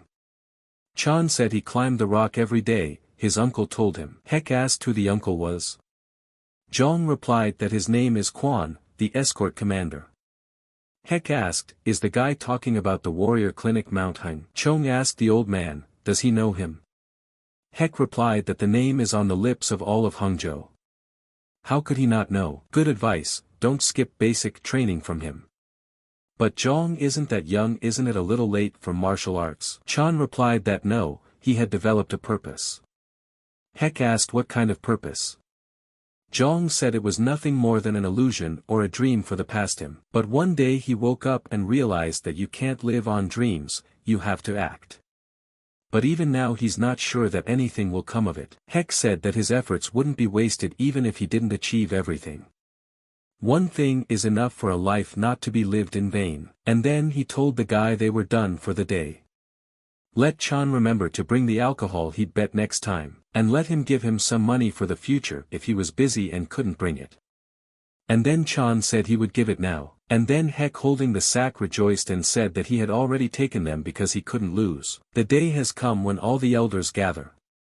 It's a meeting where the king of the agency, 5 hall masters, escort commanders, and the cargo managers also discuss matters that are important to the entire celestial dragon. It's also a gathering where Li Zhan's sons can gain experience and immerse themselves in the affairs of the agency. From now on, Li Chung would have to participate in them on his father's orders. When he saw his brothers, he didn't think they would be so hostile. The elder said it was time to get started. They had good news and bad news. Then the king told him to start with the bad news. Elder said the first thing on the agenda. Naquan Pavilion informed that after their contract ends, they will sign a new one with the Golden Dragon Agency. The king asked, what made them decide to choose another agency? Also the Golden Dragon of all their competitors. And then the man said that it looked like their guard fee was twice as much as the new offer. In addition, they are offering an equal number of warriors of the same skill level, and also all their income will go to pay the warriors, they won't make a profit.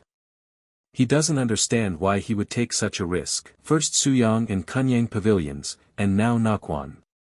If this continues, all the taverns and brothels around Wolson Bridge will go under the Golden Dragon's wing. They're disrupting the established market. But he sees no way to stop them. Unless they start cutting prices too, the king realizes it only sounds simple. Other customers will definitely demand that the fee be lowered for them as well. The king asked, who was now in charge of protecting the Naquan pavilion. Just then, a guy raised his hand and said that the Hidden Dragon Hall. The king said that the Hidden Dragon was also in charge of Kunhyang and Suyang pavilions. What solution did they come up with? The guy replied that lowering the prices should solve the problem, were the slightest problem and the reputation of the Golden Dragon would collapse overnight. The king asked him and he calls it a plan. The guy told the king to give them some time. In situations like this, it's best to take your time and take care of the agency's reputation. The king said that anyone from the Hidden Dragon Hall could have said such a thing. And he, as master of the hall, couldn't think of anything better to say. Just then the guy apologized and replied that he would try harder. Chan stood there and saw how tough this place was. The king said that they would not change the prices. Let them do their best to change the master of Naquan Pavilion in 5 days. The boy asked, so little? The king replied that he had heard that Golden Dragon Pavilion Master Henwan Pavilion was able to completely change their minds in 3. Is the guy trying to say he's worse than them? Guy hung his head and accepted the king's decision. The elder said the second on the agenda. Every winter, the Nanking Trade Alliance contracted with the Golden Dragons to protect one residence for a huge fee, but this time, they expressed their desire to hire the Heavenly Dragon Agency for some reason. Immediately, Chong thought of them. Nanking Trade Union is a large family of successful merchants. They own one of the most beautiful gardens in all of Hangzhou. known as the Pear Orchard. This is the famous winter residence of Prince Cheng, a close relative of the emperor. And for this, the Nanking Union hires a golden dragon guard, and so Chan saw that this was the exact opposite of the first situation. And then Yell said loudly that it was a trap. The golden dragon often abuses drastic price cuts. But they certainly wouldn't give up the Pear Orchard. On the contrary, they demand a fabulous amount of money for it. And that's 300 gold yang a month. It seems like these trading snakes put forward an offer just to make the golden dragon get scared and lower the price to protect the residents. The king said that they can't make plans on one assumption. Yell replied that the owner of the golden dragon is related to Prince Cheng's wife. Even if the price drops, their contract can't be broken so easily because of this relationship. Chan realized that everything was right. But he doesn't know how he found out, but it sounds plausible, like a trap. The king said that they dared to use the heavenly dragon to manipulate prices. And what does the master of the 7th pavilion think? The third brother said that if he was the leader of the trade alliance, he would start spreading rumors that the sky dragon would agree to the contract. We need to start denying it before they make their move. They have experienced these methods of lowering prices before. If they play by their rules, they will only be laughed at. Zhang thought and realized that it was logical. Ben's mother was very knowledgeable about the situation in the business world. He had learned the tricks of the trade from her. And then the king asked the master of the 17th pavilion. And then Chan was surprised and frightened. Chan replied that he agrees with Bart Ben. King said they don't have a clear plan against the bad news.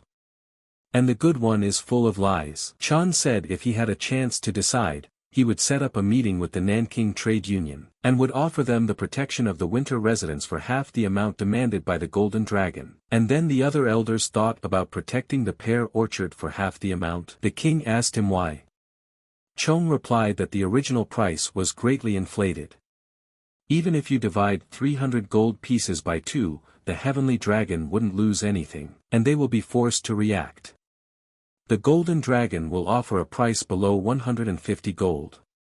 And they'll split it in half once more, then they'll have to go below 75. They'll pretend to go along with them. But they will drastically cut the golden dragon's profits. Did Yell tell his brother that he meant to say they would be obedient puppies only to damage them? The heavenly dragon agency wasn't created for this. Chan said that sometimes it's advantageous to pretend to be a cenicist.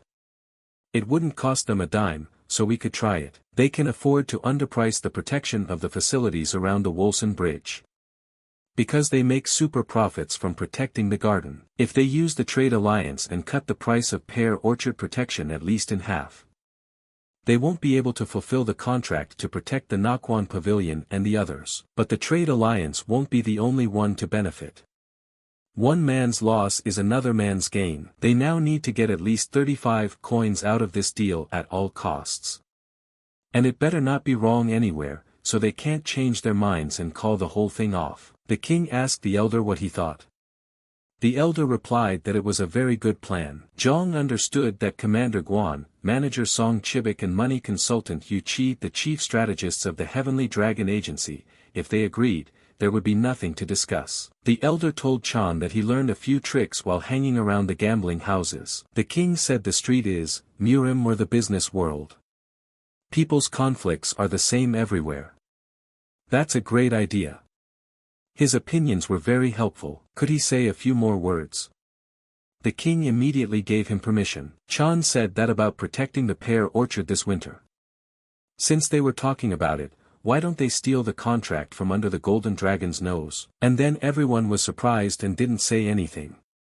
Chong didn't understand what had happened and asked, did he say something wrong? And then Big Brother said to Chong, he seems to have forgotten his position. He's just a pavilion master, so he can't say such things so freely. Just then, Chan apologized for his words. He was too excited about the possibility of getting their contract. Chan thought he was overdoing it. He's only 22 and hasn't earned a reputation yet. One of the elders said, wondering what could have caused the master of the 17th pavilion to be so impatient. Let him tell us. Chong said it had to do with why the Pear Orchard needed protection in the first place. The elder asked him, did he mean Prince Cheng? And then Chan said exactly that. The Golden Dragon wouldn't be able to afford the contracts at half of their price in Hangzhou if it weren't for the money it made for guarding the prince. It seems to him that business owners are much happier to make arrangements with an escort agency that is in charge of guarding such an important figure. They're starting to think they're high status too.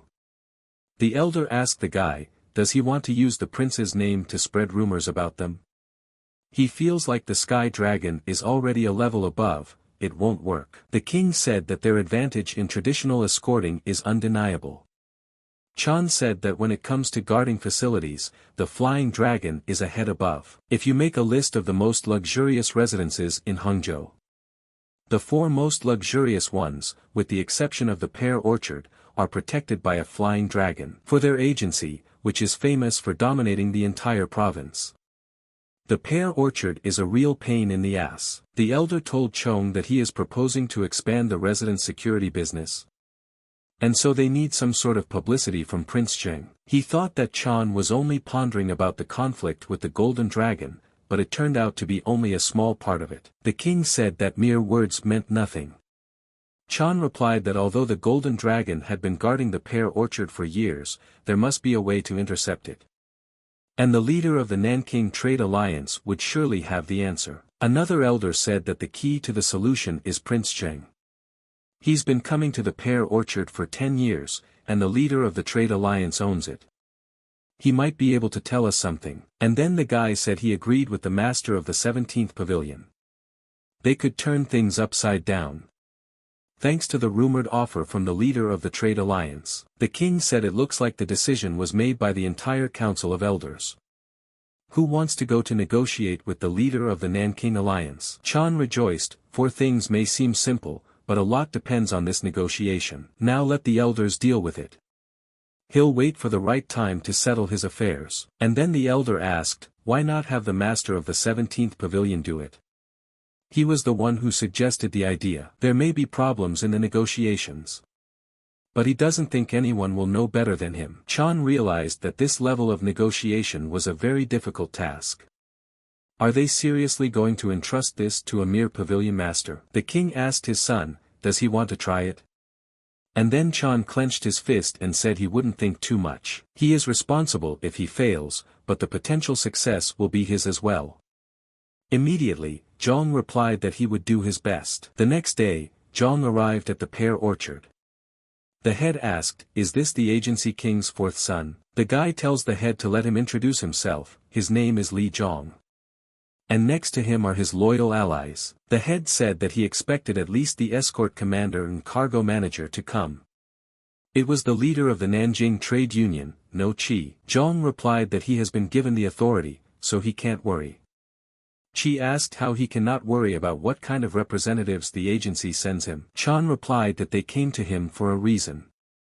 The agency is already aware that he wants to use them to reduce the price for the Golden Dragon services, but making a trap out of them is a bit too much. Chi replied that they came here even though they realized that he's not going to make a contract with the Heavenly Dragon. Chan replied that they concluded that both sides could benefit from the meeting. Chan told himself to act carefully now. His opponent survived the trade battlefield and established the Nankian Trade Alliance himself, also known as the Old Poisonous Snake. And then Chi couldn't stand his words, and started laughing loudly. He said that he knew there would be someone smart in the Heavenly Dragon. Chi told the guy to have a seat, because there is no truth on his feet. He asked the guy if he wanted a drink. Zhang replied that he would rather celebrate the closing of the deal. Chi said that nothing has been decided yet, he's just giving it a shot for now. This is a chance to lay siege to the Golden Dragon and keep the buildings around the Wolson Bridge secure. Chan said that they let them use the agency name Sky Dragon for that. All merchants should be able to do 2 things: counting and weighing. Chi said that they could give a strong kick to the Golden Dragon, also leaving behind the security of the businesses around the bridge. Chan thought, did he really think their agency's name equaled that? Chan told him he understood, and it was time to get to the point. Immediately, he put the paper on the table. Chi asked him what it was. Chan replied that it was an official Nanking Union offer from the Heavenly Dragon Agency. Chi asked what was the other offer. Chong replied, 200 gold yang for 3 months. a whole 100 less than what the Golden Dragon wants. He said himself that merchants should be able to count and weigh. Does he not think that now the benefits will be equal? Chi replied that the guy knows how to make things complicated. And then Zhang said that they would take care of all the problems in return. The agency knows about the relationship between the owners of the Golden Dragon and Prince Zheng's wife. In other words, they have no choice. But it's ridiculous to make a contract for 300 yuan, Chi said, unsurprised that the guy is aware of it. What's his point? Chong replied that if the Nanking Trade Alliance was destroyed, even Prince Zheng's wife would be worried. And he had recently heard that Funjiang province had gotten very rich selling salt. They looked at each other for a long time and didn't say anything. Chung told Chi that he seemed to want to talk in private. Chan asked if he could get permission for his companions to look around a bit. They need to assess where to go and how many warriors are needed to defend this residence. Just then Chi tapped his hand and told his man to show these two the neighborhood. Chi asked the guy how he knew. Chong replied that he had overheard by accident. But in his past life, the Nanjing Trade Union opened a shell company in Fujian province. But 5 years later ran into huge problems when he was caught smuggling by sea, which is illegal. As a result of the investigation, it became clear that Prince Zheng's wife was behind everything. And he himself was unaware of his wife's handling of matters. When there was talk of the trade union making an offer to their agency, he immediately thought of these events. Chan told him not to worry, because he was the only one who knew about it. And he's not going to reveal their plans. Sometimes it's good to keep your sword in its sheath. Chi asked him what he wanted. Zhang said that he is not going to force them into a contract. On the contrary, he wants to help them. Let him postpone signing the contract with the Golden Dragon for 10 days. In that time, he will make Prince Jin and his wife lose trust in them. Chan and his team set out to further solve problems, and a problem got in their way. The commander said he had not seen the Great Canal covered with ice for 10 years. The weather is very changeable in winter. The commander asked Chong, did he think Prince Sheng would land here? He usually used the port of the Sun village a few kilometers downstream. Zhang said it was clear from the name that the water didn't freeze there even in winter. But here it has turned very pale overnight. It will be difficult for their ships to pass. The main problem is that even if they agree to be escorted, it's only 4 kilometers to the pear orchard. Even if it's slow going, it will take less time to get there than 1 meal. And in that interval, they should be able to convince them. The commander asked, and how do you do that? Unless some assassins showed up that they would defeat. Chan thought about it and decided that blows like that, they would show up. In the previous life, the prince's guards had dealt with them, but lost half their men. They will use this situation to negotiate a pear orchard contract. And will try to avoid unnecessary sacrifices. And then the lad turned to the young gentleman. He immediately said that the ships were already approaching the shore. The warriors said they couldn't get through the ice. They'd have to dock. Just then the man noticed people on the shore. They asked them who they were and why were they armed. The commander said his name was Huang, the agency of the Sky Dragon. Have them tell the prince that he has an old friend waiting to say hello. Zhang asked Huang, an old friend? Huang replied not to count on much. He accompanied the prince when he served in Genie Wei. He bet the prince remembers him. And then the prince came out and said it can't be, it's really him. Long time no see, Huang. It was Prince Jiang. Huang bowed and asked His Imperial Highness. How is he doing? And then everyone greeted him. Jiang said he wanted to talk to an old friend. Hurry up and dock. Immediately the servants went to do his bidding. Huang said they welcome His Highness, his wife, and his daughter. Jiang asked Huang what he was doing here. Huang replied to the gentleman that they were waiting for them. Jiang asked him how they knew he would show up here. Chan looked around and thought that if he had gotten married in a past life, he would have had 3 children her age. Maybe there would still be a chance to treat her to something. Huang said that an unusually severe cold came and froze the canal. They thought they could swim to the sunny village and land somewhere here. Jiang said that Huang was right. He wanted to escape the cold here, and they're following him. Why doesn't he see the men of the Golden Dragon or the Nanki Alliance? Huang replied that they seemed to be waiting for them at the original rendezvous point, the harbor. The canal had frozen recently, they might not have realized the situation. Zheng asked Huang, and how did he realize about it? Huang replied that it was unusually cold last night. He went and checked the canal upstream and that is why they are here. Jan was surprised and asked, is it true? He doesn't even know how to thank him. Huang said that it was the fourth son of the king of the Heavenly Dragon Agency. He won first place in the capital's exam and returned home expecting a government job.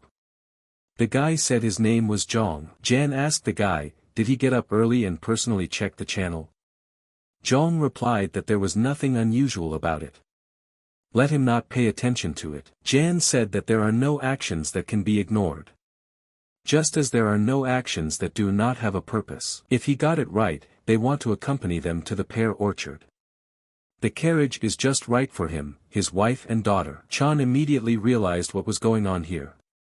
The prince asked Chong, did he want to intercept his contract to protect the residents? Chan thought that he had immediately figured out his plan. Huang immediately heard this and couldn't believe that they had been figured out. Zhong thought it was amazing, too. I'm still smiling from the joy of seeing an old friend. He's already saying these things. He's not an ordinary person. His appearance doesn't match his words at all. Jan smiled and said that he seems to have hit the bullseye. If he speaks openly, the owner of the Golden Dragon Agency sent him a letter. He wrote that a battle is sharpening between escort agencies to protect the pear orchard, so he said to separate the grains from the chaff. Obviously, he's veiledly asked him to support his agency. But as he knows, the prince is indebted to the Nanking alliance. The prince asked his wife what he thought about it. The girl said that she would accept any decision he made. The prince said it looks like he's embarrassing her again. He took Huang's hand and told him to forgive him, but he had to ask him to give in this time. After all, the owner of the Golden Dragon is his wife's cousin. How can he not support him? Even for a vacation in Hangzhou? Huang answered him that he understood.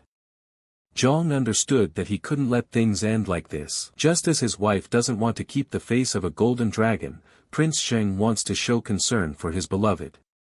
He'll have to change her mind first. And that's when Zhong turned to His Highness. They could not have imagined that they would put them in such a predicament. The Sky Dragon will not fight for this contract. The prince replied that he really appreciated the gesture, but they had already prepared horses and a wagon for them. Let him escort them to the pear orchard.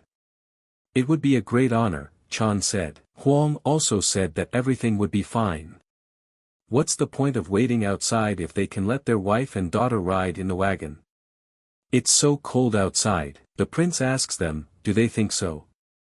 It seems to him that they are close enough for him to accept such a favor. Chan saw at once that Han understood and played along. Now we have to somehow get the prince's wife out of the way while they're on their way to the pear orchard. Heading towards the pear orchard, Chan kept trying to somehow talk to the prince's woman. He can't even see her. Another thing he doesn't understand is why the princess is looking at him so intently. And then she said it was weird. She said that the best students are usually the ugly ones. And he's the son of a celestial dragon owner, right? Chan replied that he was the fourth son, Her Highness. The girl told the guy not to call her that. She knows full well that Murim people don't pay much attention to the laws of the rest of the world. I've heard about the Heavenly Dragon too. They say their agency is the largest in Zhejiang province, and they're not short on wealth. Zhong told her that they were flattering them. The girl replied that she heard that he won first place in the capital's exam. His father must be proud of him. Zhong said that he wasn't the type of person to openly express his feelings. The girl asked him what he wanted to do in the future. Chong replied that he wasn't sure yet. The girl said that the best students usually go to Hanlin Academy. So he would need a place to stay in Beijing. Have you found a place yet? Zhong replied that he hadn't yet. The girl asked him how old he was. Zhong thought it was some kind of interrogation, but replied that he was 22. The girl smiled and told him he was a little older than him. She's 17. And why was he staring at her outside the ship? Chan immediately realized that she noticed. Even asking such a thing when the prince's wife is around. Zhong replies that it's just for fun. And then Chan saw rocks on the path and the ground trembled a little. They immediately saw a herd of angry buffaloes heading towards them. Huang told his men to quickly take a great protective formation. They immediately prepared arrows and Huang said, "Man or buffalo, let the wars kill anyone who comes within 30 meters of His Highness." They immediately released their arrows. The arrows didn't help a bit, and immediately let their spears loose in the fight. They stood to the last, and impaled all the buffaloes. Huang shouted to them again to protect His Highness. The warriors immediately began to chop down anyone approaching them. The princess came out and asked what was going on. Zhang told them that it was dangerous outside, so don't let them go out. Chan thought about it and realized that it was strange, a whole herd of buffaloes in the middle of nowhere. Had events changed because of his intervention? And then Chan saw one of the buffaloes coming in their direction. He didn't have time to think, and then he jumped off his horse. Chan told the girls to stay inside. He'll take care of things around here on his own. Chan drew his sword and saw the buffalo and told him to come over. But a warrior came up and cut the buffalo's head off. The warrior asked the young master, "Is he okay?" Chan replied that he was fine and thanked him. And then the princess said there was blood on the guy's face. Chan told them not to worry, it wasn't his. Stay in the wagon until it's safe. But then Chan saw one of the arrows heading for the princess and immediately shouted to her. The girl hovered and just stared at him. Chan realized that he wouldn't be able to repel the blow in time, so he immediately jumped out right in front of the arrow without thinking, and was wounded. Chan immediately fell to the ground with an arrow in his chest. The princess was very frightened, and her mother covered her with her body. The warrior shouted to the assassin to praise the archer. After all, he was the one who fired the arrow at the princess. The archer looked at them and told them to catch up with him. The warrior walked up to the lord and looked at him. He told Chan that the arrow hit him in the chest. Chan said it was fine. Chan asked the guy, "Does he have a bag of gold?" The warrior was surprised and asked, "With what gold?" The prince saw the fourth master wounded and immediately shouted to him. The prince said that people told him that Zhang had shielded his daughter from the arrow. The prince said the imperial physician is traveling with them. Let them show him the wound. But it's best not to touch the arrow. Chan immediately pulled that arrow from his chest as if nothing had happened. Chan said he would have definitely died if the arrow hadn't gotten stuck in the purse. The prince asked what was the bag of coins in his hands. Chan thought, his heart nearly gave out from fear. But he's wearing the sacred dragon scale armor. It wouldn't be so cool if the prince found out that he repelled the arrow with his armor. So he'll keep it a secret. The prince told the guy that he was definitely helped by the heavens themselves. Chan got to his feet and asked His Highness, "Is she okay?" The girl replied that she was perfectly fine and immediately thanked him. Zhang said it was nothing. The girl asked him, "Surely he's not hurt? There is blood all over his body." Zhang replied that it was buffalo blood, so don't let her worry. The prince asked Khan what the situation was. Khan replied that 7 of the Kopjians and 3 of the archers had broken bones. The rest were minor injuries. The prince asked, "How many dead?" Han replied that there were none, everyone was alive. And then Chan realized that this was very good for them. Khan said the assassin was trained in escape techniques, so they missed him. It's gonna be hard to get back on the trail. The prince said it was expected. Prince took Chan's hands and said he couldn't imagine how grateful he was for his help. Who knows what would have happened to their family if they hadn't come. He will never forget that favor. Zhang said he was honored, to His Highness. And then on the way they saw people coming towards them with flags. And at first they didn't realize who they were. Chan immediately realized that this was the agency of the Golden Dragon. And then they bowed and the older one said that he was Nain Akbi, and greeted His Highness. The old man said his name was No Chi, greeting His Imperial Highness. The prince thanked them for coming all this way. They will leave the formalities behind, let everyone stand up. Nain said he received a message that the prince was sailing on the Great Channel, so he immediately prepared to meet him. The prince replied that nothing was wrong. There was a herd of buffalo on the way, which could have caused a lot of trouble. But these two met them, so there were no casualties. Han and Chan tell the man that they haven't seen each other in a while. Nang said he was glad to see them, that he was in good health. Nain looked at the guy and asked who he was. Chan said he was glad to meet him and gave his name. Nain said that this is the fourth son of the king of the agency that the whole province is talking about. He is happy to see him too. Nain asked the prince why they had landed here. They were waiting for them at the port of the sunny village. And then his wife entered into the conversation and asked him how dare he. He came here and doesn't even know why they are here. Does he even realize that they were attacked by an assassin? If those two hadn't come to their aid, they'd all be in trouble. Chan was surprised and frightened. She could not only lose her husband and daughter, but she could also be censured because her cousin was in charge of the escort. But she could also be reprimanded because her cousin was in charge of the escort. If the arrow had hit Prince Cheng, the Imperial family would definitely blame her and her daughter. The woman said she seemed to trust him too much. 10 years is long enough.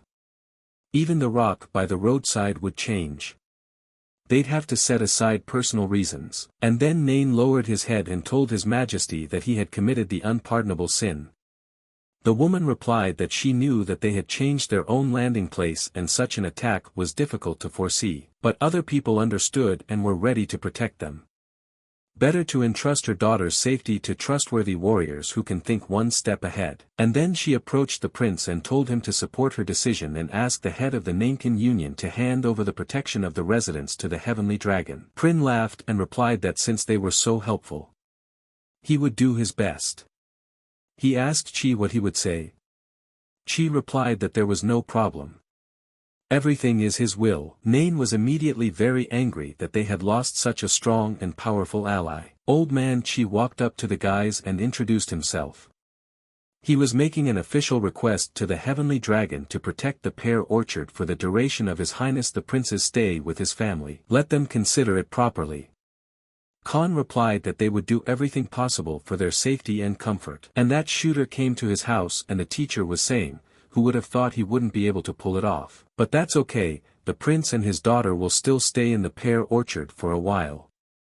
They'll have many more opportunities. But first, have his apprentice tell him about the bastard who got in their way and saved the girl. The elder said that there were two pieces of news on the agenda, good news and great news.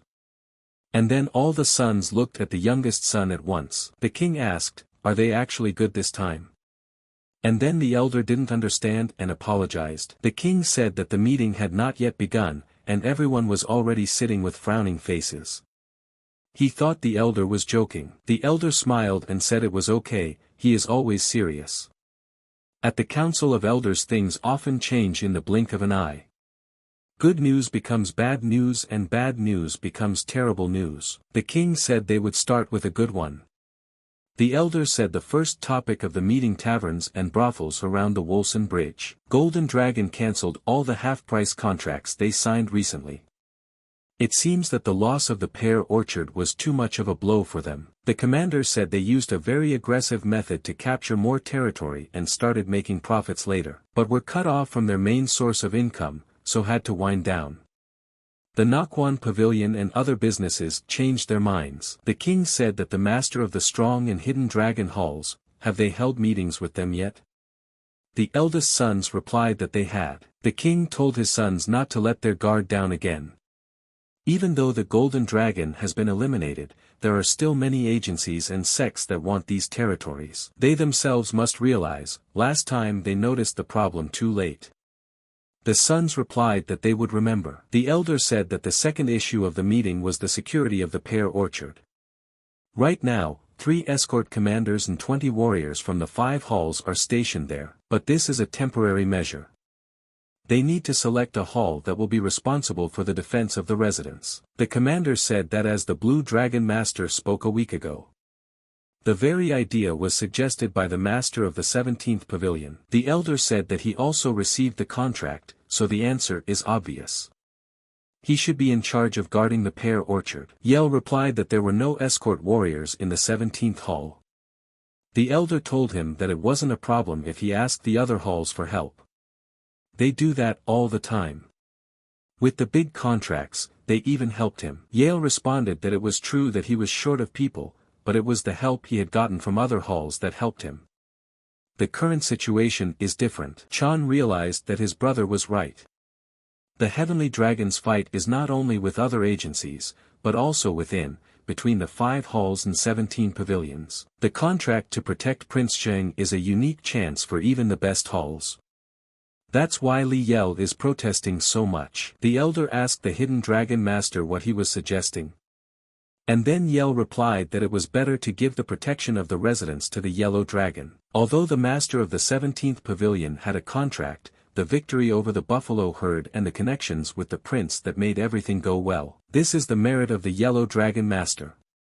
The elder said that it was true that he made a great contribution. But the face should be the master of the 17th pavilion. The elder asked, did anyone read the contract carefully? Han was immediately surprised about the contract. The elder said that the master of the 17th pavilion was smart enough to be the best in the capital exam. Do they really think a man like that would let his glory be taken away? Even though he personally drafted the contract with the head of the Nanking Alliance, the elder replied that the Blue Dragon Master was right. The head of the Nanking Union added special conditions to protect the pear orchard must 17th pavilion, otherwise he would only pay half. Yale asked why he added such a thing. The elder told him that it was better to ask the party concerned. Isn't it too brazen to sign an exclusive contract when you haven't even hired a warrior escort? And then Chong decided to reply that the words of his brother, that is, the master of the Hidden Dragon Hall made sense. The 17th pavilion can't protect the pear orchard without the escort warriors. Not only is it dangerous, they could be laughed at. The elder asked, so what of it? Chong replied that he had given the contract to the Yellow Dragon Master. And then all the people were surprised at this choice, and could not understand him. Why did he do this? The elder asked him, he wouldn't ask for help, but would he pass it on? Then why was it even necessary to put in a paragraph about the 17th pavilion? Chan replied that to the best of his knowledge, halls and pavilions that enter into exclusive contracts are entitled to half the money of the defense price in all circumstances. He's a 17th pavilion master with an exclusive contract, so he'll take half of the 200 coins for protecting the residents. And then the elder laughed at Chong and said that he was a sly fox, finally showing his face. But even with an exclusive contract, why would the Nanking Alliance pay half the cost if a yellow dragon would do all the work? Zhong replied that he wasn't going to take his entire half. 50 coins will give the Golden Dragon Hall. With one condition, he wants to take part in the defense of the pear orchard. He will be paid the same as the rookie warriors in the Yellow Dragon Hall. Chan realized that this was his original goal. The yellow dragon would get the glory and he would get a substantial amount of money. For a yellow dragon, 50 yang is nothing. And since the money for the defense will be heavily divided, there's no point in other halls and pavilions cutting in. And the yellow dragon will gain reputation and notoriety for protecting the prince himself. A very lucrative offer. And then the elder said that it looked like the meeting was over. Does the yellow dragon agree to these terms? And then Han and Zhong exchanged glances and he said that if no one minded, he would accept gladly and do his best. They went straight on their way the next day. Hans asked the guy, is he upset? Zhong asked him, with what? Han replied, with what had happened at yesterday's meeting. He thought that after the recent events, they had gotten a little closer. But Zhong keeps his distance again, this makes him sad. Zhong replied that it's nothing like that. Han said that the night before the meeting, Madame Cha Hua came to meet him. Li Jian had 3 wives. The first loved pear blossoms and planted so many trees in her abode that they named the pavilion Pear Blossom Pavilion, and even Li Jian called her Madame Pear Blossom. That's what many people began to call her. And the residences of the second and third wives, they were planted with purple flowers and evergreen trees. That is why they became known as Purple Flower Madams, and Madame Green bloomed at their own request. Han Cha was visited by Li Yelren's mother. Her parents' family is known as the Purple River Trading Union, which is quite famous in Shaoxing. The Purple River Union is part of the Huizhou merchants, who are considered the continent's better trading group. Han said that he doesn't know if Chong is aware of it, but it is through the traders of Huizhou that they will get 20% of the profits. So it's hard for him to refuse Madame Purple Flower's requests and that won't change. Zhong says that Han himself talked about getting closer and now he's threatening. It's understandable why he was silent most of the time at the meeting. Normally the 3 wives wouldn't interfere with anything, but that doesn't mean they can't. Han said that, frankly, all 3 wives are watching him very closely right now. Let Zhong be careful. There had not yet been a time when they had not gotten their way. Zhong asked him why he was telling him that. Han said they would consider it a thank you for the pear orchard. Though he was smart enough to guess it himself, Chan figured that if all the wives were paying attention to him, it was bad news. And on the other hand, it means that the Yellow Dragon Master is not completely on Li Yel's side yet. She asked Khan if they had caught the assassin yet. Han replied that they are looking for the one who bought the buffalo herd. They also went around the artisans with the arrow, but it doesn't look like it was made in Hangzhou. The prince told them not to waste much time on it. If they were really going to kill him, they'd be back. She asked the prince, isn't he afraid? The prince replied that everyone is afraid. It's just that members of the Imperial family have dulled senses over time. Han told the prince that from today, the veteran Yellow Dragon warriors would protect them and his family. Therefore, he could rest easy. The prince replied that he hoped there would be no cause for worry. Let them take care of them. Zhong said that they would do their best. And then the prince's daughter came in and said it was her. The prince told her to come in.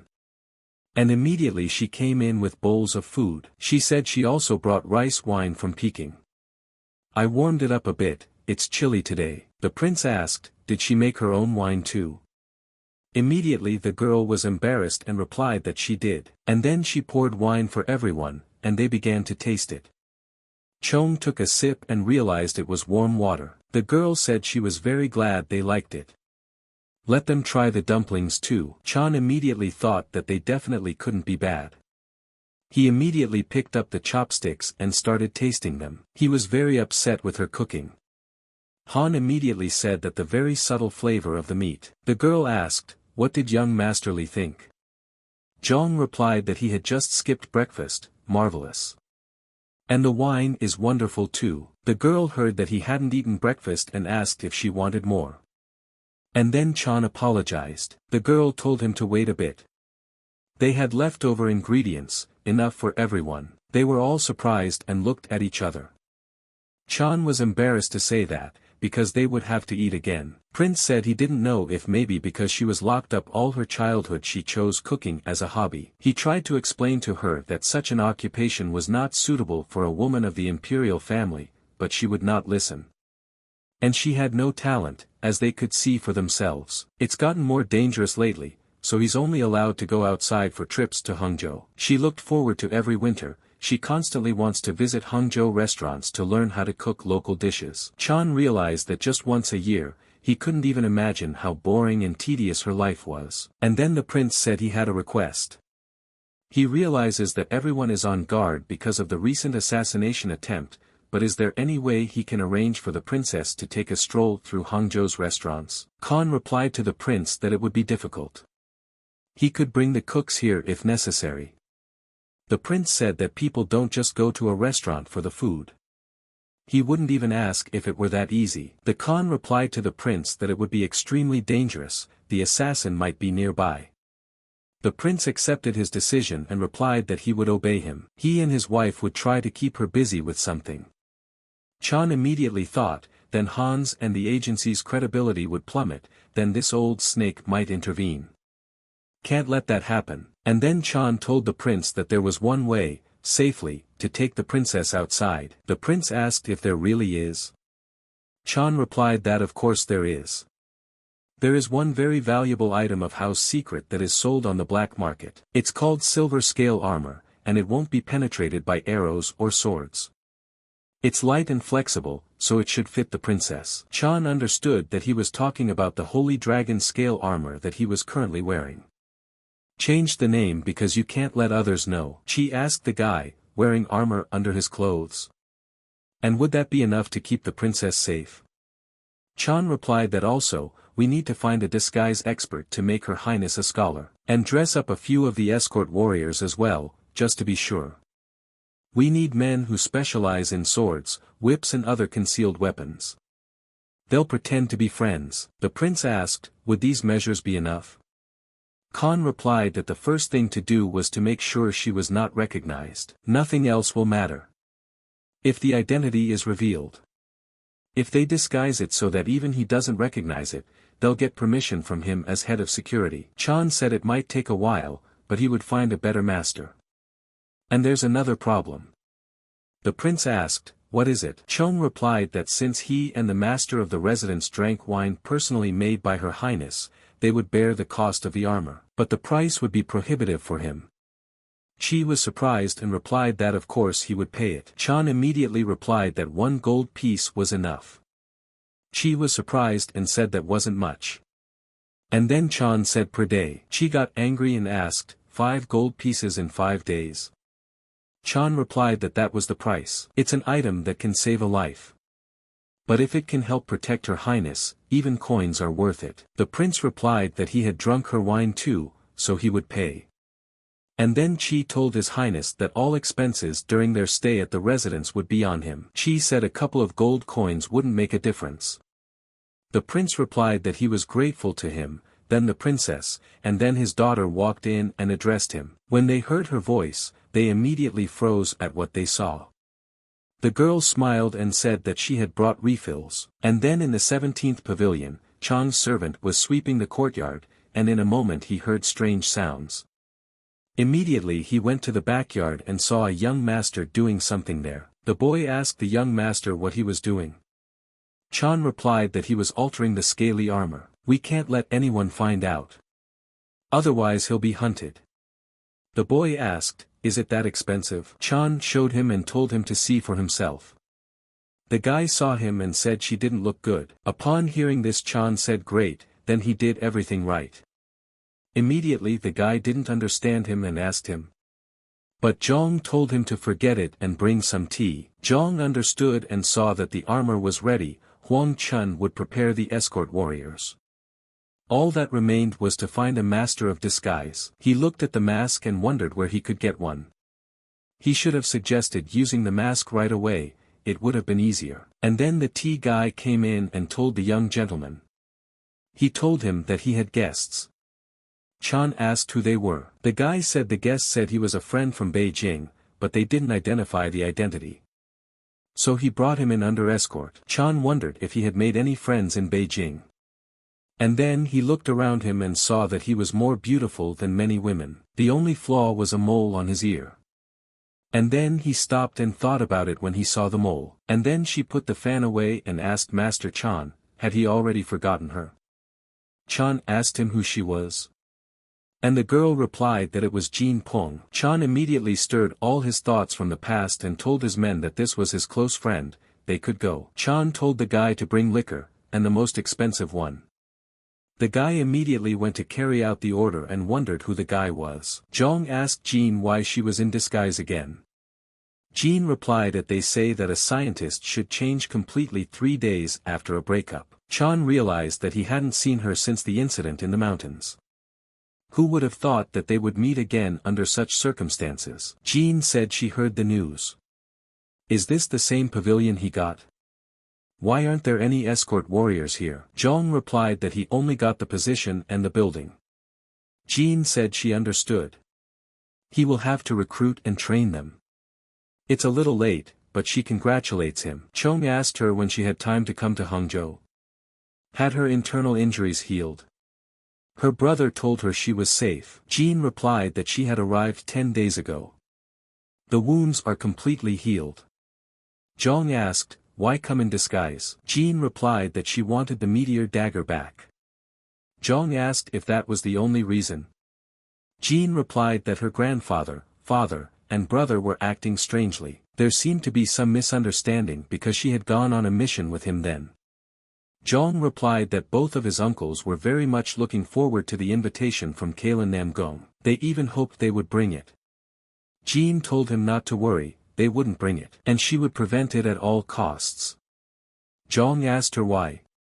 Jean replied that he wasn't coming anyway. Zhong asked who wasn't coming, him. And then he stiffened and said that it seemed like Jean was angry about something. She immediately Chan asked, how could he act like that? Couldn't he have been at least a little concerned about the injured woman he had left behind in the cave? He thinks it's gonna be okay because he left her a mountain of nuts. What is she, a squirrel? How could you not care if she got home or not? She thought he would come back for her, but he could have at least written a letter. I think the problem is her and her inflated expectations. Jong took her hands and told her not to talk like that.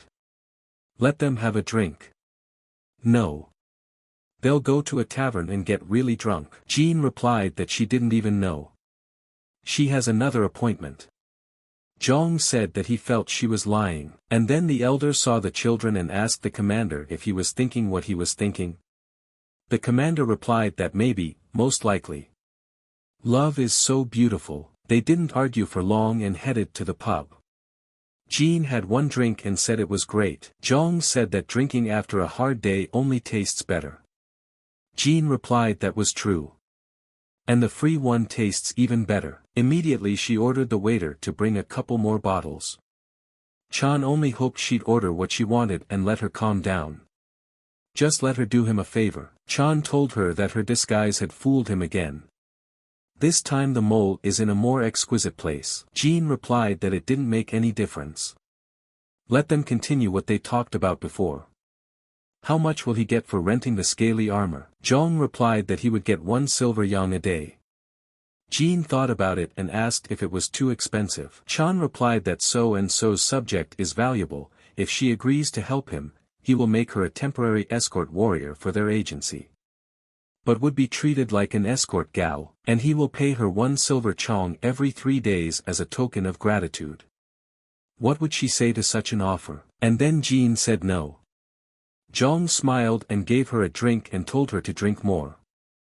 Jean replied that she wasn't so easy to persuade. Wearing this disguise for long periods of time will cause the muscles to become very stiff. To the point of paralysis. That's why you should check on a person at least every hour. Jong asked, then why doesn't she want to help chaperone? Jean asked why. She doesn't need the money. Jong said, has she already given up on the capital exam? There are still many things he can teach her. Jean asked Jong what made him think she would go after him. Jung replied that when they were on the mission, she herself said that she wanted to start her own sect. He believes that she is not the kind of person who gives up easily. Jean nibbles and asks why exactly 1 silver in 3 days. Chan replied that he'd pay her out of the money he'd get from renting the scaly armor, but he wanted to make some money himself as well. Jean said that she would agree if she paid 1 silver a day. And then Jong shook her hand and said that she agreed. And then Chong realized that he had deceived her, for he would receive 1 gold a day. The next day, they immediately left for Hangzhou City. The princess was so happy and pleased that she couldn't get enough of it. She asked the head of Jan where they would go first. Jean said Win Li used to spend a lot of time at local establishments. So it's better to ask him. The princess asked Warrior Li if there were any famous restaurants nearby. Chan replied that even the best food in the world would not satisfy her unless she worked up an appetite. Let them walk through Hangzhou's most popular places, such as Yufei's tomb, Broken Bridge, Leifone Weather, and Seoul Refuge Temple. At the end, they will enter a boozy immortal pavilion overlooking the Western Lake, where they will sample local dumplings and Shaoxing wine. The princess asked, isn't it too easy? Jong replied that it was the food of commoners, but the taste would definitely surprise her. She said that she still makes the best dumplings. Jong replied that her dumplings were indescribable, but they say that even water tastes different in different cities. He thinks it would be the same with dumplings. The princess said that since that's what Jong recommended, they would start with dumplings. And then they walked all over the city and showed her the sights of the city. Walking into the tavern, Chan immediately greeted his boyfriend who was sleeping, and immediately he was startled. When the guy saw them, he told them to go to the most convenient place for them. They were very happy to have such visitors. The guy asked them what they would like to eat. Chan replied to all kinds of their dumplings, Shaoxing wine for everyone. The princess asked Chan if he was sure he was talking about this place, for she thought it was very strange. Chan replied that he was sure. The princess said it was worse than she thought. And so they were presented with all the dumplings of the place. And then they all tried the dumplings. Jong asked the princess what she thought. She said, are these really regular dumplings? Once you bite through the dough, the filling spills into your mouth in juicy chunks of meat. I've never tasted anything like it. And then the cook came up to them and asked them if everything was to their liking. The princess replied that it was so good that she would eat it every day. The cook said to forgive him for the rude question, "They look like tradesmen, can you tell me how much you can earn as a porter?" Jean asked him why he was asking. The cook replied that they haven't had any visitors at all lately, so he was thinking of closing the place down. And you can't live without a job, so. And then Chan thought that this had never happened in his previous life. The woman couldn't resist banging on the table and said it was because of the 3 Westlake ambassadors. The princess asked him what she was talking about. The woman replied that their subordinates keep coming in and eating all their dumplings. But they don't pay anything. And then the very same people came in and asked the woman why she had been crying all morning. Did she want to say that they had offended them in some way? And then Chong immediately remembered the woman's words about the trio of Westlake dogs. He had heard of them before. There are many taverns and brothels scattered around the Western Lake. And all of them are divided into 4 zones, which are controlled by big underworld organizations. A group called the Western Two-Headed Shark Association is in charge of the Western region. And the trio of dogs are their warriors. Officially, they're called the Westlake Wonder Trio. But the common folk always add dogs because nobody likes them. The problem is that in a past life they were all cut out by a tantalizing flower. And because he killed it, some people are alive now. Chan thought, hadn't he thought about that? He told his men that it was a trio of Westlake dogs. Better get out of here so as not to cause trouble. And then the man said from the trio, and asked the waiters, they know what to serve, right? Dumplings, as usual, and Shaoxing wine. Plenty of food. And fry some pork. The woman said they don't serve that kind of stuff. The man snapped at her and told her to go and buy it then. The woman asked them to give them money. Then the princess told her to take their money. The princess said they would pay because they were leaving. And then the woman got excited and thanked her. And then Jean also said that it was time for them to move out. The princess said they better hurry up if they wanted to visit other tea houses before lunch. And then one of the trio told them to stop. He said they hadn't seen them before. Did they come from the north? Jean said they were merchants, wanting to buy tea here. And the strong one is in a hurry. If nothing else is said, they will go. The man said he wasn't going to keep them. They could have at least had a drink before they left. If they're so busy, they've had enough of that young lady. And then the warriors got angry and called them bastards. And then the head of the trio said for his men to calm down. They're a bit stupid, so they don't know coins, no matter how much they teach. Go where you're going, merchants. Chan thought, unlikely to apologize, but he besieged his men. Okay, that's fine. It's not a bad option. Chan said for them to go since they still have a long way to go. The princess asked that they are the trio of Westlake dogs, right? She wanted to just leave, but she can't let it go.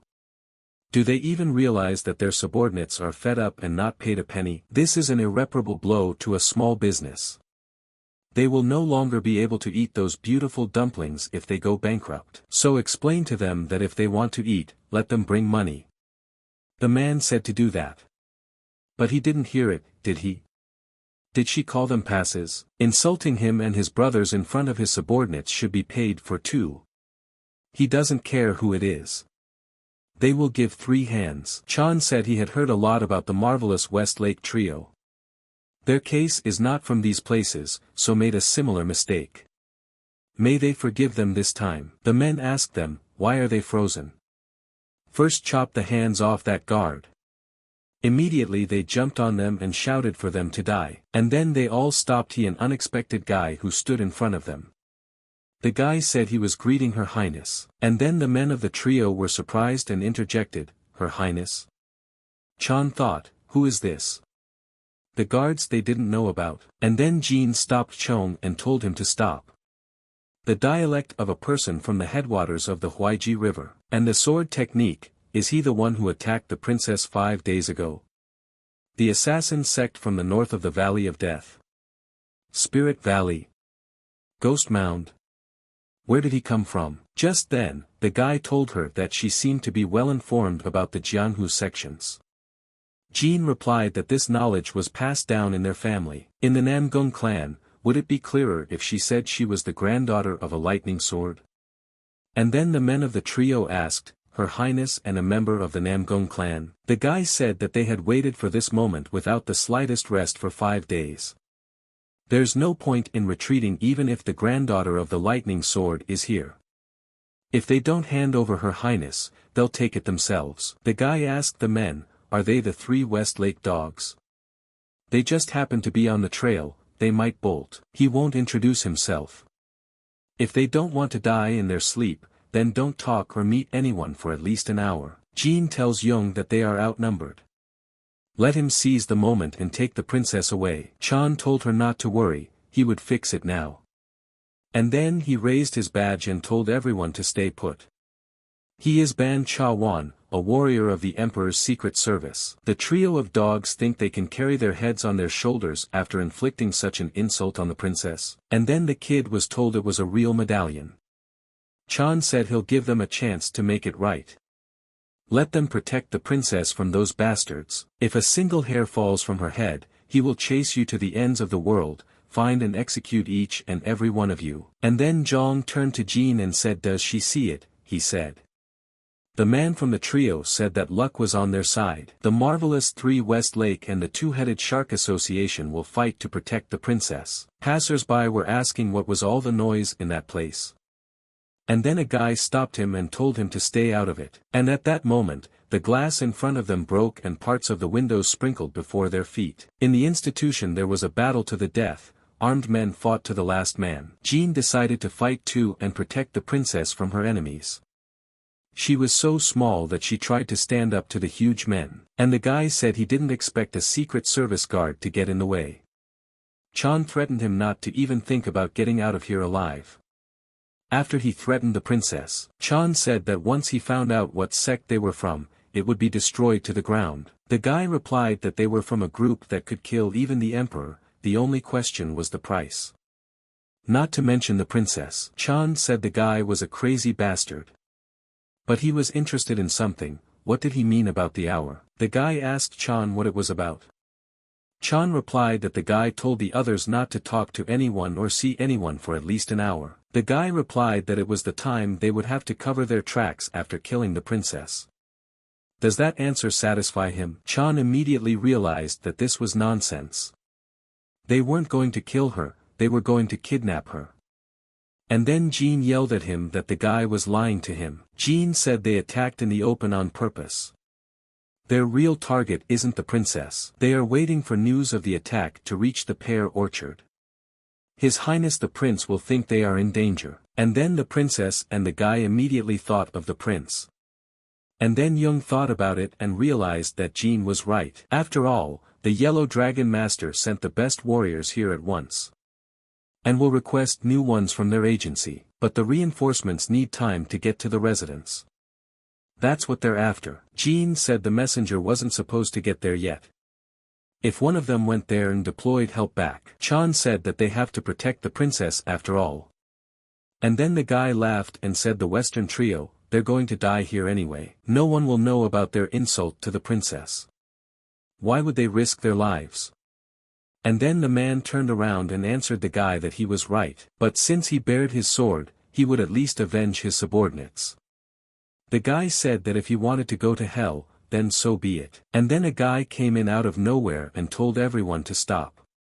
Because they had to solve his case first. And then the guy told them that he was looking for his little sister. Jean immediately realized that it was his older brother who had come. The guy apologized to everyone and said that until he found her, no one was getting out of here. And then one of the warriors asked him, who was he anyway? They don't know what kind of nonsense he's talking about, but since he saw them, he must die.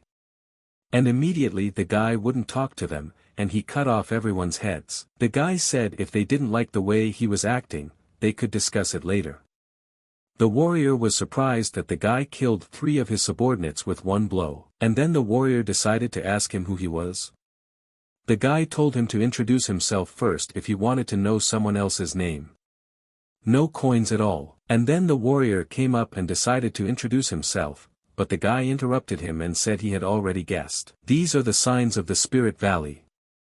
Judging from the way they wander around wearing black bamboo hats even in the daylight and the stench of rotting corpses, he seems to be a black-headed ghost. The warrior didn't like this and decided to be indignant about it. The guy replied that the people who wanted to attack him were using the spirit blade technique and spirit sword trap that were developed in the Spirit Valley. And then he saw that someone wanted to run away. The guy immediately sensed it and asked where this person was going. And then Jean turned around and asked her brother, "Is this it?" And then the warrior immediately realized that it was Namgong Soo's azure dragon sword. Jews showed the ring and said that a servant brought this to him and said that she personally handed it to him. Jean replied that she just guessed that she would have to face the black ghosts. And their tea house isn't very far away, so she thought her brother would be nearby. Sook immediately looked at her with an evil look and Jean asked him, would he help them? Sook grabbed her and asked, what kind of trouble was she in again? Spirit Valley would cause a lot of problems even for him. How could they get into a new mess right after the one with the heavenly dragon warrior? And then Jean told Young that she and her brother would handle it here. Let him hurry to the pear orchard at once.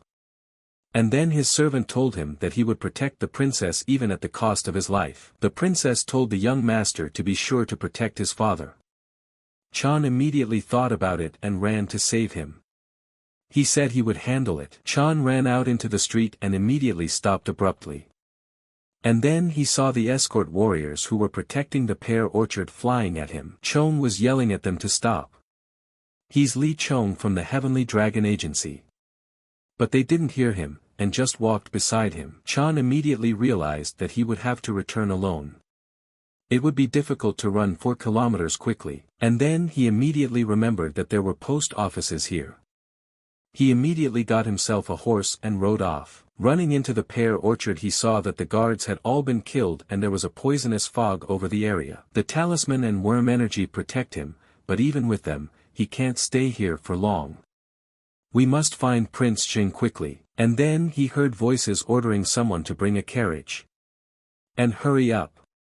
He turned around and when he saw the man, he knew he had to go that way. At this time, in front of the palace, Khan was fighting with his warriors and telling them not to let their guard down. They must not let anyone pass. The attackers immediately took up arrows, and without any strain released an arrow straight at the warrior.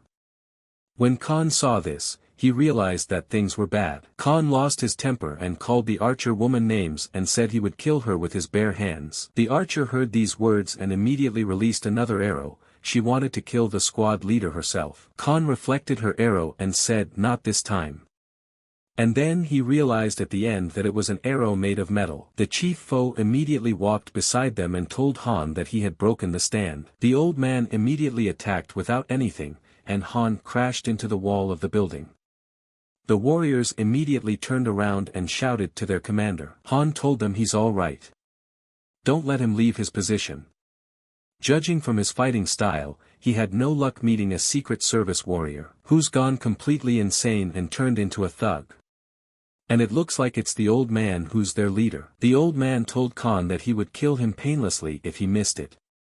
Khan immediately replied to him that it was not to be, and then the prince himself came out and told them to stop. Stop it. Han told him it's dangerous here. Tell him to go back inside. The prince told the old man that he knows who sent it. The item is well hidden, only he knows the location. They don't have much time, the agency's reinforcements will be here soon. Stop killing innocent people. Let them take him hostage. The old man immediately thought about it and agreed. Khan tried to change his mind and asked why. The prince replied that they had done their best. Would Han be able to protect his wife? The prince asked. He needed to be sure of that, at least. The Khan replied to the prince's humble servant that he would protect his wife at all costs. The old man told the archer that they would ride ahead, have her follow them when she had dealt with the bodies. The archer immediately replied that the order would be obeyed. The old man told the prince that it would be a long journey, so let him settle down. Then his wife came out and asked him how he could leave her. The Khan fell on his knees and told his highness that they would come for him. He swears his life on it. And so the carriage doors closed and they went on their long journey. The old man immediately ordered the driver to go, and then Chan swung the ropes and said they're going now. He'll get them safely to their destination. They immediately set off on their way. The chief rode ahead and drove everyone behind him. The roads were so terrible that the prince in the carriage just ran to different corners. The prince opened the window and asked if they could slow down. Chan thought they were going north, toward Beijing, but they were moving east. This road leads to the mouth of the Fuchunjiang River. It flows into the sea, so it shouldn't freeze over like Hangzhou's canals. Looks like they're going into open water. We need to get some distance. The prince started freaking out and insulting the driver, and then Chan replied to His Majesty that everything was fine.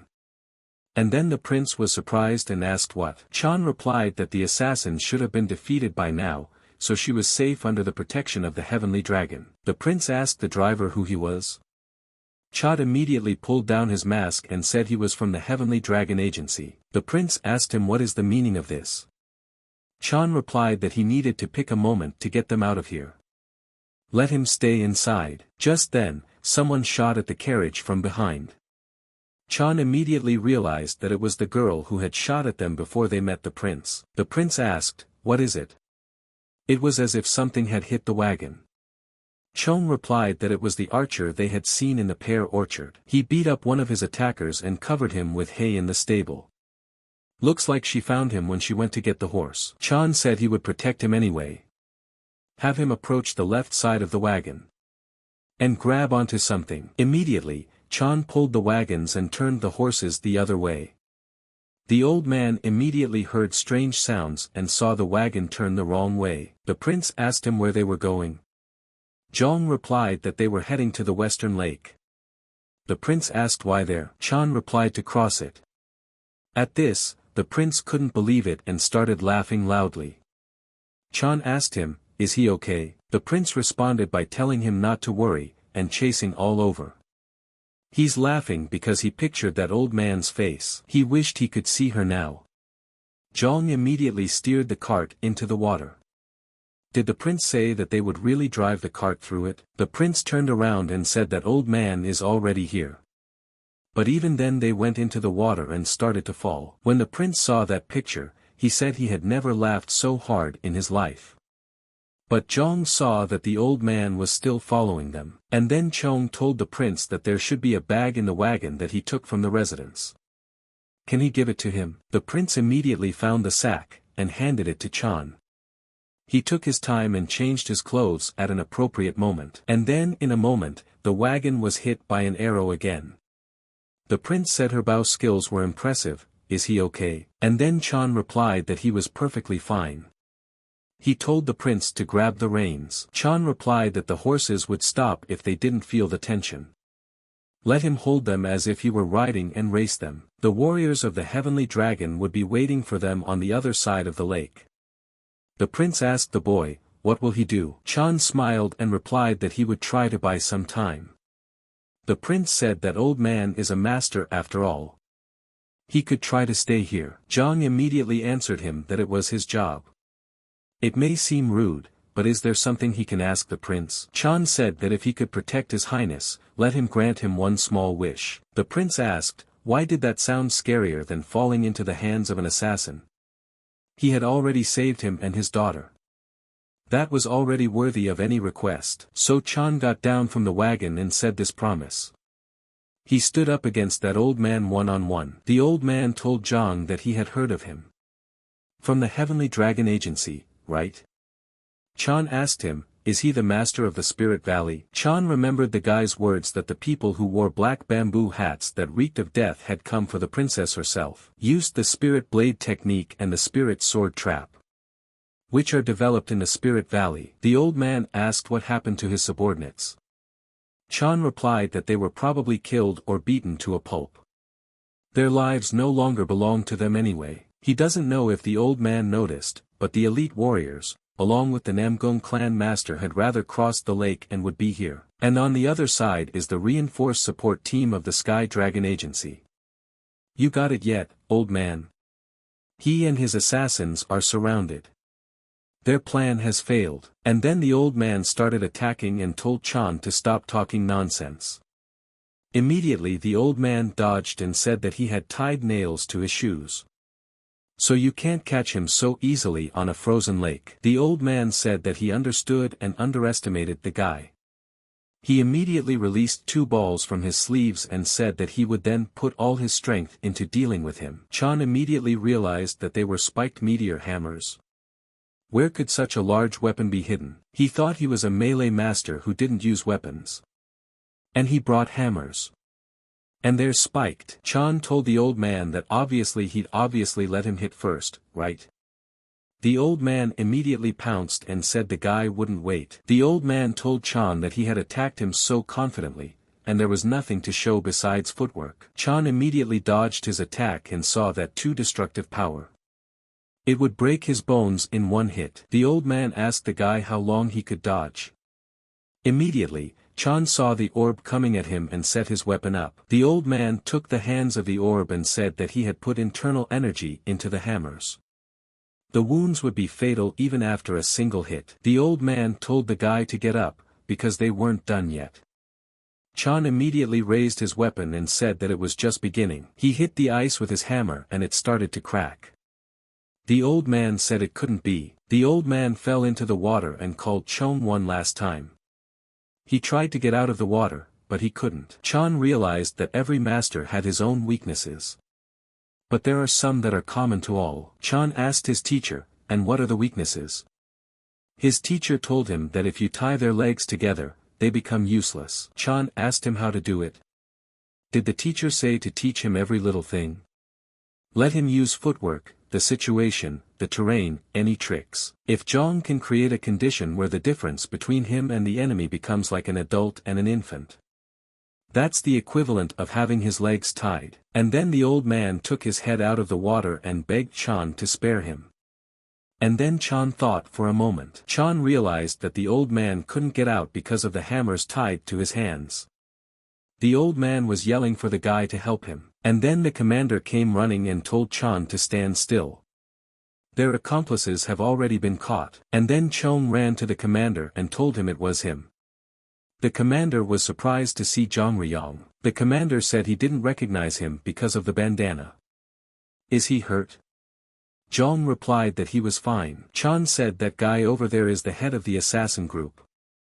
Better grab him. The commander said, really? The commander asked Zhang what happened. It was better for him to tell everything in detail. And at that time, the king and his men grabbed the others. The commander told the king of the agency that they had caught him. And the 4th master has been found. The king asked Chan what had happened. Chan replied that he had disguised himself as one of the attackers and stolen a carriage with his highness to lure the enemy to the frozen lake. Then he broke the ice with his axe and caught the head of the attackers. The king asked him how he did it. Chan replied that he had the advantage of speed. And then he turned to her highness. Her husband had crossed the lake and was safe, she need not worry. The woman asked the guy, is this true? And then the king asked his man, do you have your telescope with you? The warrior immediately said, yes. Zhang saw the pipe and thought he wanted one. And then she looked into the pipe and saw her husband safe and with her daughter. The guy told his highness that his wife is fine. She's looking through a telescope here. The prince asked him, did he? He and his daughter immediately smiled and waved at her. The girl saw this and smiled, because she knew they were okay. The fact that a group of assassins tried to steal the princess and attacked Prince Zheng's residence quickly became the most talked about news. Hangzhou Magistrate Branch immediately dispatched 100 government soldiers and took control of the pear orchard. But Qi, the leader of the Nanking Alliance, asked them to send more warriors, even was willing to pay a huge amount. But this measure soon became unnecessary because Prince Jin decided to return to Beijing. Yell told his brother that it seems Prince Zheng had a ledger that could deal a serious blow to the prince and if discovered. He heard that the prince and secretly contacted Japan. So the prince sent spies and watched for a long time. Chan heard everything and thought that it sounded like a big battle was about to take place between members of the Imperial family. Big brother said the girl next to Namgong Soo, okay, Namgong Soo So, right? Was she always that pretty? He had been told she had a scar, but today her skin was like the first snow and she was like a flower. Yell asked his brother, he is close to Namgong Xie, isn't he? Hasn't he seen her before? His brother said about 7 years ago. She was always a troublemaker, scarred from her martial arts training, but now she's a real beauty. Middle brother said he's pretty close to Namgong Soo. But today she's much prettier than usual. Yale told him that he made him laugh. His brother asked him what was wrong. Yale replied that if he had any shame, he wouldn't bring up their intimacy when he's standing next to Jong. And then Chan looked at her and realized she was mad at him again. And then everyone said that they were greeting His Highness. And then the prince stopped in front of Chan and said hello to him. Jong reciprocated and said he was greeting him too. The prince asked him how old is he this year. Jong replied to His Highness that it was 22. The prince asked, have his brothers gotten married yet? Jong replied to the prince that was correct. The prince immediately looked at his wife and said he understood. The prince thanked him for such great help. He will visit Hangzhou next year as well, so he hopes to protect them. But let them hire a good coachman. Never want to ride in a carriage driven by Jong again. The woman shook Chan's hand and said that they owed him a great debt of gratitude. Let him visit their residence when he is in Beijing. Chan replied that he would definitely visit them. And then the princess also decided to say that she thanked him. The princess said that she had heard from her father that the armor he gave was from the house sect. He said that such a treasure was not a pity to rent for 1 gold a day. She was glad she didn't leave any scratches on it. And then Jong saw the look in Jin's eyes as she heard everything and was really mad at him. Jong replied that he was glad she didn't need it. The princess gave him the bag and told him it was a gift and to let him open it later. Jong thanked her for such a gift. The king told Namgong that he heard that the guy helped out a lot at the restaurant. The guy replied that he was just lucky to be there while he was looking for his sister. The king said that his son had already endangered the precious daughter of the Namgong clan twice. It would be a shame to face him and his grandfather. Namgong said that to be honest, he feels that his sister has caused more problems, even though she is 2 years older. Often she doesn't even think about the consequences of her actions. And then Chan thought about it and was surprised that she was 2 years older than him. How is that even possible? And then the elder brother said, can you say such a thing about this beautiful and wise girl? Even for a brother, it's too rude. Namgong said it was his friend Ben. She remembers him, doesn't she? So So replied that she remembered something. So So bowed and said she hadn't seen Sir Ben in a long time. Ben asked Sir if we could dispense with the formalities. So So replied that he was his brother's friend, she should show respect. And he is also much older than her. Jong thought Ben was 30, they were 6 years apart. That's very cruel.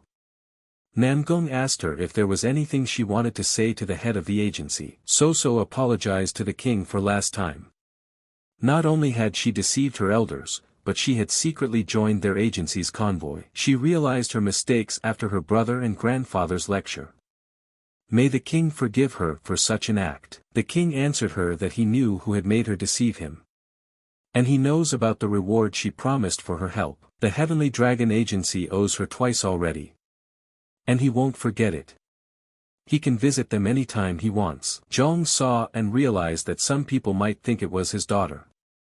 And then Namgong said, here's something else. Here's an invitation from Grandpa. He will be glad to see them. The king replied that he respected and equaled him even in his youth. Therefore, he would definitely find time to meet. Jong saw that it was an invitation from the Namgong clan. Namgong told Jong that they had already seen each other twice. Would he mind dropping the formalities? Jong replied to Seo that it was no problem. Xia told Chan that he trusts So So to him. Just then, So So yelled out to her brother. Xia said he was saying that because they had become good friends. He doesn't know if Chan has noticed, but she likes to cause trouble, and she knows how to do it very well. Doing first, thinking later. That's why he's constantly worried about what kind of trouble she'll get into again. Jong replied that he didn't think she was something to worry about. He had never seen a wiser, more determined girl. Already he had learned a lot from her. Xia said he was glad to hear that. Then he would wait for their next meeting. Chan replied that he would wait too. The elders both blushed at what they had heard. Upon arriving at his residence, Chan asked the guy what he was doing. The guy was immediately surprised that the young master had come. Chan asked him what he had been muttering since morning. The guy replied that it was all to no avail. For the past 6 days, he had been cleaning alone and wondering where to get more staff. Chan asked him, is he ashamed? The guy replied that such a nice palace was being ridiculed. He wasn't sorry. The famous 17th pavilion with no one in it but him. Jong answered him not to worry. There will be more people soon. The guy asked him, is it true? Jong sat down on a rock and replied that there was enough money too. Now they need to find the commander and the warriors. The boy asked how he would look for them. Jong replied that there were many ways. There are enough people around who will want to work for their agency. But it's going to be hard to find the right ones. And then a stranger came up behind them and asked if there was a spare room. The boys were immediately both frightened. Chan was surprised to see the warrior Ka. He asked him why he had come so suddenly. Ka replied that the leader had demoted him last night and sent him here. At night he wanted to look around the place a bit, but he passed out. There were a lot of empty rooms. Chan told him what he wanted to say. Ka replied that the warrior was becoming a part of the 17th pavilion and asked him to take care of him. Chan considered it a great stroke of luck. He himself was contemplating how to drag him over to his place. And then Chan asked him why he had to demote him. Ka replied that he was a direct subordinate of Chief Chan who disobeyed orders. So he got demoted. Jong asked if he was upset about it. And then the head of the escort came in and said, how could he be upset if he made this decision himself? Jong asked, Accountant Jong. What's he doing here? I mean, what does he mean? The accountant replied that they say that 3 days ago, Warrior Ka visited Head Chan and had a long argument with him. Ka said he wanted to go to the 17th pavilion, asking to be transferred. When Chief Jong disagreed, he threatened to leave the country. Ka said he was demoted for making threats in the first place. But he's grateful that he was sent here in the end. Chan asked him, why did you have to go that far? Ka asked Chan, is he not happy with him? Jong replied that there is no such thing. Ka said then everything is fine. Chan asked the bookkeeper Chan, did he have some business to attend to early in the morning? The bookkeeper replied that he too had been demoted. The scorekeeper told Chan to let him greet them formally. The head scorekeeper was transferred from now on and would work as the scorekeeper of the 17th pavilion. Chan asked if even the accountant Chan had been demoted. The scorekeeper said that he didn't have the same sense of duty as a Ka warrior. He was just following orders. But a demotion is a demotion. Chan agreed, and thought that he had never dreamed of having an accountant. Especially not one like this. Chan told them that they should not stand outside, but go inside. Immediately they sat down at the negotiating table. Chan said that he feels more relaxed with such workers. The scorekeeper replied that they still need to select people to completely fill that table. It takes a lot of money to hire new workers for each role. And they will need to be paid salaries. Chan said he was not going to embezzle money. Warriors and commanders will only get the best. This is admirable, but money problems will still start. All problems start with money and are solved with it. So we need to find funds for the initial expenses. And then Jong threw 50 yang in gold. Jong said he didn't have any men, but he wasn't poor. Use them to clean up the pavilion. Also their salaries will be doubled from the previous one. This is a demonstration of his respect. The guys asked, twice as much. Chan replied that judging by their reaction, money really can do a lot of things. Now let them hear what he's thinking. In order for them to function, each must take on some of the responsibilities. If everything works out they will be recognized as an independent pavilion. The scorekeeper said that it was now clear what the master was up to. The young master's words are extremely accurate. The scorekeeper said he was willing to give a report of yesterday's ceremony. As scorekeeper of the 17th pavilion, and then Chan saw that the bookkeeper had not forgotten about the money. He said it was time to take action then. The scorekeeper said that a total of 55 errands were handed out at yesterday's ceremony. Jong asked, that many? This is due to the fact that not too long ago, the defense of His Highness the Prince and the Summer Palace became widely known. Naturally, after such a thing, they started getting requests for palace security and escorting clients. Ka said that's why they have a lot of work, even though it's rare in winter. Zhang said there's work for the 17th pavilion, too. Chan immediately thought he had a commander and a scorekeeper. If food appeared, he deserved to be the first to eat it. The scorekeeper said there were no errands for the pavilion. And then Chan got excited and then froze for a moment and asked if he could say it again. The scorekeeper said there were none. Chan realized that the demotion was called that for a reason. It was a very huge fear for Chan. And then the counting officer said they had 22 assignments that they suggested giving to Pavilion 17. Chan smiled back and said that the accountant had decided to play a joke on him. The accountant replied that he wasn't at all.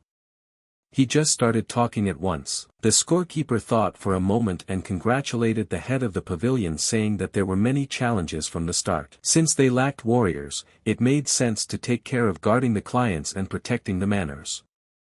Zhang immediately agreed to his suggestions. The scorekeeper said 10 guards for the young girls of the families of the big merchants. And 3 guards for courtesans. Chan immediately asked him, 3 young girls? Ka said the same thing. Some strange errands. The scorekeeper replied that it was correct, but he assumes it's attempts to start a relationship with the 4th young master of the heavenly dragon who has recently become famous. And then Chan couldn't believe those words and said there was no such thing. What are they imagining? Chan immediately pounded his fist on the table and asked, then which of the errands suited them? The scorekeeper replied that the defense of the buildings, but all 4 requests are brothels. They are practically in the same place, so 3-4 warriors will be enough. Immediately, Chan thought about the accountant's words and ordered the others to start searching already. But a servant came into the room and told the young master that a disciple was looking for him. Chong was surprised and asked, what kind of disciple? Chong got up from his chair and told his subordinates that they would talk later. Immediately, he went to meet his disciple. In front of him he saw the same girl whose name was Soo So. She was not shy and told him that they had not seen each other for a long time. Chan asked her, would she have tea? Soo So couldn't help but agree, and immediately took him up on his offer. Soo So started looking around the estate and said that it was more spacious than she thought. It must be very costly to run such a large pavilion. Zhang replied that he wasn't very much. But the capital is only 50 young gold, we'll have to develop step by step. Soo So looked at him strangely and asked, it's only going to be hard work, right? He's not going to stab his acquaintances in the back and deceive them, is he? Chan smiled pretending to be chagrined and said she was talking about that silver coin again. Soo So replied that a simple apology was enough for her. And then the amount of money the young gentleman cheated her out of will become an investment in Pavilion 17. Chan asked, isn't that an even bigger fraud? Immediately, Soo So looked at him angrily. Soo So said that if the hired warrior counted a request for 100 yang as 10 yang, what would he say about the stolen difference? Zhang replied to her that it was a scam. Soo So said that the same thing happened to her. She will get back several times more when Zhang becomes the head of the agency and expands the pavilion. Chan asked her, did she seriously think he would become one? Soo So replied that she absolutely did. She had said that back in the cave. One day his name would be the name of the head, just as he had dreamed. And then Chan thought about it and looked at the tea and saw his reflection of his face. Chan immediately replied that he definitely would. Soo So smiled and said something great. Have him sign the receipt so he won't cheat again. Soo So pulled out a whole stack of sheets and told Chan to write whatever she asked him to write. Chan asked, did it have to come to this? And at that moment, he saw her look and said that he would do the right thing. Soo So said that the head of Heavenly Dragon Pavilion 17, Li Zhong, had received an investment, half a gold yang, from Namgong Soo. This is an amount equivalent to 1% of the total capital of Pavilion 17. After providing this receipt, it undertakes to distribute a ratio of the accumulated profits. And then Chan replied her to wait, and that's not the way to go. If still she is angry, he apologizes. Soo So smiled through the pain and agony and said she wasn't mad. She just can't live peacefully when she has lost something. Soo So asked Chan, should he dictate again? Chan immediately answered her that he still remembered. In his head, Chan realized and admitted that he would give in to her today.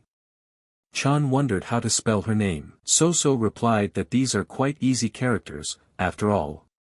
Chan replied that the document would be invalid if it made even one wrong slant. Immediately, Chan told her to write on a new sheet of paper. So So immediately took it and wrote her name. Chan said bright and clear mind, good name. So So replied that she got it from her grandfather. He wanted her to always look straight in the eye and not fall victim to scammers. Jong said that her grandfather wasn't wrong. So So finished writing and said it was ready.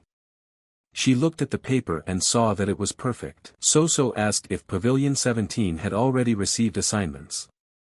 Jong replied that many have come in, but they will have to be done personally. Reflecting on what is worth accepting, So So said, meaning nothing worthwhile so far. Just then someone outside the door started shouting to the young master. The guy said a guest had arrived and he needed to go to the main agency building. Jong asked what kind of guest. The guy replied that he didn't know the details.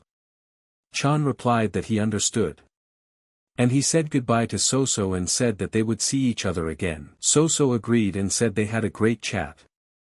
And then Jong, as he was leaving, said that he had almost forgotten. Chan said that he was hiring her as a freelance warrior for the 17th Heavenly Dragon Pavilion. And then So So was surprised and didn't expect such an offer. Jong told her not to worry. He wouldn't get her into dangerous trouble like last time. So So asked him, is he out of his mind? Why would she work as his warrior? Jong said she signed her own name. She'll come on his call once a month as an investor. And he'll make her a freelance warrior. So So said there was nothing written on that sheet. Jong said it's not a problem. He already knows what he needs to put in. And that's it, he has to go. So So said he signed it so calmly. And then she shouted at the whole pavilion that he was a cheater because of anger. Jong said she asked for it. At this time, people were gathered in the main building of the agency, to decide the main issues. And then one of the guys said that he hoped they would support him then. At that moment, Chan walked in and apologized to everyone for being late. The guy turned around and said, here comes the rumor man. The guy bowed and told Chan that this was the first time they were seeing the young master. And standing in front of him is Jongxian's disciple, Tu So Bu. The second guy introduced himself too and called himself Cho Guan from Changchun. And the girl introduced herself, Tan Gun Bek from Tanmun. Jong thought they were from the famed Depa school. They looked at his father for a long time and then Chan saw the bronze medal of the Murim leader on the table and was surprised. Chan wondered if the alliance had a request for the Sky Dragon Agency. Thursday Seo said that they had heard their conditions, so they had to bow out. He had already caused great inconvenience to the head of the agency and the elders, and so he asks them, to help them. And then the king of the agency looked at the elder. He said before the meeting to summarize the circumstances. Team members Dragon and Phoenix were in the midst of a mission, catching the infamous Madu to take to the Murima alliance. But during the battle with the Madu two were seriously injured, it became difficult to continue the mission. A request has been made on behalf of the head of the Murim to the Celestial Dragon Agency to provide wagons, horses, and warriors. If they agree of course, the agency will act as a support group, and will be forced to follow Tu So Bu's orders. The guy said something like this is hard to accept. During the escort, the commander represents the agency. They can't take orders from representatives of other schools. The elder said that was correct. Even if they successfully complete the task, all the credit will go to them. And you can't get a proper payment. The king says it's hard for them to ask for that too. They want to make sure they don't take Madu to sell to the alliance. The guy said you can't send anyone as an escort either. They brought the Murim leader's medal. Obviously, you can't pick warriors lightly. The same thing happened in a previous life. While escorting Madu escaped, the mission was failed. Chan thought that they were dishonored as a result. And a stain appeared on the reputation of the participating celestial dragon. The king asked the chief accountant what he thought. The accountant replied that there was no point in thinking for a long time. They have the opportunity to follow their orders but not embarrass the entire agency. Chan thought, why is he looking at him? A man who will not shame the reputation of the Murima alliance. And he proposes to form an escort team at the head of Pavilion 17. And then Chan was frightened and heard and asked, what? The man replied that a fourth young master would be a sufficient show of sincerity on their part. The scorekeeper said that Zhang is younger than them, so he won't shame their reputation when he takes orders from Soo So. That's a great idea. Chan looked at the others and said just now they were against it, decided to dump the problems on him. The king said it was a matter for the Murima alliance, their duty. No great profit awaits. Will he take it on anyway? The king asked. Chan thought, he has a choice, doesn't he? And immediately tapping both hands on the table said he would take it. When he got home, Zhang told his subordinates that an errand had come in for Pavilion 17. They would be leaving in a few hours. Ka asked, what is this night? The scorekeeper said that was impossible. Chan said 2 wagons, one has horse feed and necessary supplies. In the other a cage for the Madu. The subordinates bowed and said they understood. Ka asked the accountant what could be done. A real man's promise is weightier than 1,000 coins. Chan told Chan that there would be another request for him. So he went to his ear and told him everything. Chanu was surprised and replied that it was impossible, and asked why. Chan patted his shoulder and told him to make it before he left. Chanu asked, where is he going to go? Chan replied that he wanted to catch freelance warriors. Immediately, he ran to solve things. Chu told the brothers that it's dawn. So young Master Zhongren is going with them. Chan replied that he had received orders from the head of the agency to escort Madhu. Let them take care of him. Did Tu ask the young master? In person? Zhong answered him that that was correct. Since there are many eyes and mouths in the agency. He suggested going at dawn so as not to attract attention. Tu replied that he understood his desire for quality work. But further decisions will be made by him. Zhong said that he would definitely do that. He ordered his subordinates to carry the prepared items. Chan saw the cage and laughed, for there was an old man in it. The crime he committed was killing the master. He has mastered a forbidden technique that has maimed many members of the Murima alliance. A gray-haired old man. Chan at this time also came in and turned to the young master. He said he had brought it, where should I put it? Chan immediately pulled out his key and went to the cage to open it. Tu asked him what he was doing. Chan told Chan to give it to him. He immediately let the chickens out of the bag and threw them in the cage. The old man got angry and asked what was this outrage. Zhong replied that it was a long drive, we should do things efficiently. They will fill the empty wagon seat, on the train with the chickens. After all, the journey will take half a month. All along the way their eating and sleeping will be controlled by him, and he's hoping there won't be a problem. The old man asked him if he wanted to make a deal with him. Chan replied that the old man shouldn't worry about it. If he got along with the hens, he could see the chicken sometimes. The old man asked what the guy's name was. The guy bowed and replied that he was the head of the Heavenly Dragon Pavilion, Li Chong. The old man sighed and said he would decide which day to finish the chicken. Chan told the Ka warrior that he would remain in charge of the pavilion. Let him find good warriors and control them while he is gone. Chan then turned to the bookkeeper and said, here's a list of errands from the brothels. Let him handle each one while he's away. The scorekeeper said he understood. And they would all wait for his return. Chan asked Tu, can they move out? Tu asked, is that all of them? Where are the other warriors? Chan replied that they were waiting outside. Tu asked surprised, outside. Chan scratched the back of his head and replied that they were freelancers. Therefore, they are not part of the agency. On the way, the guy said that his name was M. Ben and he is a freelance Heavenly Dragon warrior. What would people say if they knew how they helped with such a pure job? The guy laughed and replied that they would realize that they had reformed. M immediately slapped him on the neck and said that criminals are forced to be good. Doesn't that make you angry? The guy replied that there was nothing that could be done about it.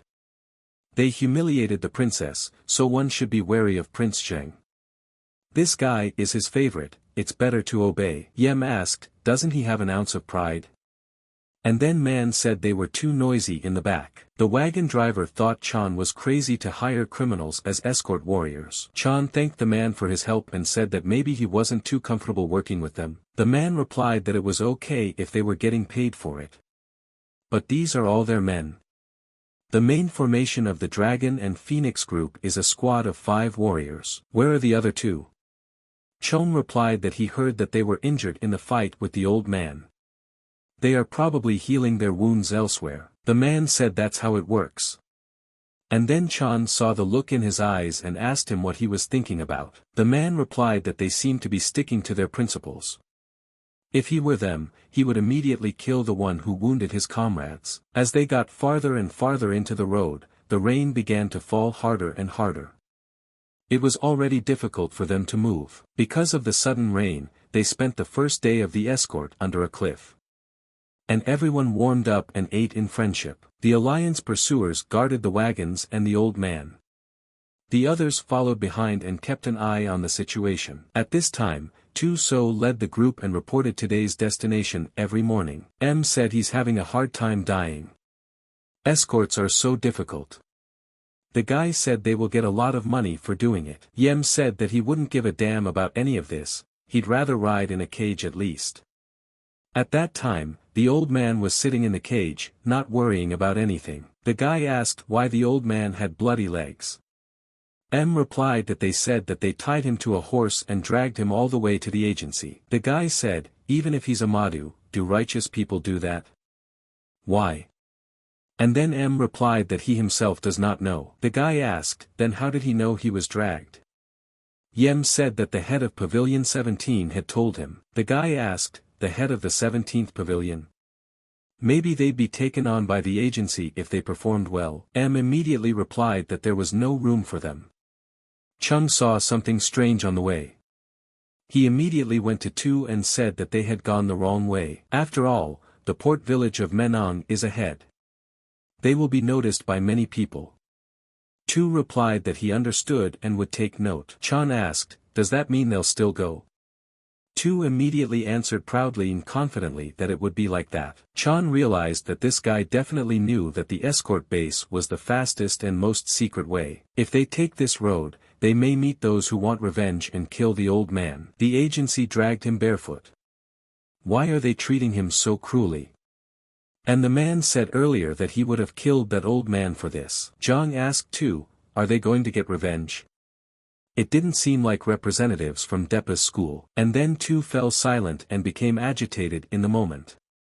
Chan stopped him and asked him what their problem was with this old man. Tu answered nothing, and pulling the ropes of his horse, he spurred forward. Chan stood looking at him like a stranger, and so they arrived at the shore, at which time the coast was filled with people. The people said, here comes the convoy. The boy asked, but who is it? People in the moment stared, and when they saw the cage they asked, is that a gray-haired old man? The one who said killing people was like eating lunch. He's not a man, he's an animal. People were shouting that he had killed the master, he could kill others too. Immediately they started throwing stones at him, and all of them hit him directly. Zhang walked up to Tu and asked, is that enough? If they don't want to bring a corpse, it's better to stop now. Tu replied that they wouldn't have come here if that was enough. The youngest, who would have been with him, lost an arm. And he's only 23. He said it was a lifelong dream to join their group. Trusted him. It all went wrong because of him. If they had gone the normal way, the old man would not have died. The righteous way implies that they should not kill the captives. They were afraid he would survive, Chan thought. And then from the cage the old man started laughing loudly and said he understood. Is that why they brought him here? He asked. The old man said it was a foolish thirst for revenge that would help him. And then Tu asked him what he was mumbling about. And then the old man started shouting that to anyone who would save him, he would give 500 gold yangs. And at this point, he started laughing very loudly. Tu didn't like this and shouted at Cho Guan to influence the demonic blood. Cho immediately stuck his 2 fingers into the cage, and cast his bare hands magic on the old man. The energy traveled through his entire body. The old man tried to resist and endure, but in a moment he passed out. Chan looked back and saw that it was too late, some people were already stirring. It was hard to tell how many people would want to kill the old man now, but there would be 10 times as many who would try to save him for money. Tu immediately realized that this was the stupidest thing he had ever done. Chan told him that this was where they would part ways. Tu was surprised and asked why so suddenly. Zhang replied that he had consulted him for a reason. The orders were to help escort them and protect the convoy. But they have no interest at all in getting Madu to the alliance. If their request was initially unfulfilled, it will not end well. Therefore, they cannot continue to be escorted. Chan said they would borrow their horses and wagons. Let them use them wisely and bring them back to the nearest heavenly dragon point. Just then, Tu shouted to young Master Chan. Chan said see you soon. And then man asked Chan, is he going to leave? If he's okay with it, bear with him. But the escort fee should be more, this wasn't what they were counting on. Chan replied that he had had enough, if he followed stupid people, he would step in Delmo. And in a moment, a girl came out in front of them and said that the child who lost his arm was named Hibobo. He had a high fever all night, and when the others were asleep, he jumped into the lake. Chong thought that since he had killed himself, revenge would not justify killing the old man. What happened is their fault. But now they desperately need the help of young Master Zhang and the others. Let them help them. Chan replied that it would be an official request to the Sky Dragon. The subject is a gray-haired old man. The target is an escort to the Murima alliance. The price is 200 yang in gold. If they agree, they will follow his orders all the way. Tu immediately thought about it and lowered his head and said he agreed. Zhang said that 200 yang was a very large sum. Tu replied as he had already lost his composure. This payment wasn't for escorting the gray-haired old man to the alliance. It was for the safety of Gongbek and Cho Guan. The man asked Chan, did he forget his words about shit? Chan replied that if they cleared the road, they could pass. The man said they will raise their fee to 30 yang. Or are they washing their hands of it? Zhang said then they'll start all over again. First they would try to regain the initiative they had taken away. Immediately, they threw the old man into the water to swim. The old man yelled that this guy was crazy. Tu asked Chan what he was doing. Isn't this how he's going to die? Chan replied that he thought that was what they wanted. At this time the old man was trying to get his last air, and immediately went with the cage into the water. Tu looked at Chan and wondered what he was trying to accomplish. And then the cage itself came out in front of their feet, and the old man clung to the sand. Chan said that his vision is very different from that of the Murim representatives. If someone tried to save the old man and his life was in danger, he would immediately get rid of the source of the problem, as he did now. Let the old man mean that he is willing to go to the extreme. And let him be careful with his words and actions. The old man immediately called Chan an ignorant bastard. Chong took the flag and said that it would be good if they could spend the night on the other side of the river. Late at night they all got on a boat and wanted to go to the other side of the river. But they did not feel safe in the boat. Tu realized that they had been told that the river could not be crossed until morning. But Chan decided to swim now, giving the boatman a horse and 2 wagons. Is it experience or courage? After swimming to the other side, Chan told the others to be quiet. It looked like they were being ambushed by those who wanted to rescue the old man. And then Chan used his ear and heard their enemies discussing them. One thing Chan realized was that they were ambushed by a man named Noxon Gwi. He had gathered a whole gang there. Zhang asked Mujik, does he know someone named Noxon Gwi? The man replied that it was the first time he had heard it. And then someone yelled a man overboard. Bart Dok Sa fell into the water. And then they left their man behind and tried not to get caught. Chan thought they were crazy. But there's too many of them. 5 ships, over 100 men. The guy who fell in the water survived and swam to the ship. When he came out he said he almost died. The guys looked at him and didn't understand how he was here. The boy asked them who they were. Chan asked the man, aren't they far away from the Noxon Gwi ships? The man replied that it seemed that way. The stranger asked, are they bringing in Madhu? Immediately all the boys drew their swords on him. The girl told Tan that if the boy screamed, let her douse him with Tanman's poison. Tan replied that he understood. The stranger immediately drew his sword and went for them. But the boys were stronger, so they knocked him down. After a few minutes, the guy yelled that he had told them everything and was asking for them to spare him. Chan asked, "The guy says he's one of the pirates of the House of the Three Dragons. The ones Noxon GWI teamed up with to kill them on the river." The guy got scared and said he was right.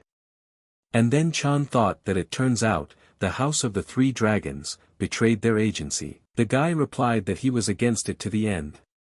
Honestly. Chan asked who is Noxon GWI. Guy replied that he was a mercenary who sailed the rivers with 3 subordinates. The guy smiled and asked Chan, could they untie him? Chan remembered that his name was Poisonous Snake, a notorious thief who is unrivaled in stealth and stealthy movement. Although he was considered the best in the House of the Three Dragons because of his constant drinking, he was relegated to 3rd place. The guy asked, will they let him go now? Chan raised the anchor in front of him and replied that they wouldn't. The guy seeing this freaked out and asked what he was doing. Chan replied that he was paying for the same thing they wanted to do to them. The guy tried various ways to cling to the ship and said they were going to keep him alive. Chan said that the longer they socialized, the angrier he got. The guy was screaming as hard as he could for them to spare him. Chan told him to give him one reason. The guy replied that he knew the fastest way to an alliance. Chan said that these roads he himself was aware of.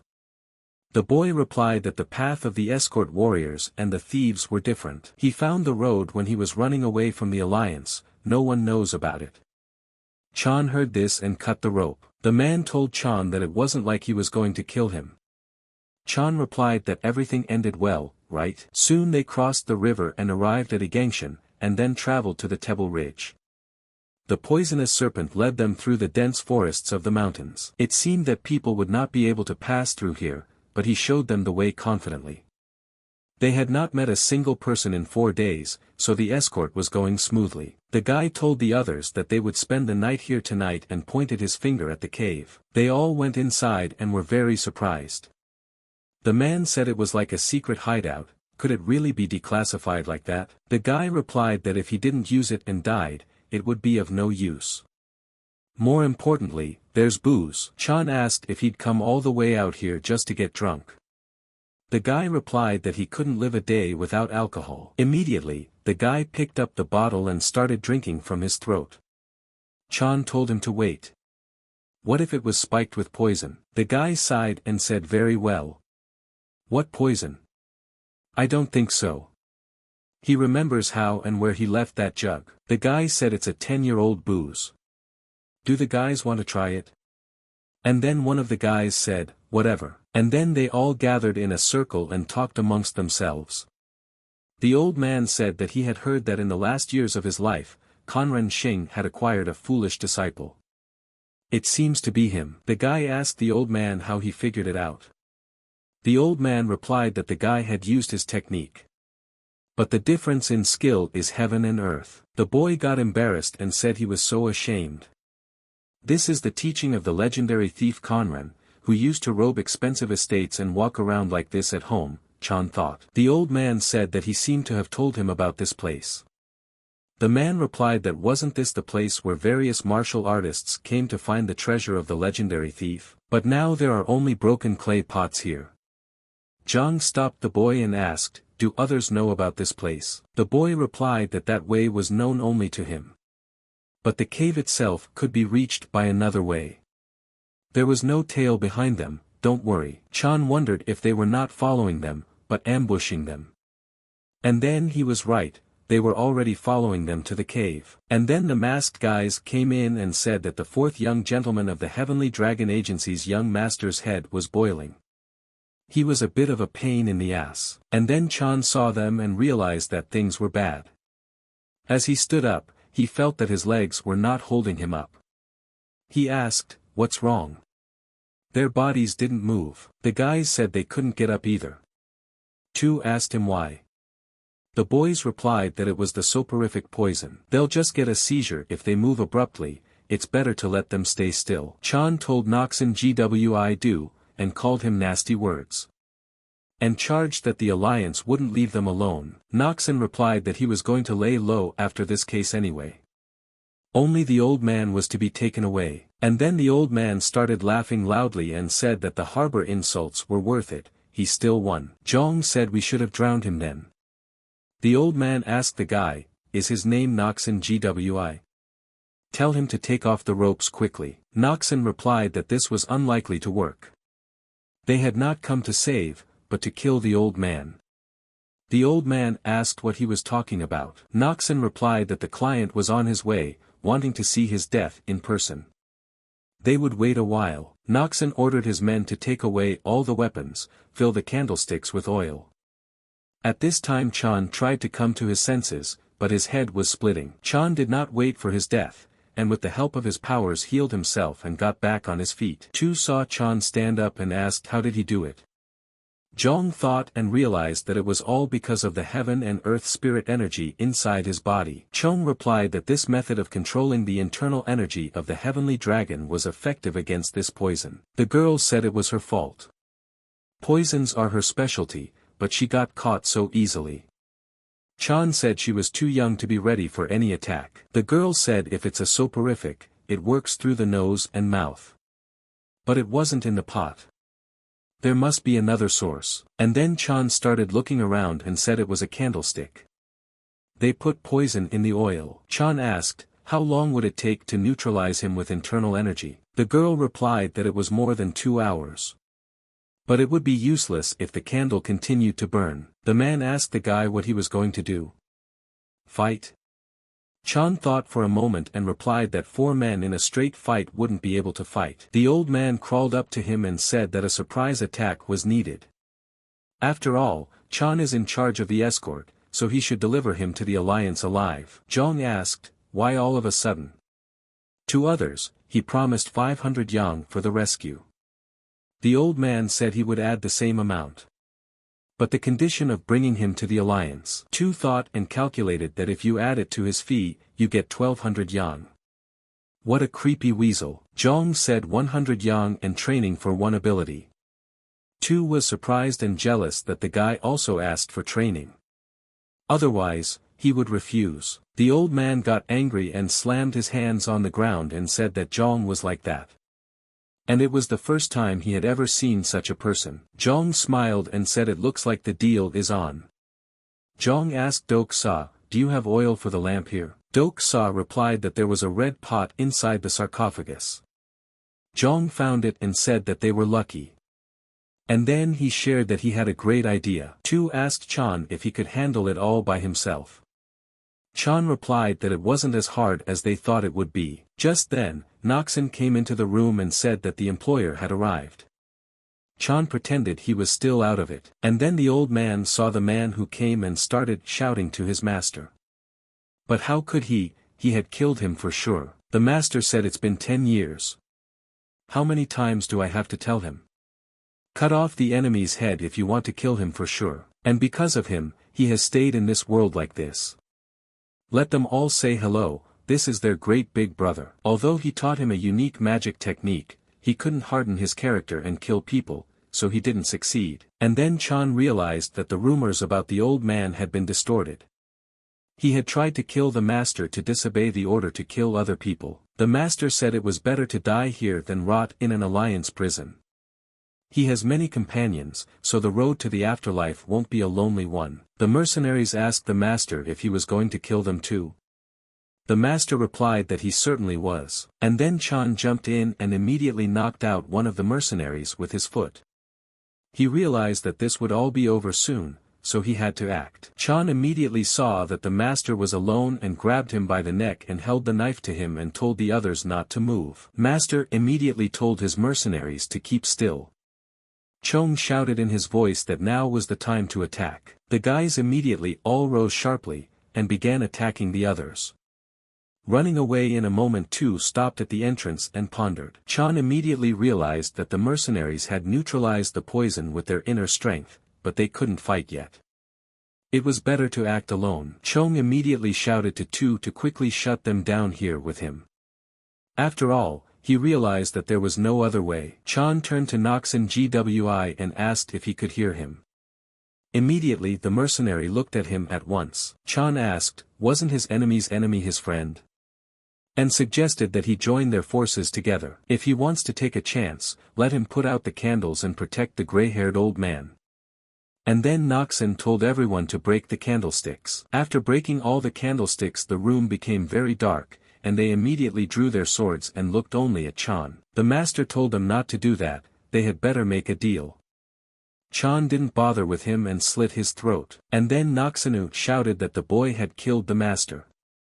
And now everyone should finish him off at once. Chan realized that he would be the only one fighting them, and decided to do so by using all his strength. The mercenaries screamed that they cut Chan, and called him a stupid bastard and told him to show himself. Chan started killing them one by one, and the mercenaries didn't realize what was even happening while they were losing their men. The girl outside was saying at this time that this was Mr. Chang's signal.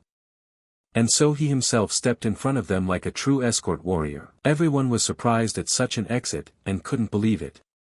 Chan did not resist them for long, and immediately collapsed to the ground. Tu immediately examined his body and saw the blood that was coming out of his body and said he needed to be treated quickly. Chan immediately heard all those words, and grabbed his hand. Tu told the gentleman that he had finally come to his senses. Chan replied that it wasn't his blood. At this time, the mercenaries took the old man and went outside with him.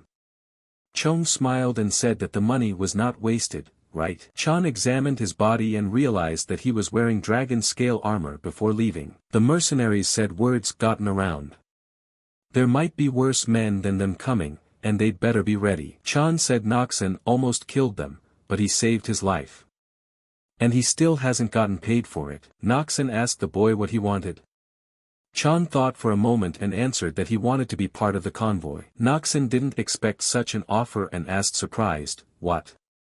The others immediately thought it was impertinent. Chan asked, "Is he heading out next?"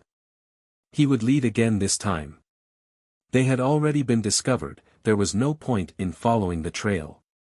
They descended the mountain and followed the main road. And now there were 12 people in the escort, so they were not hindered in crowded places.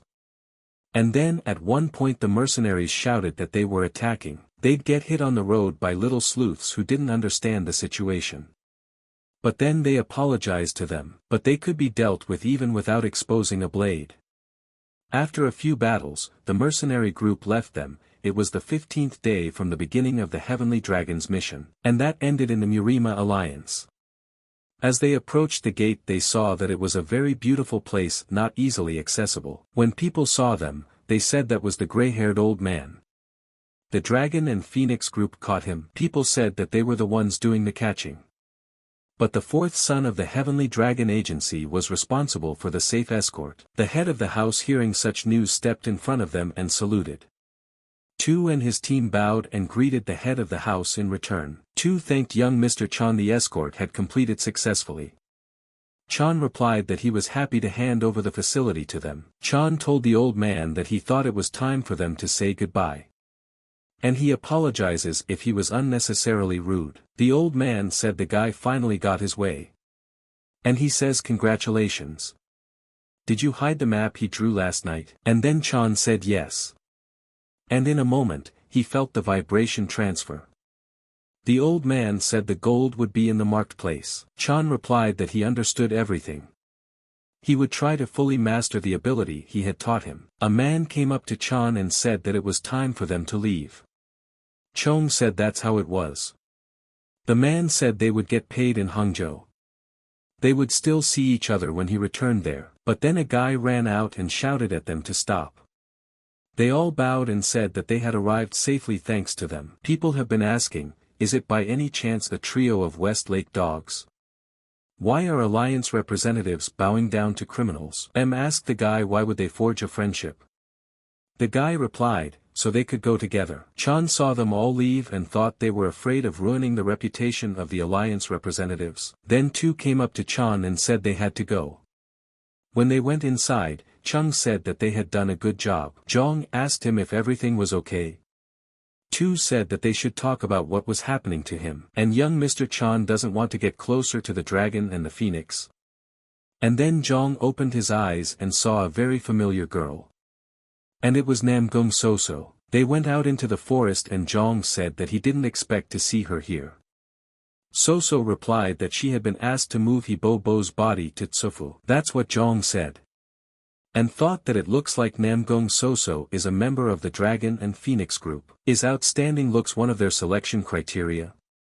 Chan asked her why there were so many agencies here. So So replied that she had heard that the alliance had some serious business to attend to.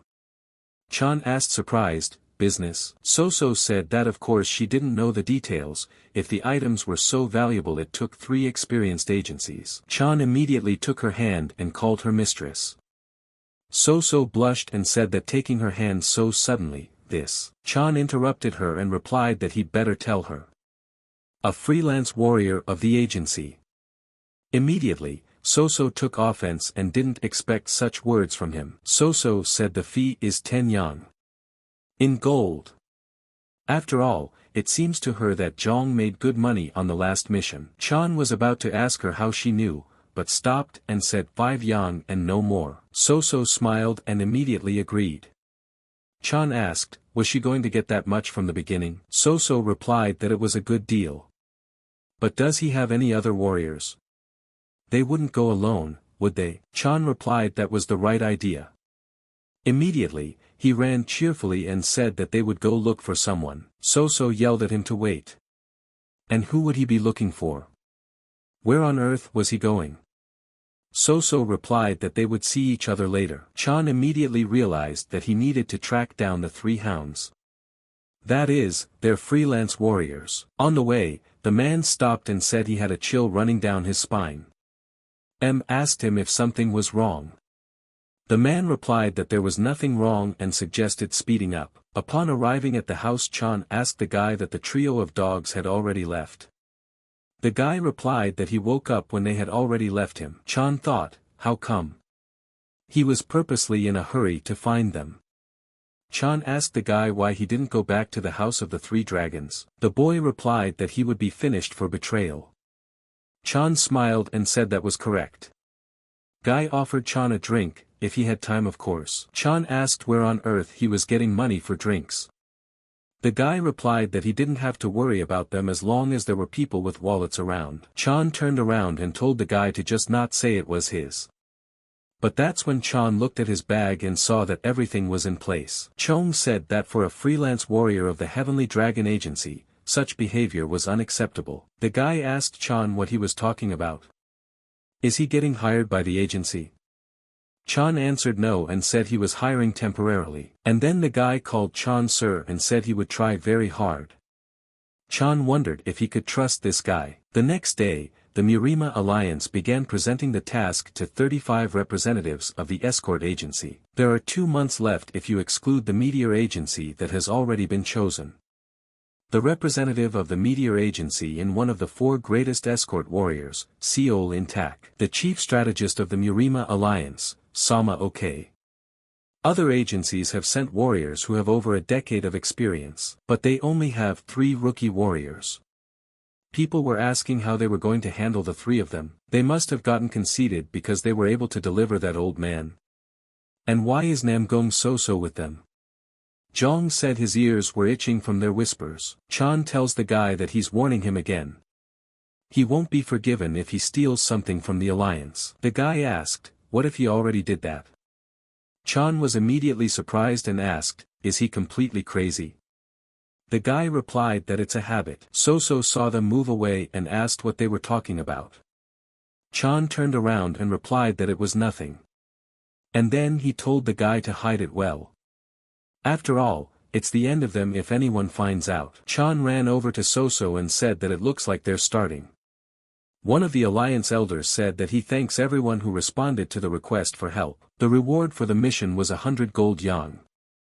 Chan thought and heard that the alliance would send famous martial artists. Not a small amount when you consider that agencies will only share their expertise. Elders said they would first verify their experience as objectively as possible. Let them introduce themselves and their escort warriors. And then a guy came out and said his name was Yi Bull, the agency of the Golden Eye. He had 15 years of experience under his belt. These wars had worked with him for at least 10. The elder said it says here that he's been through 199 assignments. What's the number of failed ones? How many conflicts have you encountered along the way? He answered that there were only 17 missions and 126 battles failed. So So asked, a large number of skirmishes is bad, right? Zhang answered yes. They won't have enough flexibility, a bad character. So So said there were only 17 mistakes. That means they can cover character flaws with skills. After going through all of them, Chan realized one thing, that they were so much better than them. So So said that they have so much experience. The guy said he thought without the ability to fly or something they wouldn't get picked. The man said his name was Yep Cheon, the Dragon Gate Agency. 20 years of experience. Received 297 assignments. The number of fights have long since lost count, and failed 3 missions. Anonymous transportation has been performed over 50 times. The guy asked what is anonymous transportation. Zhang replied that he wouldn't be told what he would be transporting. It is very dangerous, but the pay is generous. The governor asked if there were any failures among them. EP immediately replied that there had not been a single assignment. So So asked Chan if he was sure they had a chance. Zhang replied that he wouldn't leave until he tried. The elder said that the 22nd representative of the agency was next, it was his turn. And then Zhang came out and said his name and said that the agency was a celestial dragon. They have 1 year of experience. 9 missions completed. Immediately, everyone began to mock and humiliate them. Chan blushed and realized that it was expected. And then So So felt awful too and knew everything. The elder looked at them and said okay. And invited the next agency. And then Chan realized at the break that he had prepared very poorly. He doesn't have any strengths like other experienced escort warriors. And then the melter came up to him and asked, was it worth it? Chong hadn't expected such a thing, to have Grand Master Seol intact come to see him. Who would have thought that he would meet one of the 4 respected escort warriors? Seol said he's heard about the work Zhang is doing. Let him not be so impatient. Zhang replied that he had heard everything. Seol said as he walked away that even a tiger couldn't beat an experienced wolf until it grew fangs. Chan apologized to him to ask a question. And then thought, what is that supposed to mean? Zhang told So So that it wouldn't work that way, they'd be laughed at again. Does she know where they are hiding the item they are going to transport? So So said that they seem to be in the courtroom warehouse. Why is he asking? Just don't let him say he's going to steal. Zhang said that would be enough to shake things up a bit. Sometimes he does crazy things. Chan smiled and thanked her for the compliment. Just then, So So and her boyfriend came into the courtroom. They were at first forbidden to enter, but seeing So So they immediately opened their arms and let them in. Standing in front of the room, So So asked Guy what he will do next. Chan earlier said that the meeting will resume soon, so he can't leave. And asked So So to take the poisonous snake to the courtroom. Then he has to sneak into a secret vault and leave all the stolen money there. Poison Snake said that if you only have to do that, all you have to do is find a loophole and throw them in, you don't have to go in. Snakes immediately set about the task and climbed up on the house saying that he would be right back.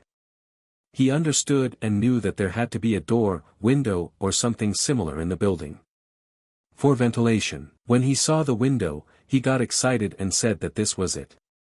He sent all the bags straight inside the room. Chan saw that all the bags were in place and said he was done. But then a strange voice asked him, is he done? Snakes was frightened and realized that he couldn't move. And at that moment he saw that the old man was ruling over him. Before they could turn around, they saw that they had already had weapons pointed at them. They were immediately taken to the dungeon. Chona asked the guys what happened. So So replied that they got caught. Chan said that was obvious. So So told Zhang to tell her what he would do next. Zhang replied that he didn't want her to worry, he expected this kind of development. So So was surprised and asked that Chan knew they were going to be caged. Zhang said that he would have confessed to everything anyway, even if the poisonous snake had gotten the job done. They needed to prove they were capable of stealing their valuables. So So said she knew she was driving a psycho. That's when she lost her temper and said that Chan had exceeded her expectations. Zhang thanked her and responded by telling her to calm down a bit. So So said they went to jail, in case he hadn't noticed. And not just any prison, but an alliance courtroom. And no one leaves here alive. and in a moment they felt people coming towards them. The elder said they were looking for suitable escort warriors, but instead they found thieves. He was very glad they got in so early. Chan bowed and replied that he was willing to accept any punishment. However, this was the only opportunity to prove that they were well versed in thieving methods. The elder asked surprised, was that their plan? Chan replied that they had been caught, but they had managed to show that there were gaps in their security system. There's no point in denying it. They say 10 guards can't stop one thief. But one thief can stop another. They have a skillful guy. And then the serpent introduced himself, his name was Han Zhong. And he was trained by a disembodied thief. Currently working as a freelance warrior for the Heavenly Dragon Agency. The elder asked, is he a disciple of the man who robbed the Shaolin Temple's secret vault? Their motivation is clear to him, but why did the lady go for it? So So replied that she would suffer the necessary punishment. The elder said that it looked like they had no idea what it would be like yet. And then So So looked at Chan so angry that she was ready to kill him. The head immediately gathered his close men and said he had no excuses. Those brats had disgraced them. This head was the current leader of the Murima Alliance, Snow Mountain Divine Sword, Chang Cho. The elder said he would punish them for the edification of the others. Chan said they had no stolen goods. They had not broken into the building. What will the punishment be? Chang asked what they thought of Li Chong. The elder replied that he had seen many warriors, intelligent and talented. But this was the first time he had met such boldness and courage. Chan said to the Storm Sword escort, would he share his thoughts? Could he be useful in this mission? Sol replied, understanding the mindset of thieves isn't easy. That guy has skills they might need. And if Chan asked who he would choose, it would be the Dragon Gate and the Sky Dragon. Chan said that's what they would do. Li Zhong and his group will each receive 20 strokes. For insulting the alliance. The punishment will be enforced after the mission is over. Meanwhile in jail, Chan was telling the guys to trust him, everything would be okay. So So told him to pray that it would be. The next morning, they were on their way.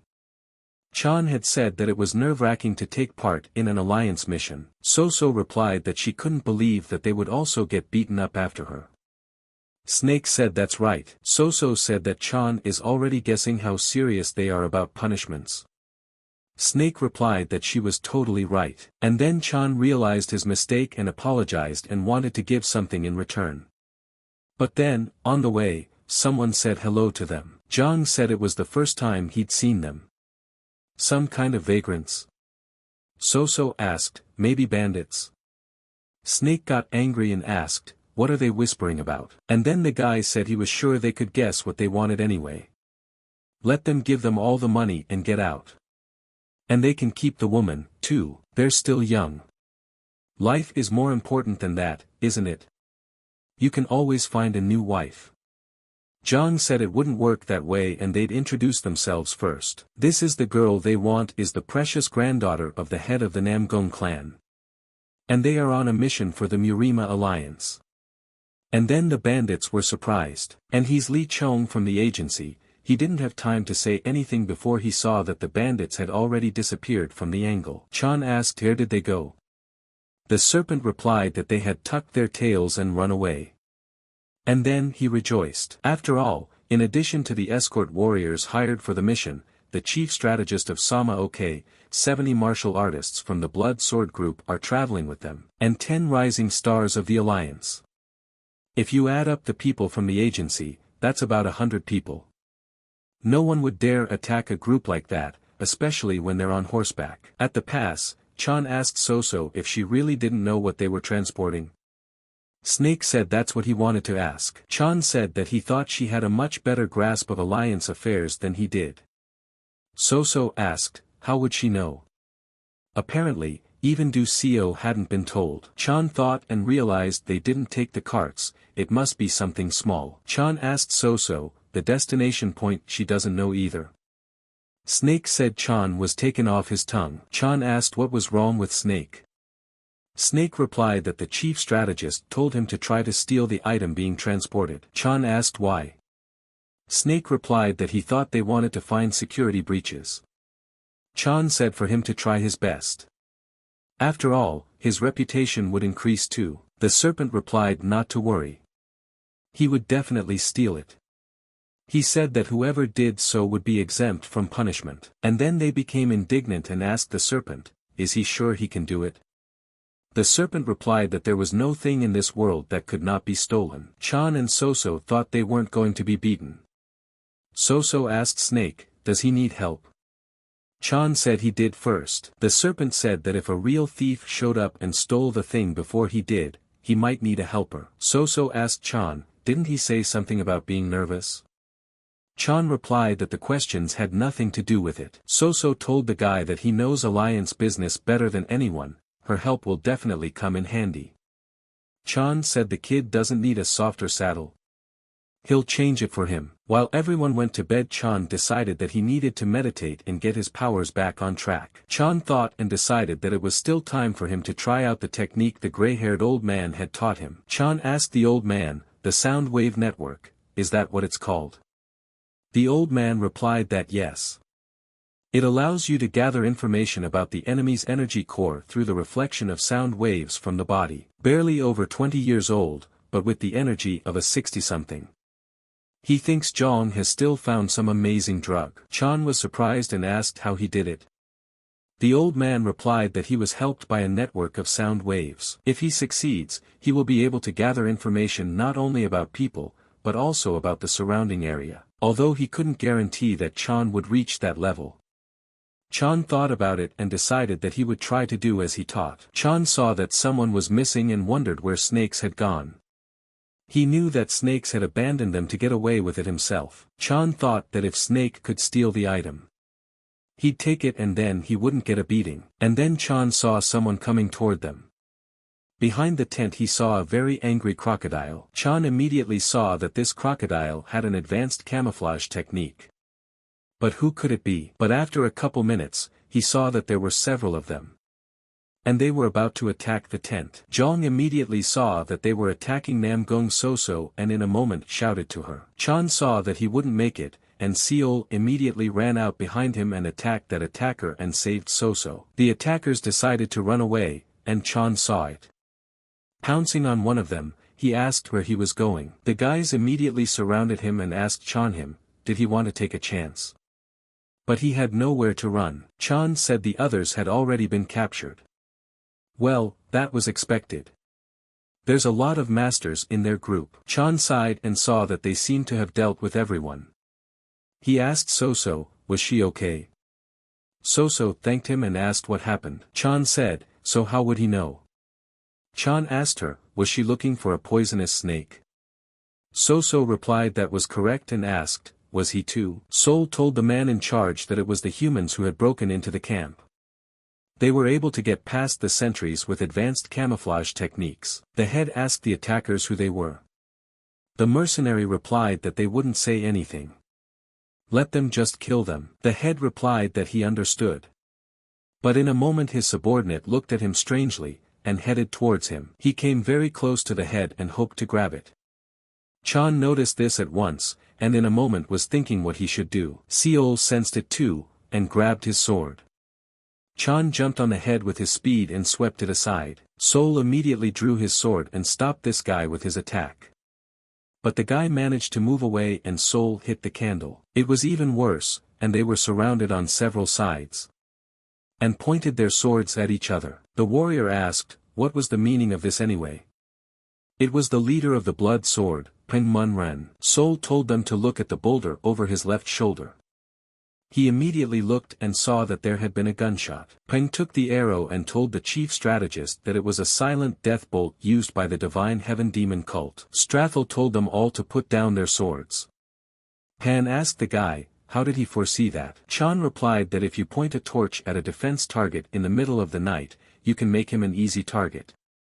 This is one of the rules that escort agencies teach. Sol said that for the past 3 days a suspicious group had been moving behind them, keeping half a day's distance. Zhong immediately realized what he had realized about them a long time ago. Seol said that it looked like there was a spy among them. Judging from what just happened, he thinks it's the fault of the person who pointed the torch at the strategist.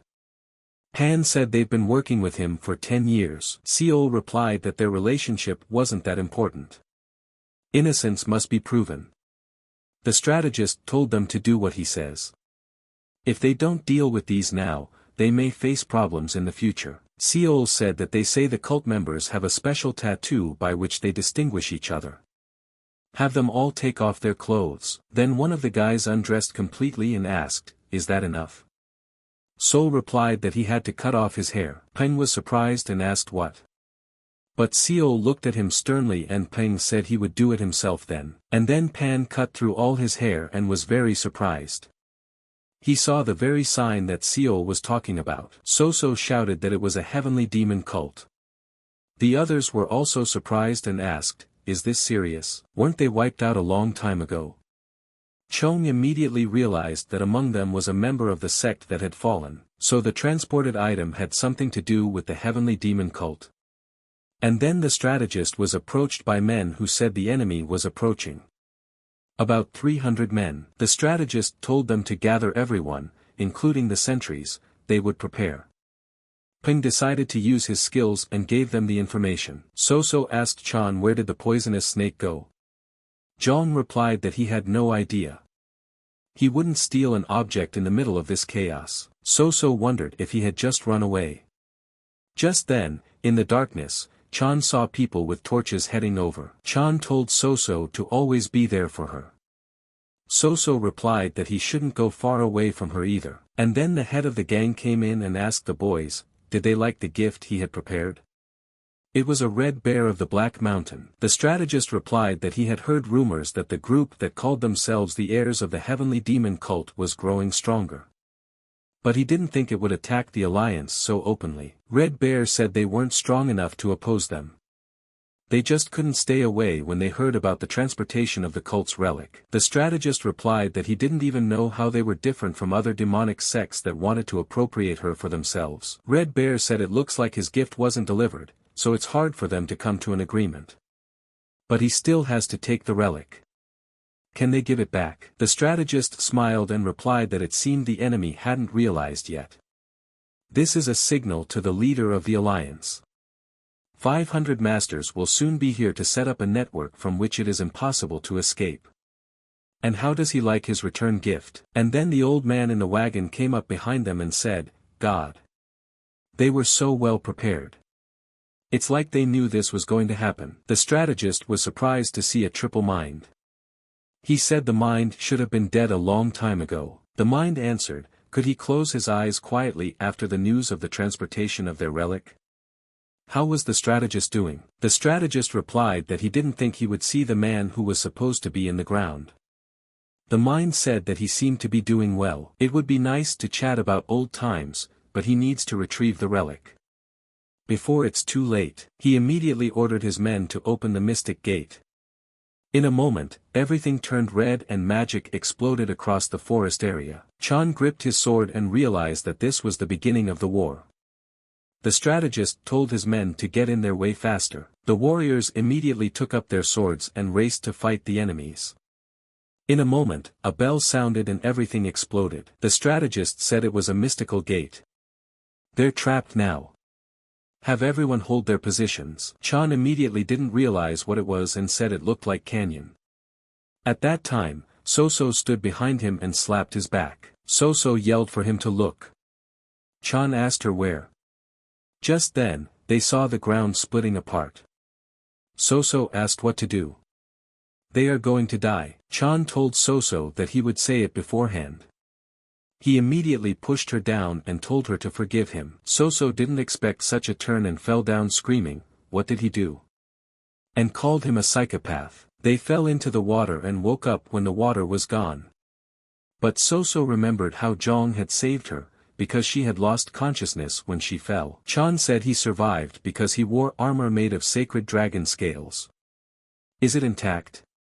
So So replied that yes, thanks to him. Zhang said that it seemed they were no longer in the camp. The scenery is similar in some ways, but different.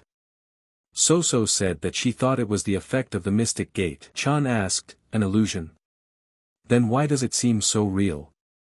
So So replied that she herself had not heard of such a powerful spell. Would they be able to get out when the alliance leader arrived? So So replied that the enemy had 9 spellcasters, even the leader would have problems. Worst case scenario, we have to call in the alliance spellcasters. But by then, the people in the trap will be dead. So So pointed her finger and told Chan to look at the big bear. Chan asked, "Is this some kind of magic?" So So replied that the chief strategist had made a temporary loophole in the gate. If they went in that direction they would reach the edge of the barrier. Chan listened to her and said they were going then. So So apologized to him for calling him a psychopath. He was trying to save her, after all. Chan replied that there was nothing wrong with that, he understands that it can be hard to trust him. And then in a moment he stopped and saw the strange monsters in front of him. Chan asked, "Who is that?" So So replied that it's the yika. The ghostly beasts that roam and kill everyone in the gate. Chan immediately grabbed her hand and started running. Those yika began to strike at them, for to them they were enemies. The mind watched all this and ordered the master to make a passage. Immediately he produced the card and fulfilled the request. The alliance wars came right through him and the strategist said he would kill him. He expected nothing less. Did he plan this from the beginning? Reason told the strategist to hand over the relic. Otherwise, he'll be rid of the path he's blazed. The trap will not last half an hour without it. The strategist asked, wouldn't it be more fair if he removed the gate first? The mind replied that he needed hostages. The strategist relented and told Pan to hand over the item. But the warrior began to resent it and the strategist told him to hand it over. Pan pulled the item out and handed it to the man in charge. The strategist looked at the item and immediately threw it into Reason's hands. The mind taking the object said it was just a real relic. But there's a rope missing. The strategist replied that the item is over 1,000 years old. He thinks it has shriveled up. They tried to put it back together, but they couldn't figure out the right order in years of trying. There were 18 bamboo slats in total. Amazing item or not, it now has only symbolic value because no one knows the order. That's the only good news. The enemy said the alliance leader would be here soon. The mind replied that he understood. Mind turned his men around and said that they were going back to Tianzhong Mountain. The strategist said that he hated to let them go, but the lives of their men were more important. Snake had been watching them at this time, and in a moment went to their side and got on his horse. He realized he had to steal it. Inside the mystic gate, Zhong and So So kept running. Zhong was so angry that he pulled out his sword. Chan said that if they kept running, they would just run out of breath and die. He told So So that she should leave. He will buy some time. So So stepped forward and told Chan to stand behind him. He's a better cheater, but she's stronger in martial arts. Zhong said he wouldn't leave. They would fight together. Chan realized that he had survived even as a lame porter. His chest began to sputter again and said that's why he wouldn't put up with such a death. Chan, out of anger, immediately said that he would kill everyone. He immediately launched his advanced attacks. Chan killed one of them himself and was surprised that it worked. And he pulled it off. At that time, the head of the alliance came in as well. The strategist said that he welcomed him. The head asked what about the others. The strategist replied that they were locked inside the mystic gate. The head asked, what about the relic? The strategist replied that he had to give it away. And so the triple mind appeared. The head asked what the strategist was trying to say, that this old demon was still alive. This is very bad news. Let neither save the people first. The strategist said that 9 stunning bases were used for the mystic gate. The name speaks for itself. If one of the bases is destroyed, there will be a passage for about half an hour. The head asked how much energy is needed. The strategist replied about 180 years. The head said that then they would have only one chance. He immediately drew his swords and channeled the source that made this whole barrier. And the head said it was time to begin. Everyone stood and watched waiting for a miracle for the head to make it work. The head immediately used his inner energy and directed it at the stones. After making a cut, the stones shattered and the dark energy disappeared. The head said that the base was destroyed. Let the others defend the leader of the alliance. The head sat down on a rock from exhaustion to regain some strength. The strategist looked back and said that the portal would be open for 30 minutes. After that, it will close again. They need to get out in time. And then a hand that looked like Soul's hand was seen through the portal. His other warriors sprinkled after him. The others were very excited about it and said they were back. Beck said there were only 52 people here. What about the others? The warrior replied that the group had split up when fighting the Yiksha. And they were following Master Soul. They certainly wouldn't have taken it without him. Pan saw and said it was about 7 minutes before the portal closed. The strategist got angry and said he should get in on it too. Pan stopped him and said, "No. Those who enter later will not be able to meet those who got in earlier. It would all be for nothing, they would just lose it." The strategist thought he would have to stand by and watch his subordinates on edge. At this time, Serpent was getting closer and closer to his target, and was standing behind the squad leader already. The Serpent watched everything, and saw the master of the enemies slip the artifact into his groove, and got very excited. The strategist saw that there were still 37 blood sword warriors, 10 rising stars in the portal. There were also 3 warriors of the Celestial Dragon Agency. 50 people died in that place. Even if they'd started destroying the base of the gate, it would have taken a while. They'd only find dead bodies. Immediately the portal closed before his eyes, and the strategist blamed himself for it. He hadn't been able to save them. Peng said that the martial artists they brought with them had caught the remnants of the cult's forces in a net from which there was no escape. The head said to take care of guarding the camp with the rest of the escort warriors. Seol replied that everything would be done. The head shouted to the surviving blood sword warriors that they were going to Tianzhong Mountain to destroy the enemy. Sol came in and said that the battle seemed to be going well. The strategist replied that 100 dead, 150 captured. Reinforcement troops are hunting down the 50 who escaped in the commotion. The strategist said that the alliance leader would be back soon. Sol also replied that it was a great success. Sol asked, "What about the triple mind?" The strategist replied that they couldn't catch it. Seol said that it would be hard to destroy the Mystic Gate then. What will they do next? The strategist replied that the leader would go back as soon as the situation calmed down. They sent pigeons with a request for spellcasters. The leader of Blood Sword Peng would be waiting along with him. The strategist said that alas, their formation will have to be broken. He is grateful for their help. He will never forget what they did for the warriors of the Bloody Sword. Seol said that they would wait with them. When the spellcasters arrived and removed the gate, the bodies of the heavenly dragon warriors would be taken to the agency. Strategist asked why they would do that. Sol replied that it's a tradition of the escort agency. The warriors help their colleagues return home if they come across bodies. The strategist said he couldn't help but admire their honor. Sol replied that he was simply being faithful to his duty as an escort warrior. Sol sat down with the others to eat. But thoughts of those men never left him. He realized that death always followed the shadows of the Murim martial artists. It's best not to be too sad about each warrior, but their passing shouldn't be taken lightly either. He immediately remembered talking to Li Chong from the Heavenly Dragon Agency. He could have become someone great. He will take the responsibility of the leader of the escort warriors and carry it to the end. Just then a few guys came out from behind him, and fell on Sol.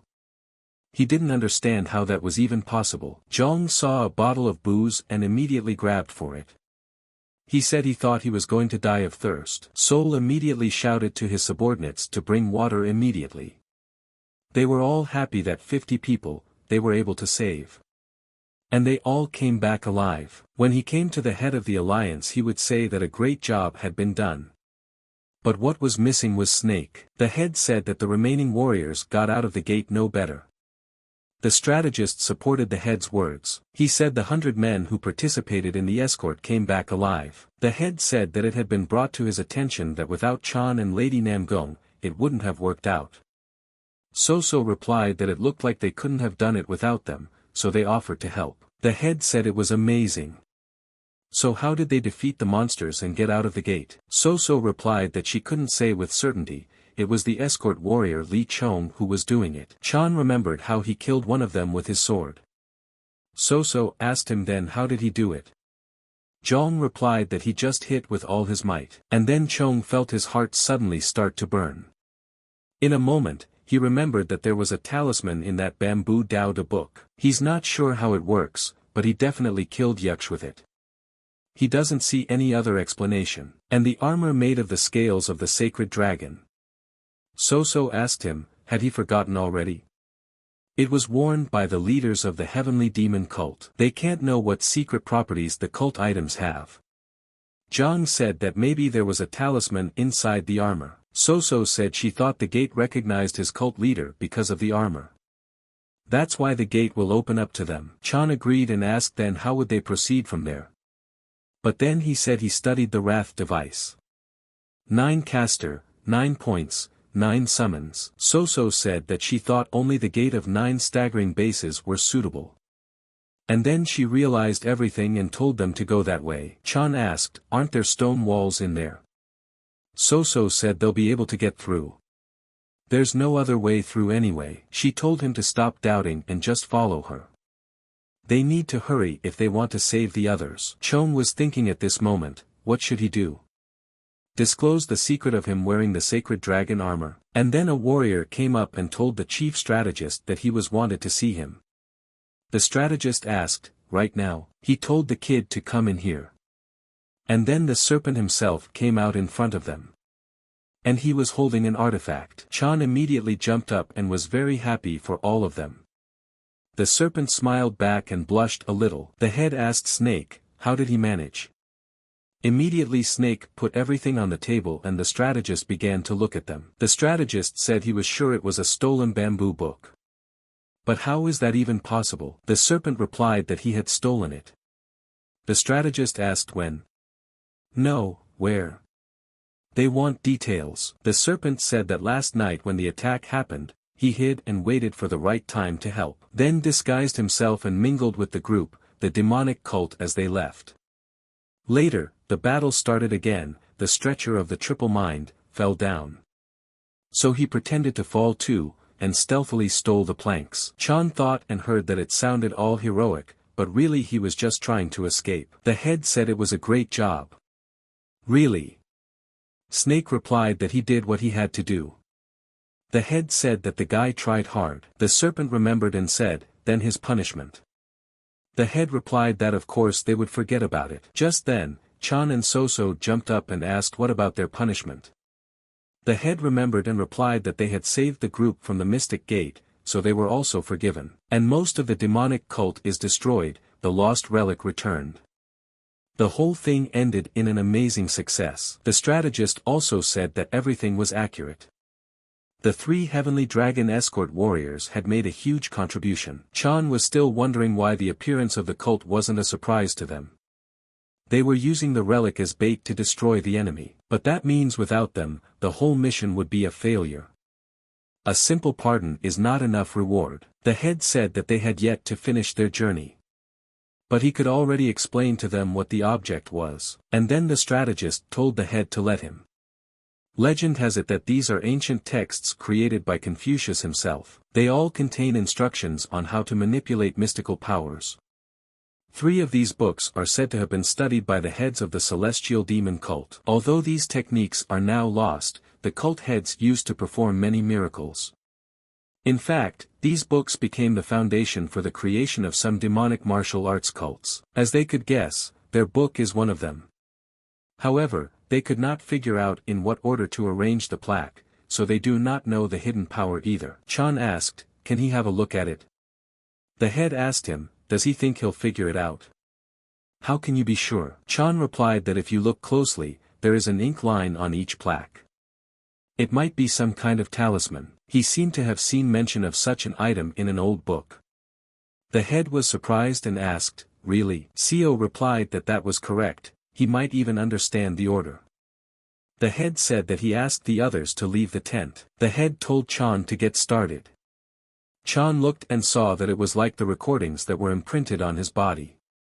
If he remembered what things looked like when they were visible. Chan said nothing, and without words tried to decipher the list. And then when he was done, he said it was ready. After seeing all the inscriptions, Chan grabbed his heart and felt it burning again. The head and the strategist immediately jumped up and didn't realize what had happened. The artifact immediately caught fire in front of him, he himself didn't even realize how it all happened. The strategist immediately reacted and began to extinguish it. But his pillow with which he extinguished the pillow caught fire too, and he left it there. The strategist said it was unbelievable. Chong immediately saw the text that was written on the tablets in front of him. The talisman inside his body seemed to have absorbed the energy of the bamboo book. When they had finished burning everything they could not believe it, for everything before their eyes had burned to a cinder. Chan felt guilty and apologized for it. The strategist answered him not to take it personally. They had, after all, asked him to do it themselves. Now they will be able to understand the power that was in that book. Though it is a pity to lose the original Confucius texts. Just then the strategist pulled out a bag and told Chan to take a copy. He made one so he could do the deciphering whenever he wanted. He would be able to repeat the order, wouldn't he? Chan replied that of course he could. They should be able to make at least one copy of such an important thing. Chan remembered and said he had a request. The strategist asked what kind. Chan realized that he had to use the opportunity to make a serious deal. Chong replied that if in the next 10 years, the alliance needed to deliver something to Xinqiang, let them use the services of the Sky Dragon in Kaifeng. The head said he did not recall such a branch. Zhong replied that it doesn't exist yet. But with the support of the alliance, anything is possible. The head replied that he agreed. At this point Chan was surprised and asked, was he serious? The head replied that he was going to discuss with Chief Stratego after he returned. What kind of reward to offer him? Chan asked if it would go beyond a pardon. The head replied that it was too petty to thank a warrior who had saved 47 people. Chong was very happy when he heard that. But he immediately pulled himself together and realized that he had to be more restrained. The strategist watched him reassemble again and said it was so fast. Chan said he had done it before, hadn't he? Coming out of the tent Chan said that the fire from the book was a surprise even to him. It could have ended badly, and he ended up with something useful. And he hopes the alliance leader and the chief strategist will forgive him. He left some things out. Only a person with a talisman inside could absorb the power hidden in that bamboo book. The power of telekinesis. And he was sure it would come in handy soon. Seeing the boys on the street he approached them. So So asked, is the bookcase finished? Zhong answered yes, and that's what he hoped. So So saw something and said, what an evasive answer. Chan replied that simply put, their escort mission ends here. So So asked, where were they originally headed? Zhong replied that it was to the Yuden sect. They specialize in suppressing demonic energy, so they had to seal the book. Since their task is done, it's time to split up. He's planning to return to Hangzhou. Where will she go? So So replied that she would go to Yangzhou for her grandfather's 80th birthday party. Chan said that it was their last night together then. So So replied that she doesn't know when they will be able to see each other, so the way he is taking care of himself. Chan asked Snake where he got that boar. The serpent replied that he was caught in a net from which there was no escape. The other parts had already been taken apart, so he had to take the head. Chan said it would have tasted much better with a drink. The serpent immediately pulled out a bottle and said he had one. There are always a couple of people hanging around who have bottles stashed away. So So said that already he had started stealing, he could have taken a bottle for each of them. Snake replied that he knew they would say that. And that's why he grabbed 2 more. Chan immediately saw 2 more bottles and thought that Snake was a lousy guy. They immediately started looking in their pockets so he wouldn't steal from them. Just then a guy came to them and said that here he was, he had found young Mr. Chan. Chan immediately told So So to hide the bottles. The guy said he came to talk. It was Wanbo Jun Gak from the Wanbo clan. Zhong asked what they wanted to talk about. Jun replied that he looked down on them because of the difference in status of the families. But he couldn't ignore the fact that they had gotten out of the Mystic Gate only because of them. Have him send that badge if he ever needs help. He will. No matter the reason or circumstance. And then Chan saw a few badges placed in front of him, it was their thanks in honor of the rescue. Chan thought and saw that all the clans owed him. Who would have thought that the rising stars of Murim would give them plaques of gratitude? Chan replied to them that he was doing what he had to do. They don't need to pay him like that. June said it's not a big price to pay for their lives. Let him not refuse. Chan smiled and replied that then he would accept if they insisted. He now had 10 potential freelance warriors. So So said she could feel his evil aura. Snake also said he felt sorry for them. It was night and everyone was asleep, but Chan could not sleep and went to the river to get water, for he was thirsty. But then Seol sneaked up behind him, and in the moment threw the jug right at Chan. The guy sensed this and decided to use the grabbing technique. But he couldn't and it shattered. Jong thought he wanted to catch. Seol told the guy that he was very unusual. Sometimes he looks like a martial arts expert, and sometimes he's lost even in basic things, as if he didn't learn them. Chan apologized for the awkward moment. Seol said that his value as an escort warrior was undeniable, and then Chan was surprised and asked what. Seol asked does he have a title that people of the martial arts world can be called by. Jong replied that he didn't have one yet. Seol said he would give him one then. A storm dragon. Stormy from his own title, a dragon for prosperity in the future. What did he think of that? Chan understood that name that symbolized a person that appeared right in the midst of the winds of change. It reminded him of the path an escort warrior should take. Chan replied that he would honorably accept the title from one of the best warriors of the escort. And would imprint his teachings deep in his heart.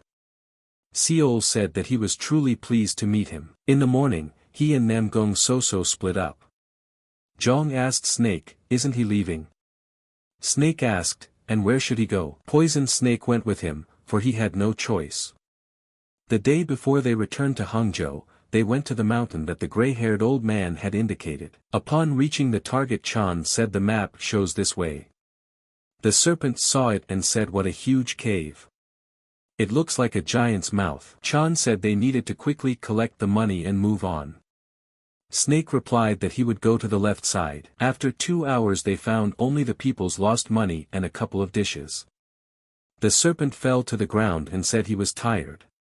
Chong asked if the old man had been tricked. There's a bed standing here, I don't think so. He could have said something completely wrong if he was going to cheat.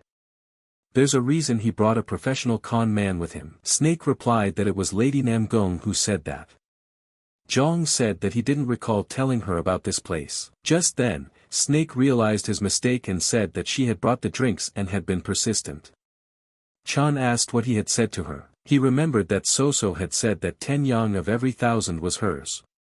Snake said that was her response. Chan pulled out his knife out of anger and threw it at Snake, but missed on purpose and told him to die. Snake ran away and yelled that he had apologized. Chan immediately picked up a rock and hit the serpent. He said afterward that it was so refreshing. Let off some steam. But even then, Chan stopped and saw the serpent push the bed as he fell, and the passage into the ground opened. Chan looked inside and wondered what it was. And then he saw a bright yellow light coming from the hiding place. Chan said the money was hidden here. And he's rich now. The 17th pavilion would be able to keep afloat for decades even if it became independent right now. But the moment Chan stopped seeing the box, he remembered that the old man had said that in the marked place he would find more than just money. Do with all things as he saw fit. Chan took it in his hand and couldn't understand what it was. But that light beckoned to his bright eyes. Chan looked inside and saw that it said double lightning strike spear. He took the needle in his hands and thought, why is it so heavy? Some kind of hidden weapon. Chan said he thought it was a strong exaggeration. He immediately threw it into the pot and all at once it began to split. Chan didn't expect this, and upon opening the bowler saw that the needle had pierced the bowler. But how is that possible? Chan said it's not just a needle. It's some kind of legendary weapon. But how do you use it? Chan decided to think about how to use it and thought maybe telekinesis from the bamboo book would work. Chan recited the very verse, and applying his energy shouted to the needle to act. The needle immediately took all of his energy, and with such precision, pierced the cockroach that moved. Chan was happy with joy and said that he was about to go crazy. A concealed weapon could be that powerful. In the Heavenly Dragon Agency, people were unloading the cart and saying that the fourth young master, he had finally returned. Chan said nothing to them, and walked beside them cart in hand, and in it lay Snake, who was passed out. The guy asked, what was the service? The man thought about it and asked if he had taken someone on a mission and they had died. Jong went to his house and was already being waited for. When the servant saw him, he asked, what happened? The guy pulled a cover off the cart and asked if he was dead. Chan told him to stop fooling around and introduced himself. The guy introduced himself and called himself a poisonous snake. And he didn't want to scare them. He had to lie down to hide something. Ku asked in surprise, hiding it? As they were removing the hay from the cart they saw the gold. They were all surprised and could not believe it. Jong said they needed to smuggle 1,000 gold yang discreetly. The scorekeeper asked, 1,000 yang. The accountant said he heard that the mission to escort the gray-haired old man was successful. But where did the money come from? And who is this guy? Chan smiled and replied that he would explain everything later. Nothing happened while he was gone. And then a guy came in and told Chan that the head of the agency had ordered him to attend the elders' meeting. Chan said he would go now and told the accountant that he would explain everything when he got back. Coming to the meeting already everyone was there and sitting in their seats. They were all silent, and Chan could see the hole in their faces with the looks they were burning. The king said he had heard the details of the gray-haired old man's mission. It was dangerous, but he did well. Chan replied that he was just lucky. And it looked like the news of the Relic's escort hadn't come yet. The king said that he was sending a lightning sword to the 80th anniversary celebration in 3 days. He asked me to bring him along. Chan replied that he understood. He wondered why he was called too. He got a bit of a bad feeling. The brothers told their father that they had a subject to accompany them. The king replied to let them speak. The second Bart said they were planning to open a branch in Inam. The king asked, have they made a plan? The second son said that he and his brother would hire some of the warriors from the customs to escort him. They would go with him in the vanguard. The king asked, and how do they plan to avoid conflicts with other agencies, sects and clans? The son replied that the agency that would help them had long wanted to open a branch in Hangzhou. If he would allow it, they could help them. The king replied that he understood and said a favorable deal for both parties. They could proceed to fulfillment. The king heard that for the first time in a long time his sons were making a significant contribution. The scorekeeper said that since important business had been discussed, could they have a little drink? The king took the hint and asked, does he think so? But at the moment of eating, a servant came to them and told the lord that a letter had arrived from the Murima alliance. From the chief strategist. After reading the letter the king couldn't believe his eyes, and didn't realize if it was true or not. The king asked Chan if he was involved in escorting the relic. Zhong replied that he was right. The king asked, did Chan save 46 alliance members from the claws of the demonic cult? Zhong replied that he had. The accountant said the chief strategist asks how the Murima alliance can help with the opening of a branch in Kaifeng, and asks them to let him know if they need anything. Zhong says, and they ask what reward he wants for saving the alliance members, and so he asked for 10 years of support for the future branch in Kaifeng. Immediately, the older brother started looking at him obliquely. Chan just ate everything and saw his brothers looking at him. He asked, aren't they going to eat anything? The next day they came to the Namgong clan and the commander saw many people and asked, what is going on here? The scorekeeper replied that it seemed that people from all over Jiangnan province had brought gifts for the lightning sword. The scorekeeper asked the king what they would do. Would he let them know that they had come to them? The king replied that they would just wait a little while, and then the girl next to her asked her father, is Lightning Sword such a great person? The father told the girl that the Namgong clan was also famous for doing things for others. It was only because of them that their alliance of salt merchants could safely do business. Chan knew that they were a small group of merchants who traded one commodity, but in 10 years, will become the most successful business in Jiangnan province. And the person who will play a major role in their success is Un Yang, the most brilliant and beautiful girl of Yangzhou. Zhong felt like he was staring too much. Just then, Un turned around and said that she had already spotted him. Zhong apologized to her and said that their conversation was too interesting. Let them accept his apology. Un said that she didn't tell him to apologize. Zhang replied that he had done a rude thing, so he was obligated. And then everyone heard the horses neigh and said that it was the Azure Dragon sword. That Namgong say okay. Xie stopped in front of them and introduced himself. He said that he welcomed the head of the Heavenly Dragon Agency and the two elders. When people heard that, they said it's Li Yong-sang, the king of escorts.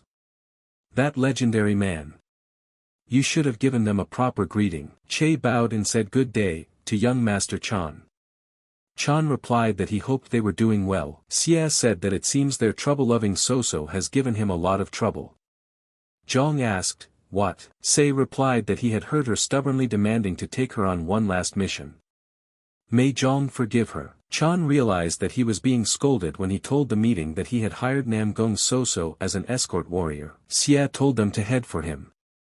Zhang looked at that girl Un and decided to introduce himself to her. The girl shook his hand and said her name was Un Yak. Zhang said that he seems to be a little older. But is she okay if they talk the next time they meet? Un was confused and asked, what? Zhang smiled and asked, does she mind? Un replied that it was no problem. Zhang ran off and yelled that they would see each other then. Chong Beija realized that they would soon get to know her better. And the tasks of the Salt Merchants Union would become his. Going deeper and deeper, Chan wondered and saw why this trail was considered the most beautiful in the world. Immediately along the way, Chong stopped and didn't realize what kind of incredible pressure he felt. Only one person in the Namgong clan could emit such an aura. The great patriarch of the Namgong clan appeared before them.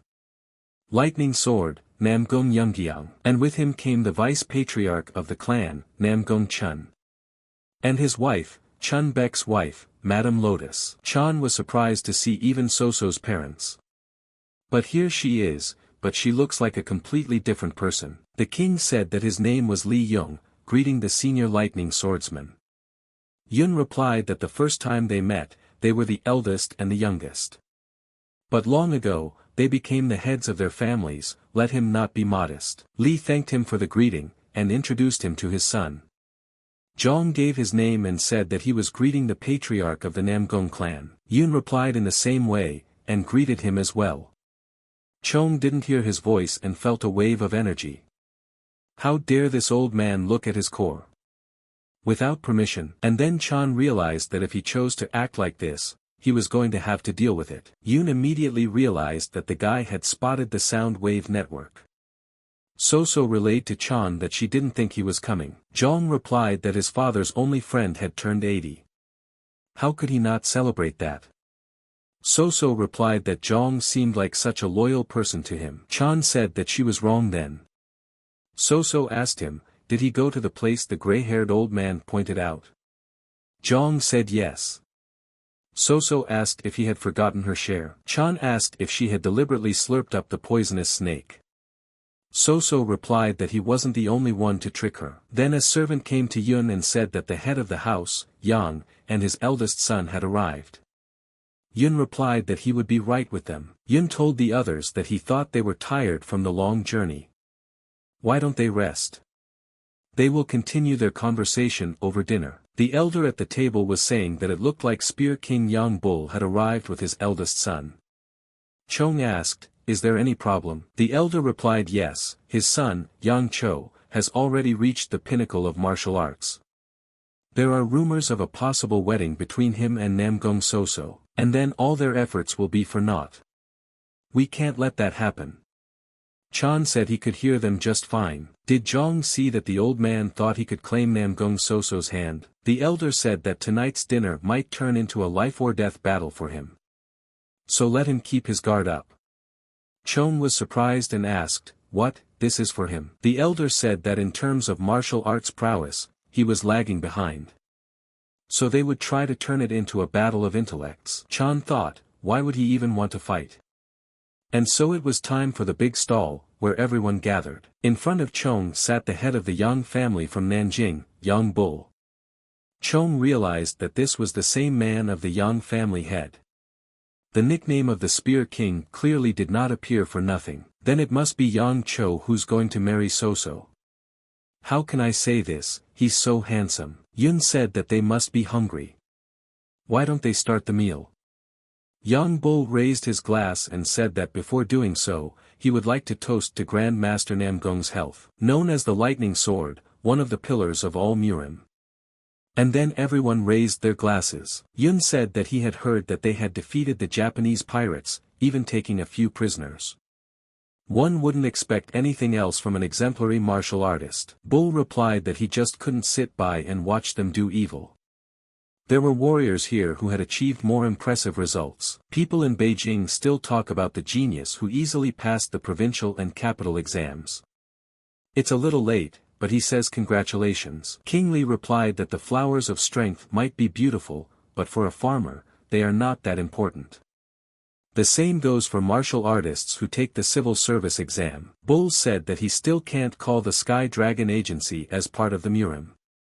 And the reason is simple, they have rejected the offer many times. Chan thought, why did he decide to attack them so suddenly?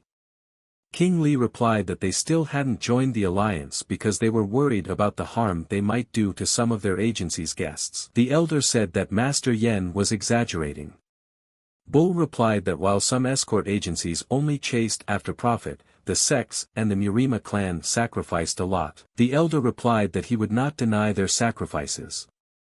But that does not mean that all clans in the Murim are committed to the same goal. Yun told the masters to calm down. He feels it's not a good day for such topics. Bull said that it looks like he created discomfort for several people. He hoped the Namgong clan and the Heavenly Dragon Agency would accept his apology. Yun replied that he didn't expect anything different from meeting such strong people. There was no need to apologize. Thanks to them, things had become a little more lively. Bull thanked Yun for his kind words. Then they could do something else. Yun asked what was that. Bull replied that they would take the representatives of the Yang family and the Heavenly Dragon Agency to compete in martial arts. Adults are better off not having these duels for fun. Why not ask two rising stars to help them with this? Chong heard this and got angry. After all, the elders should do the battle of intellects. The elders are of no use. Chan thought, what a sly snake Bull was. He was provoking them for this very purpose. Judging from the fact that Lightning Sword was fine with it, he wanted to see it too. Zhang immediately realized that he had no choice but to accept their offer. Yun said that they were trying so hard to fill his day with happiness. Their family should return the favor.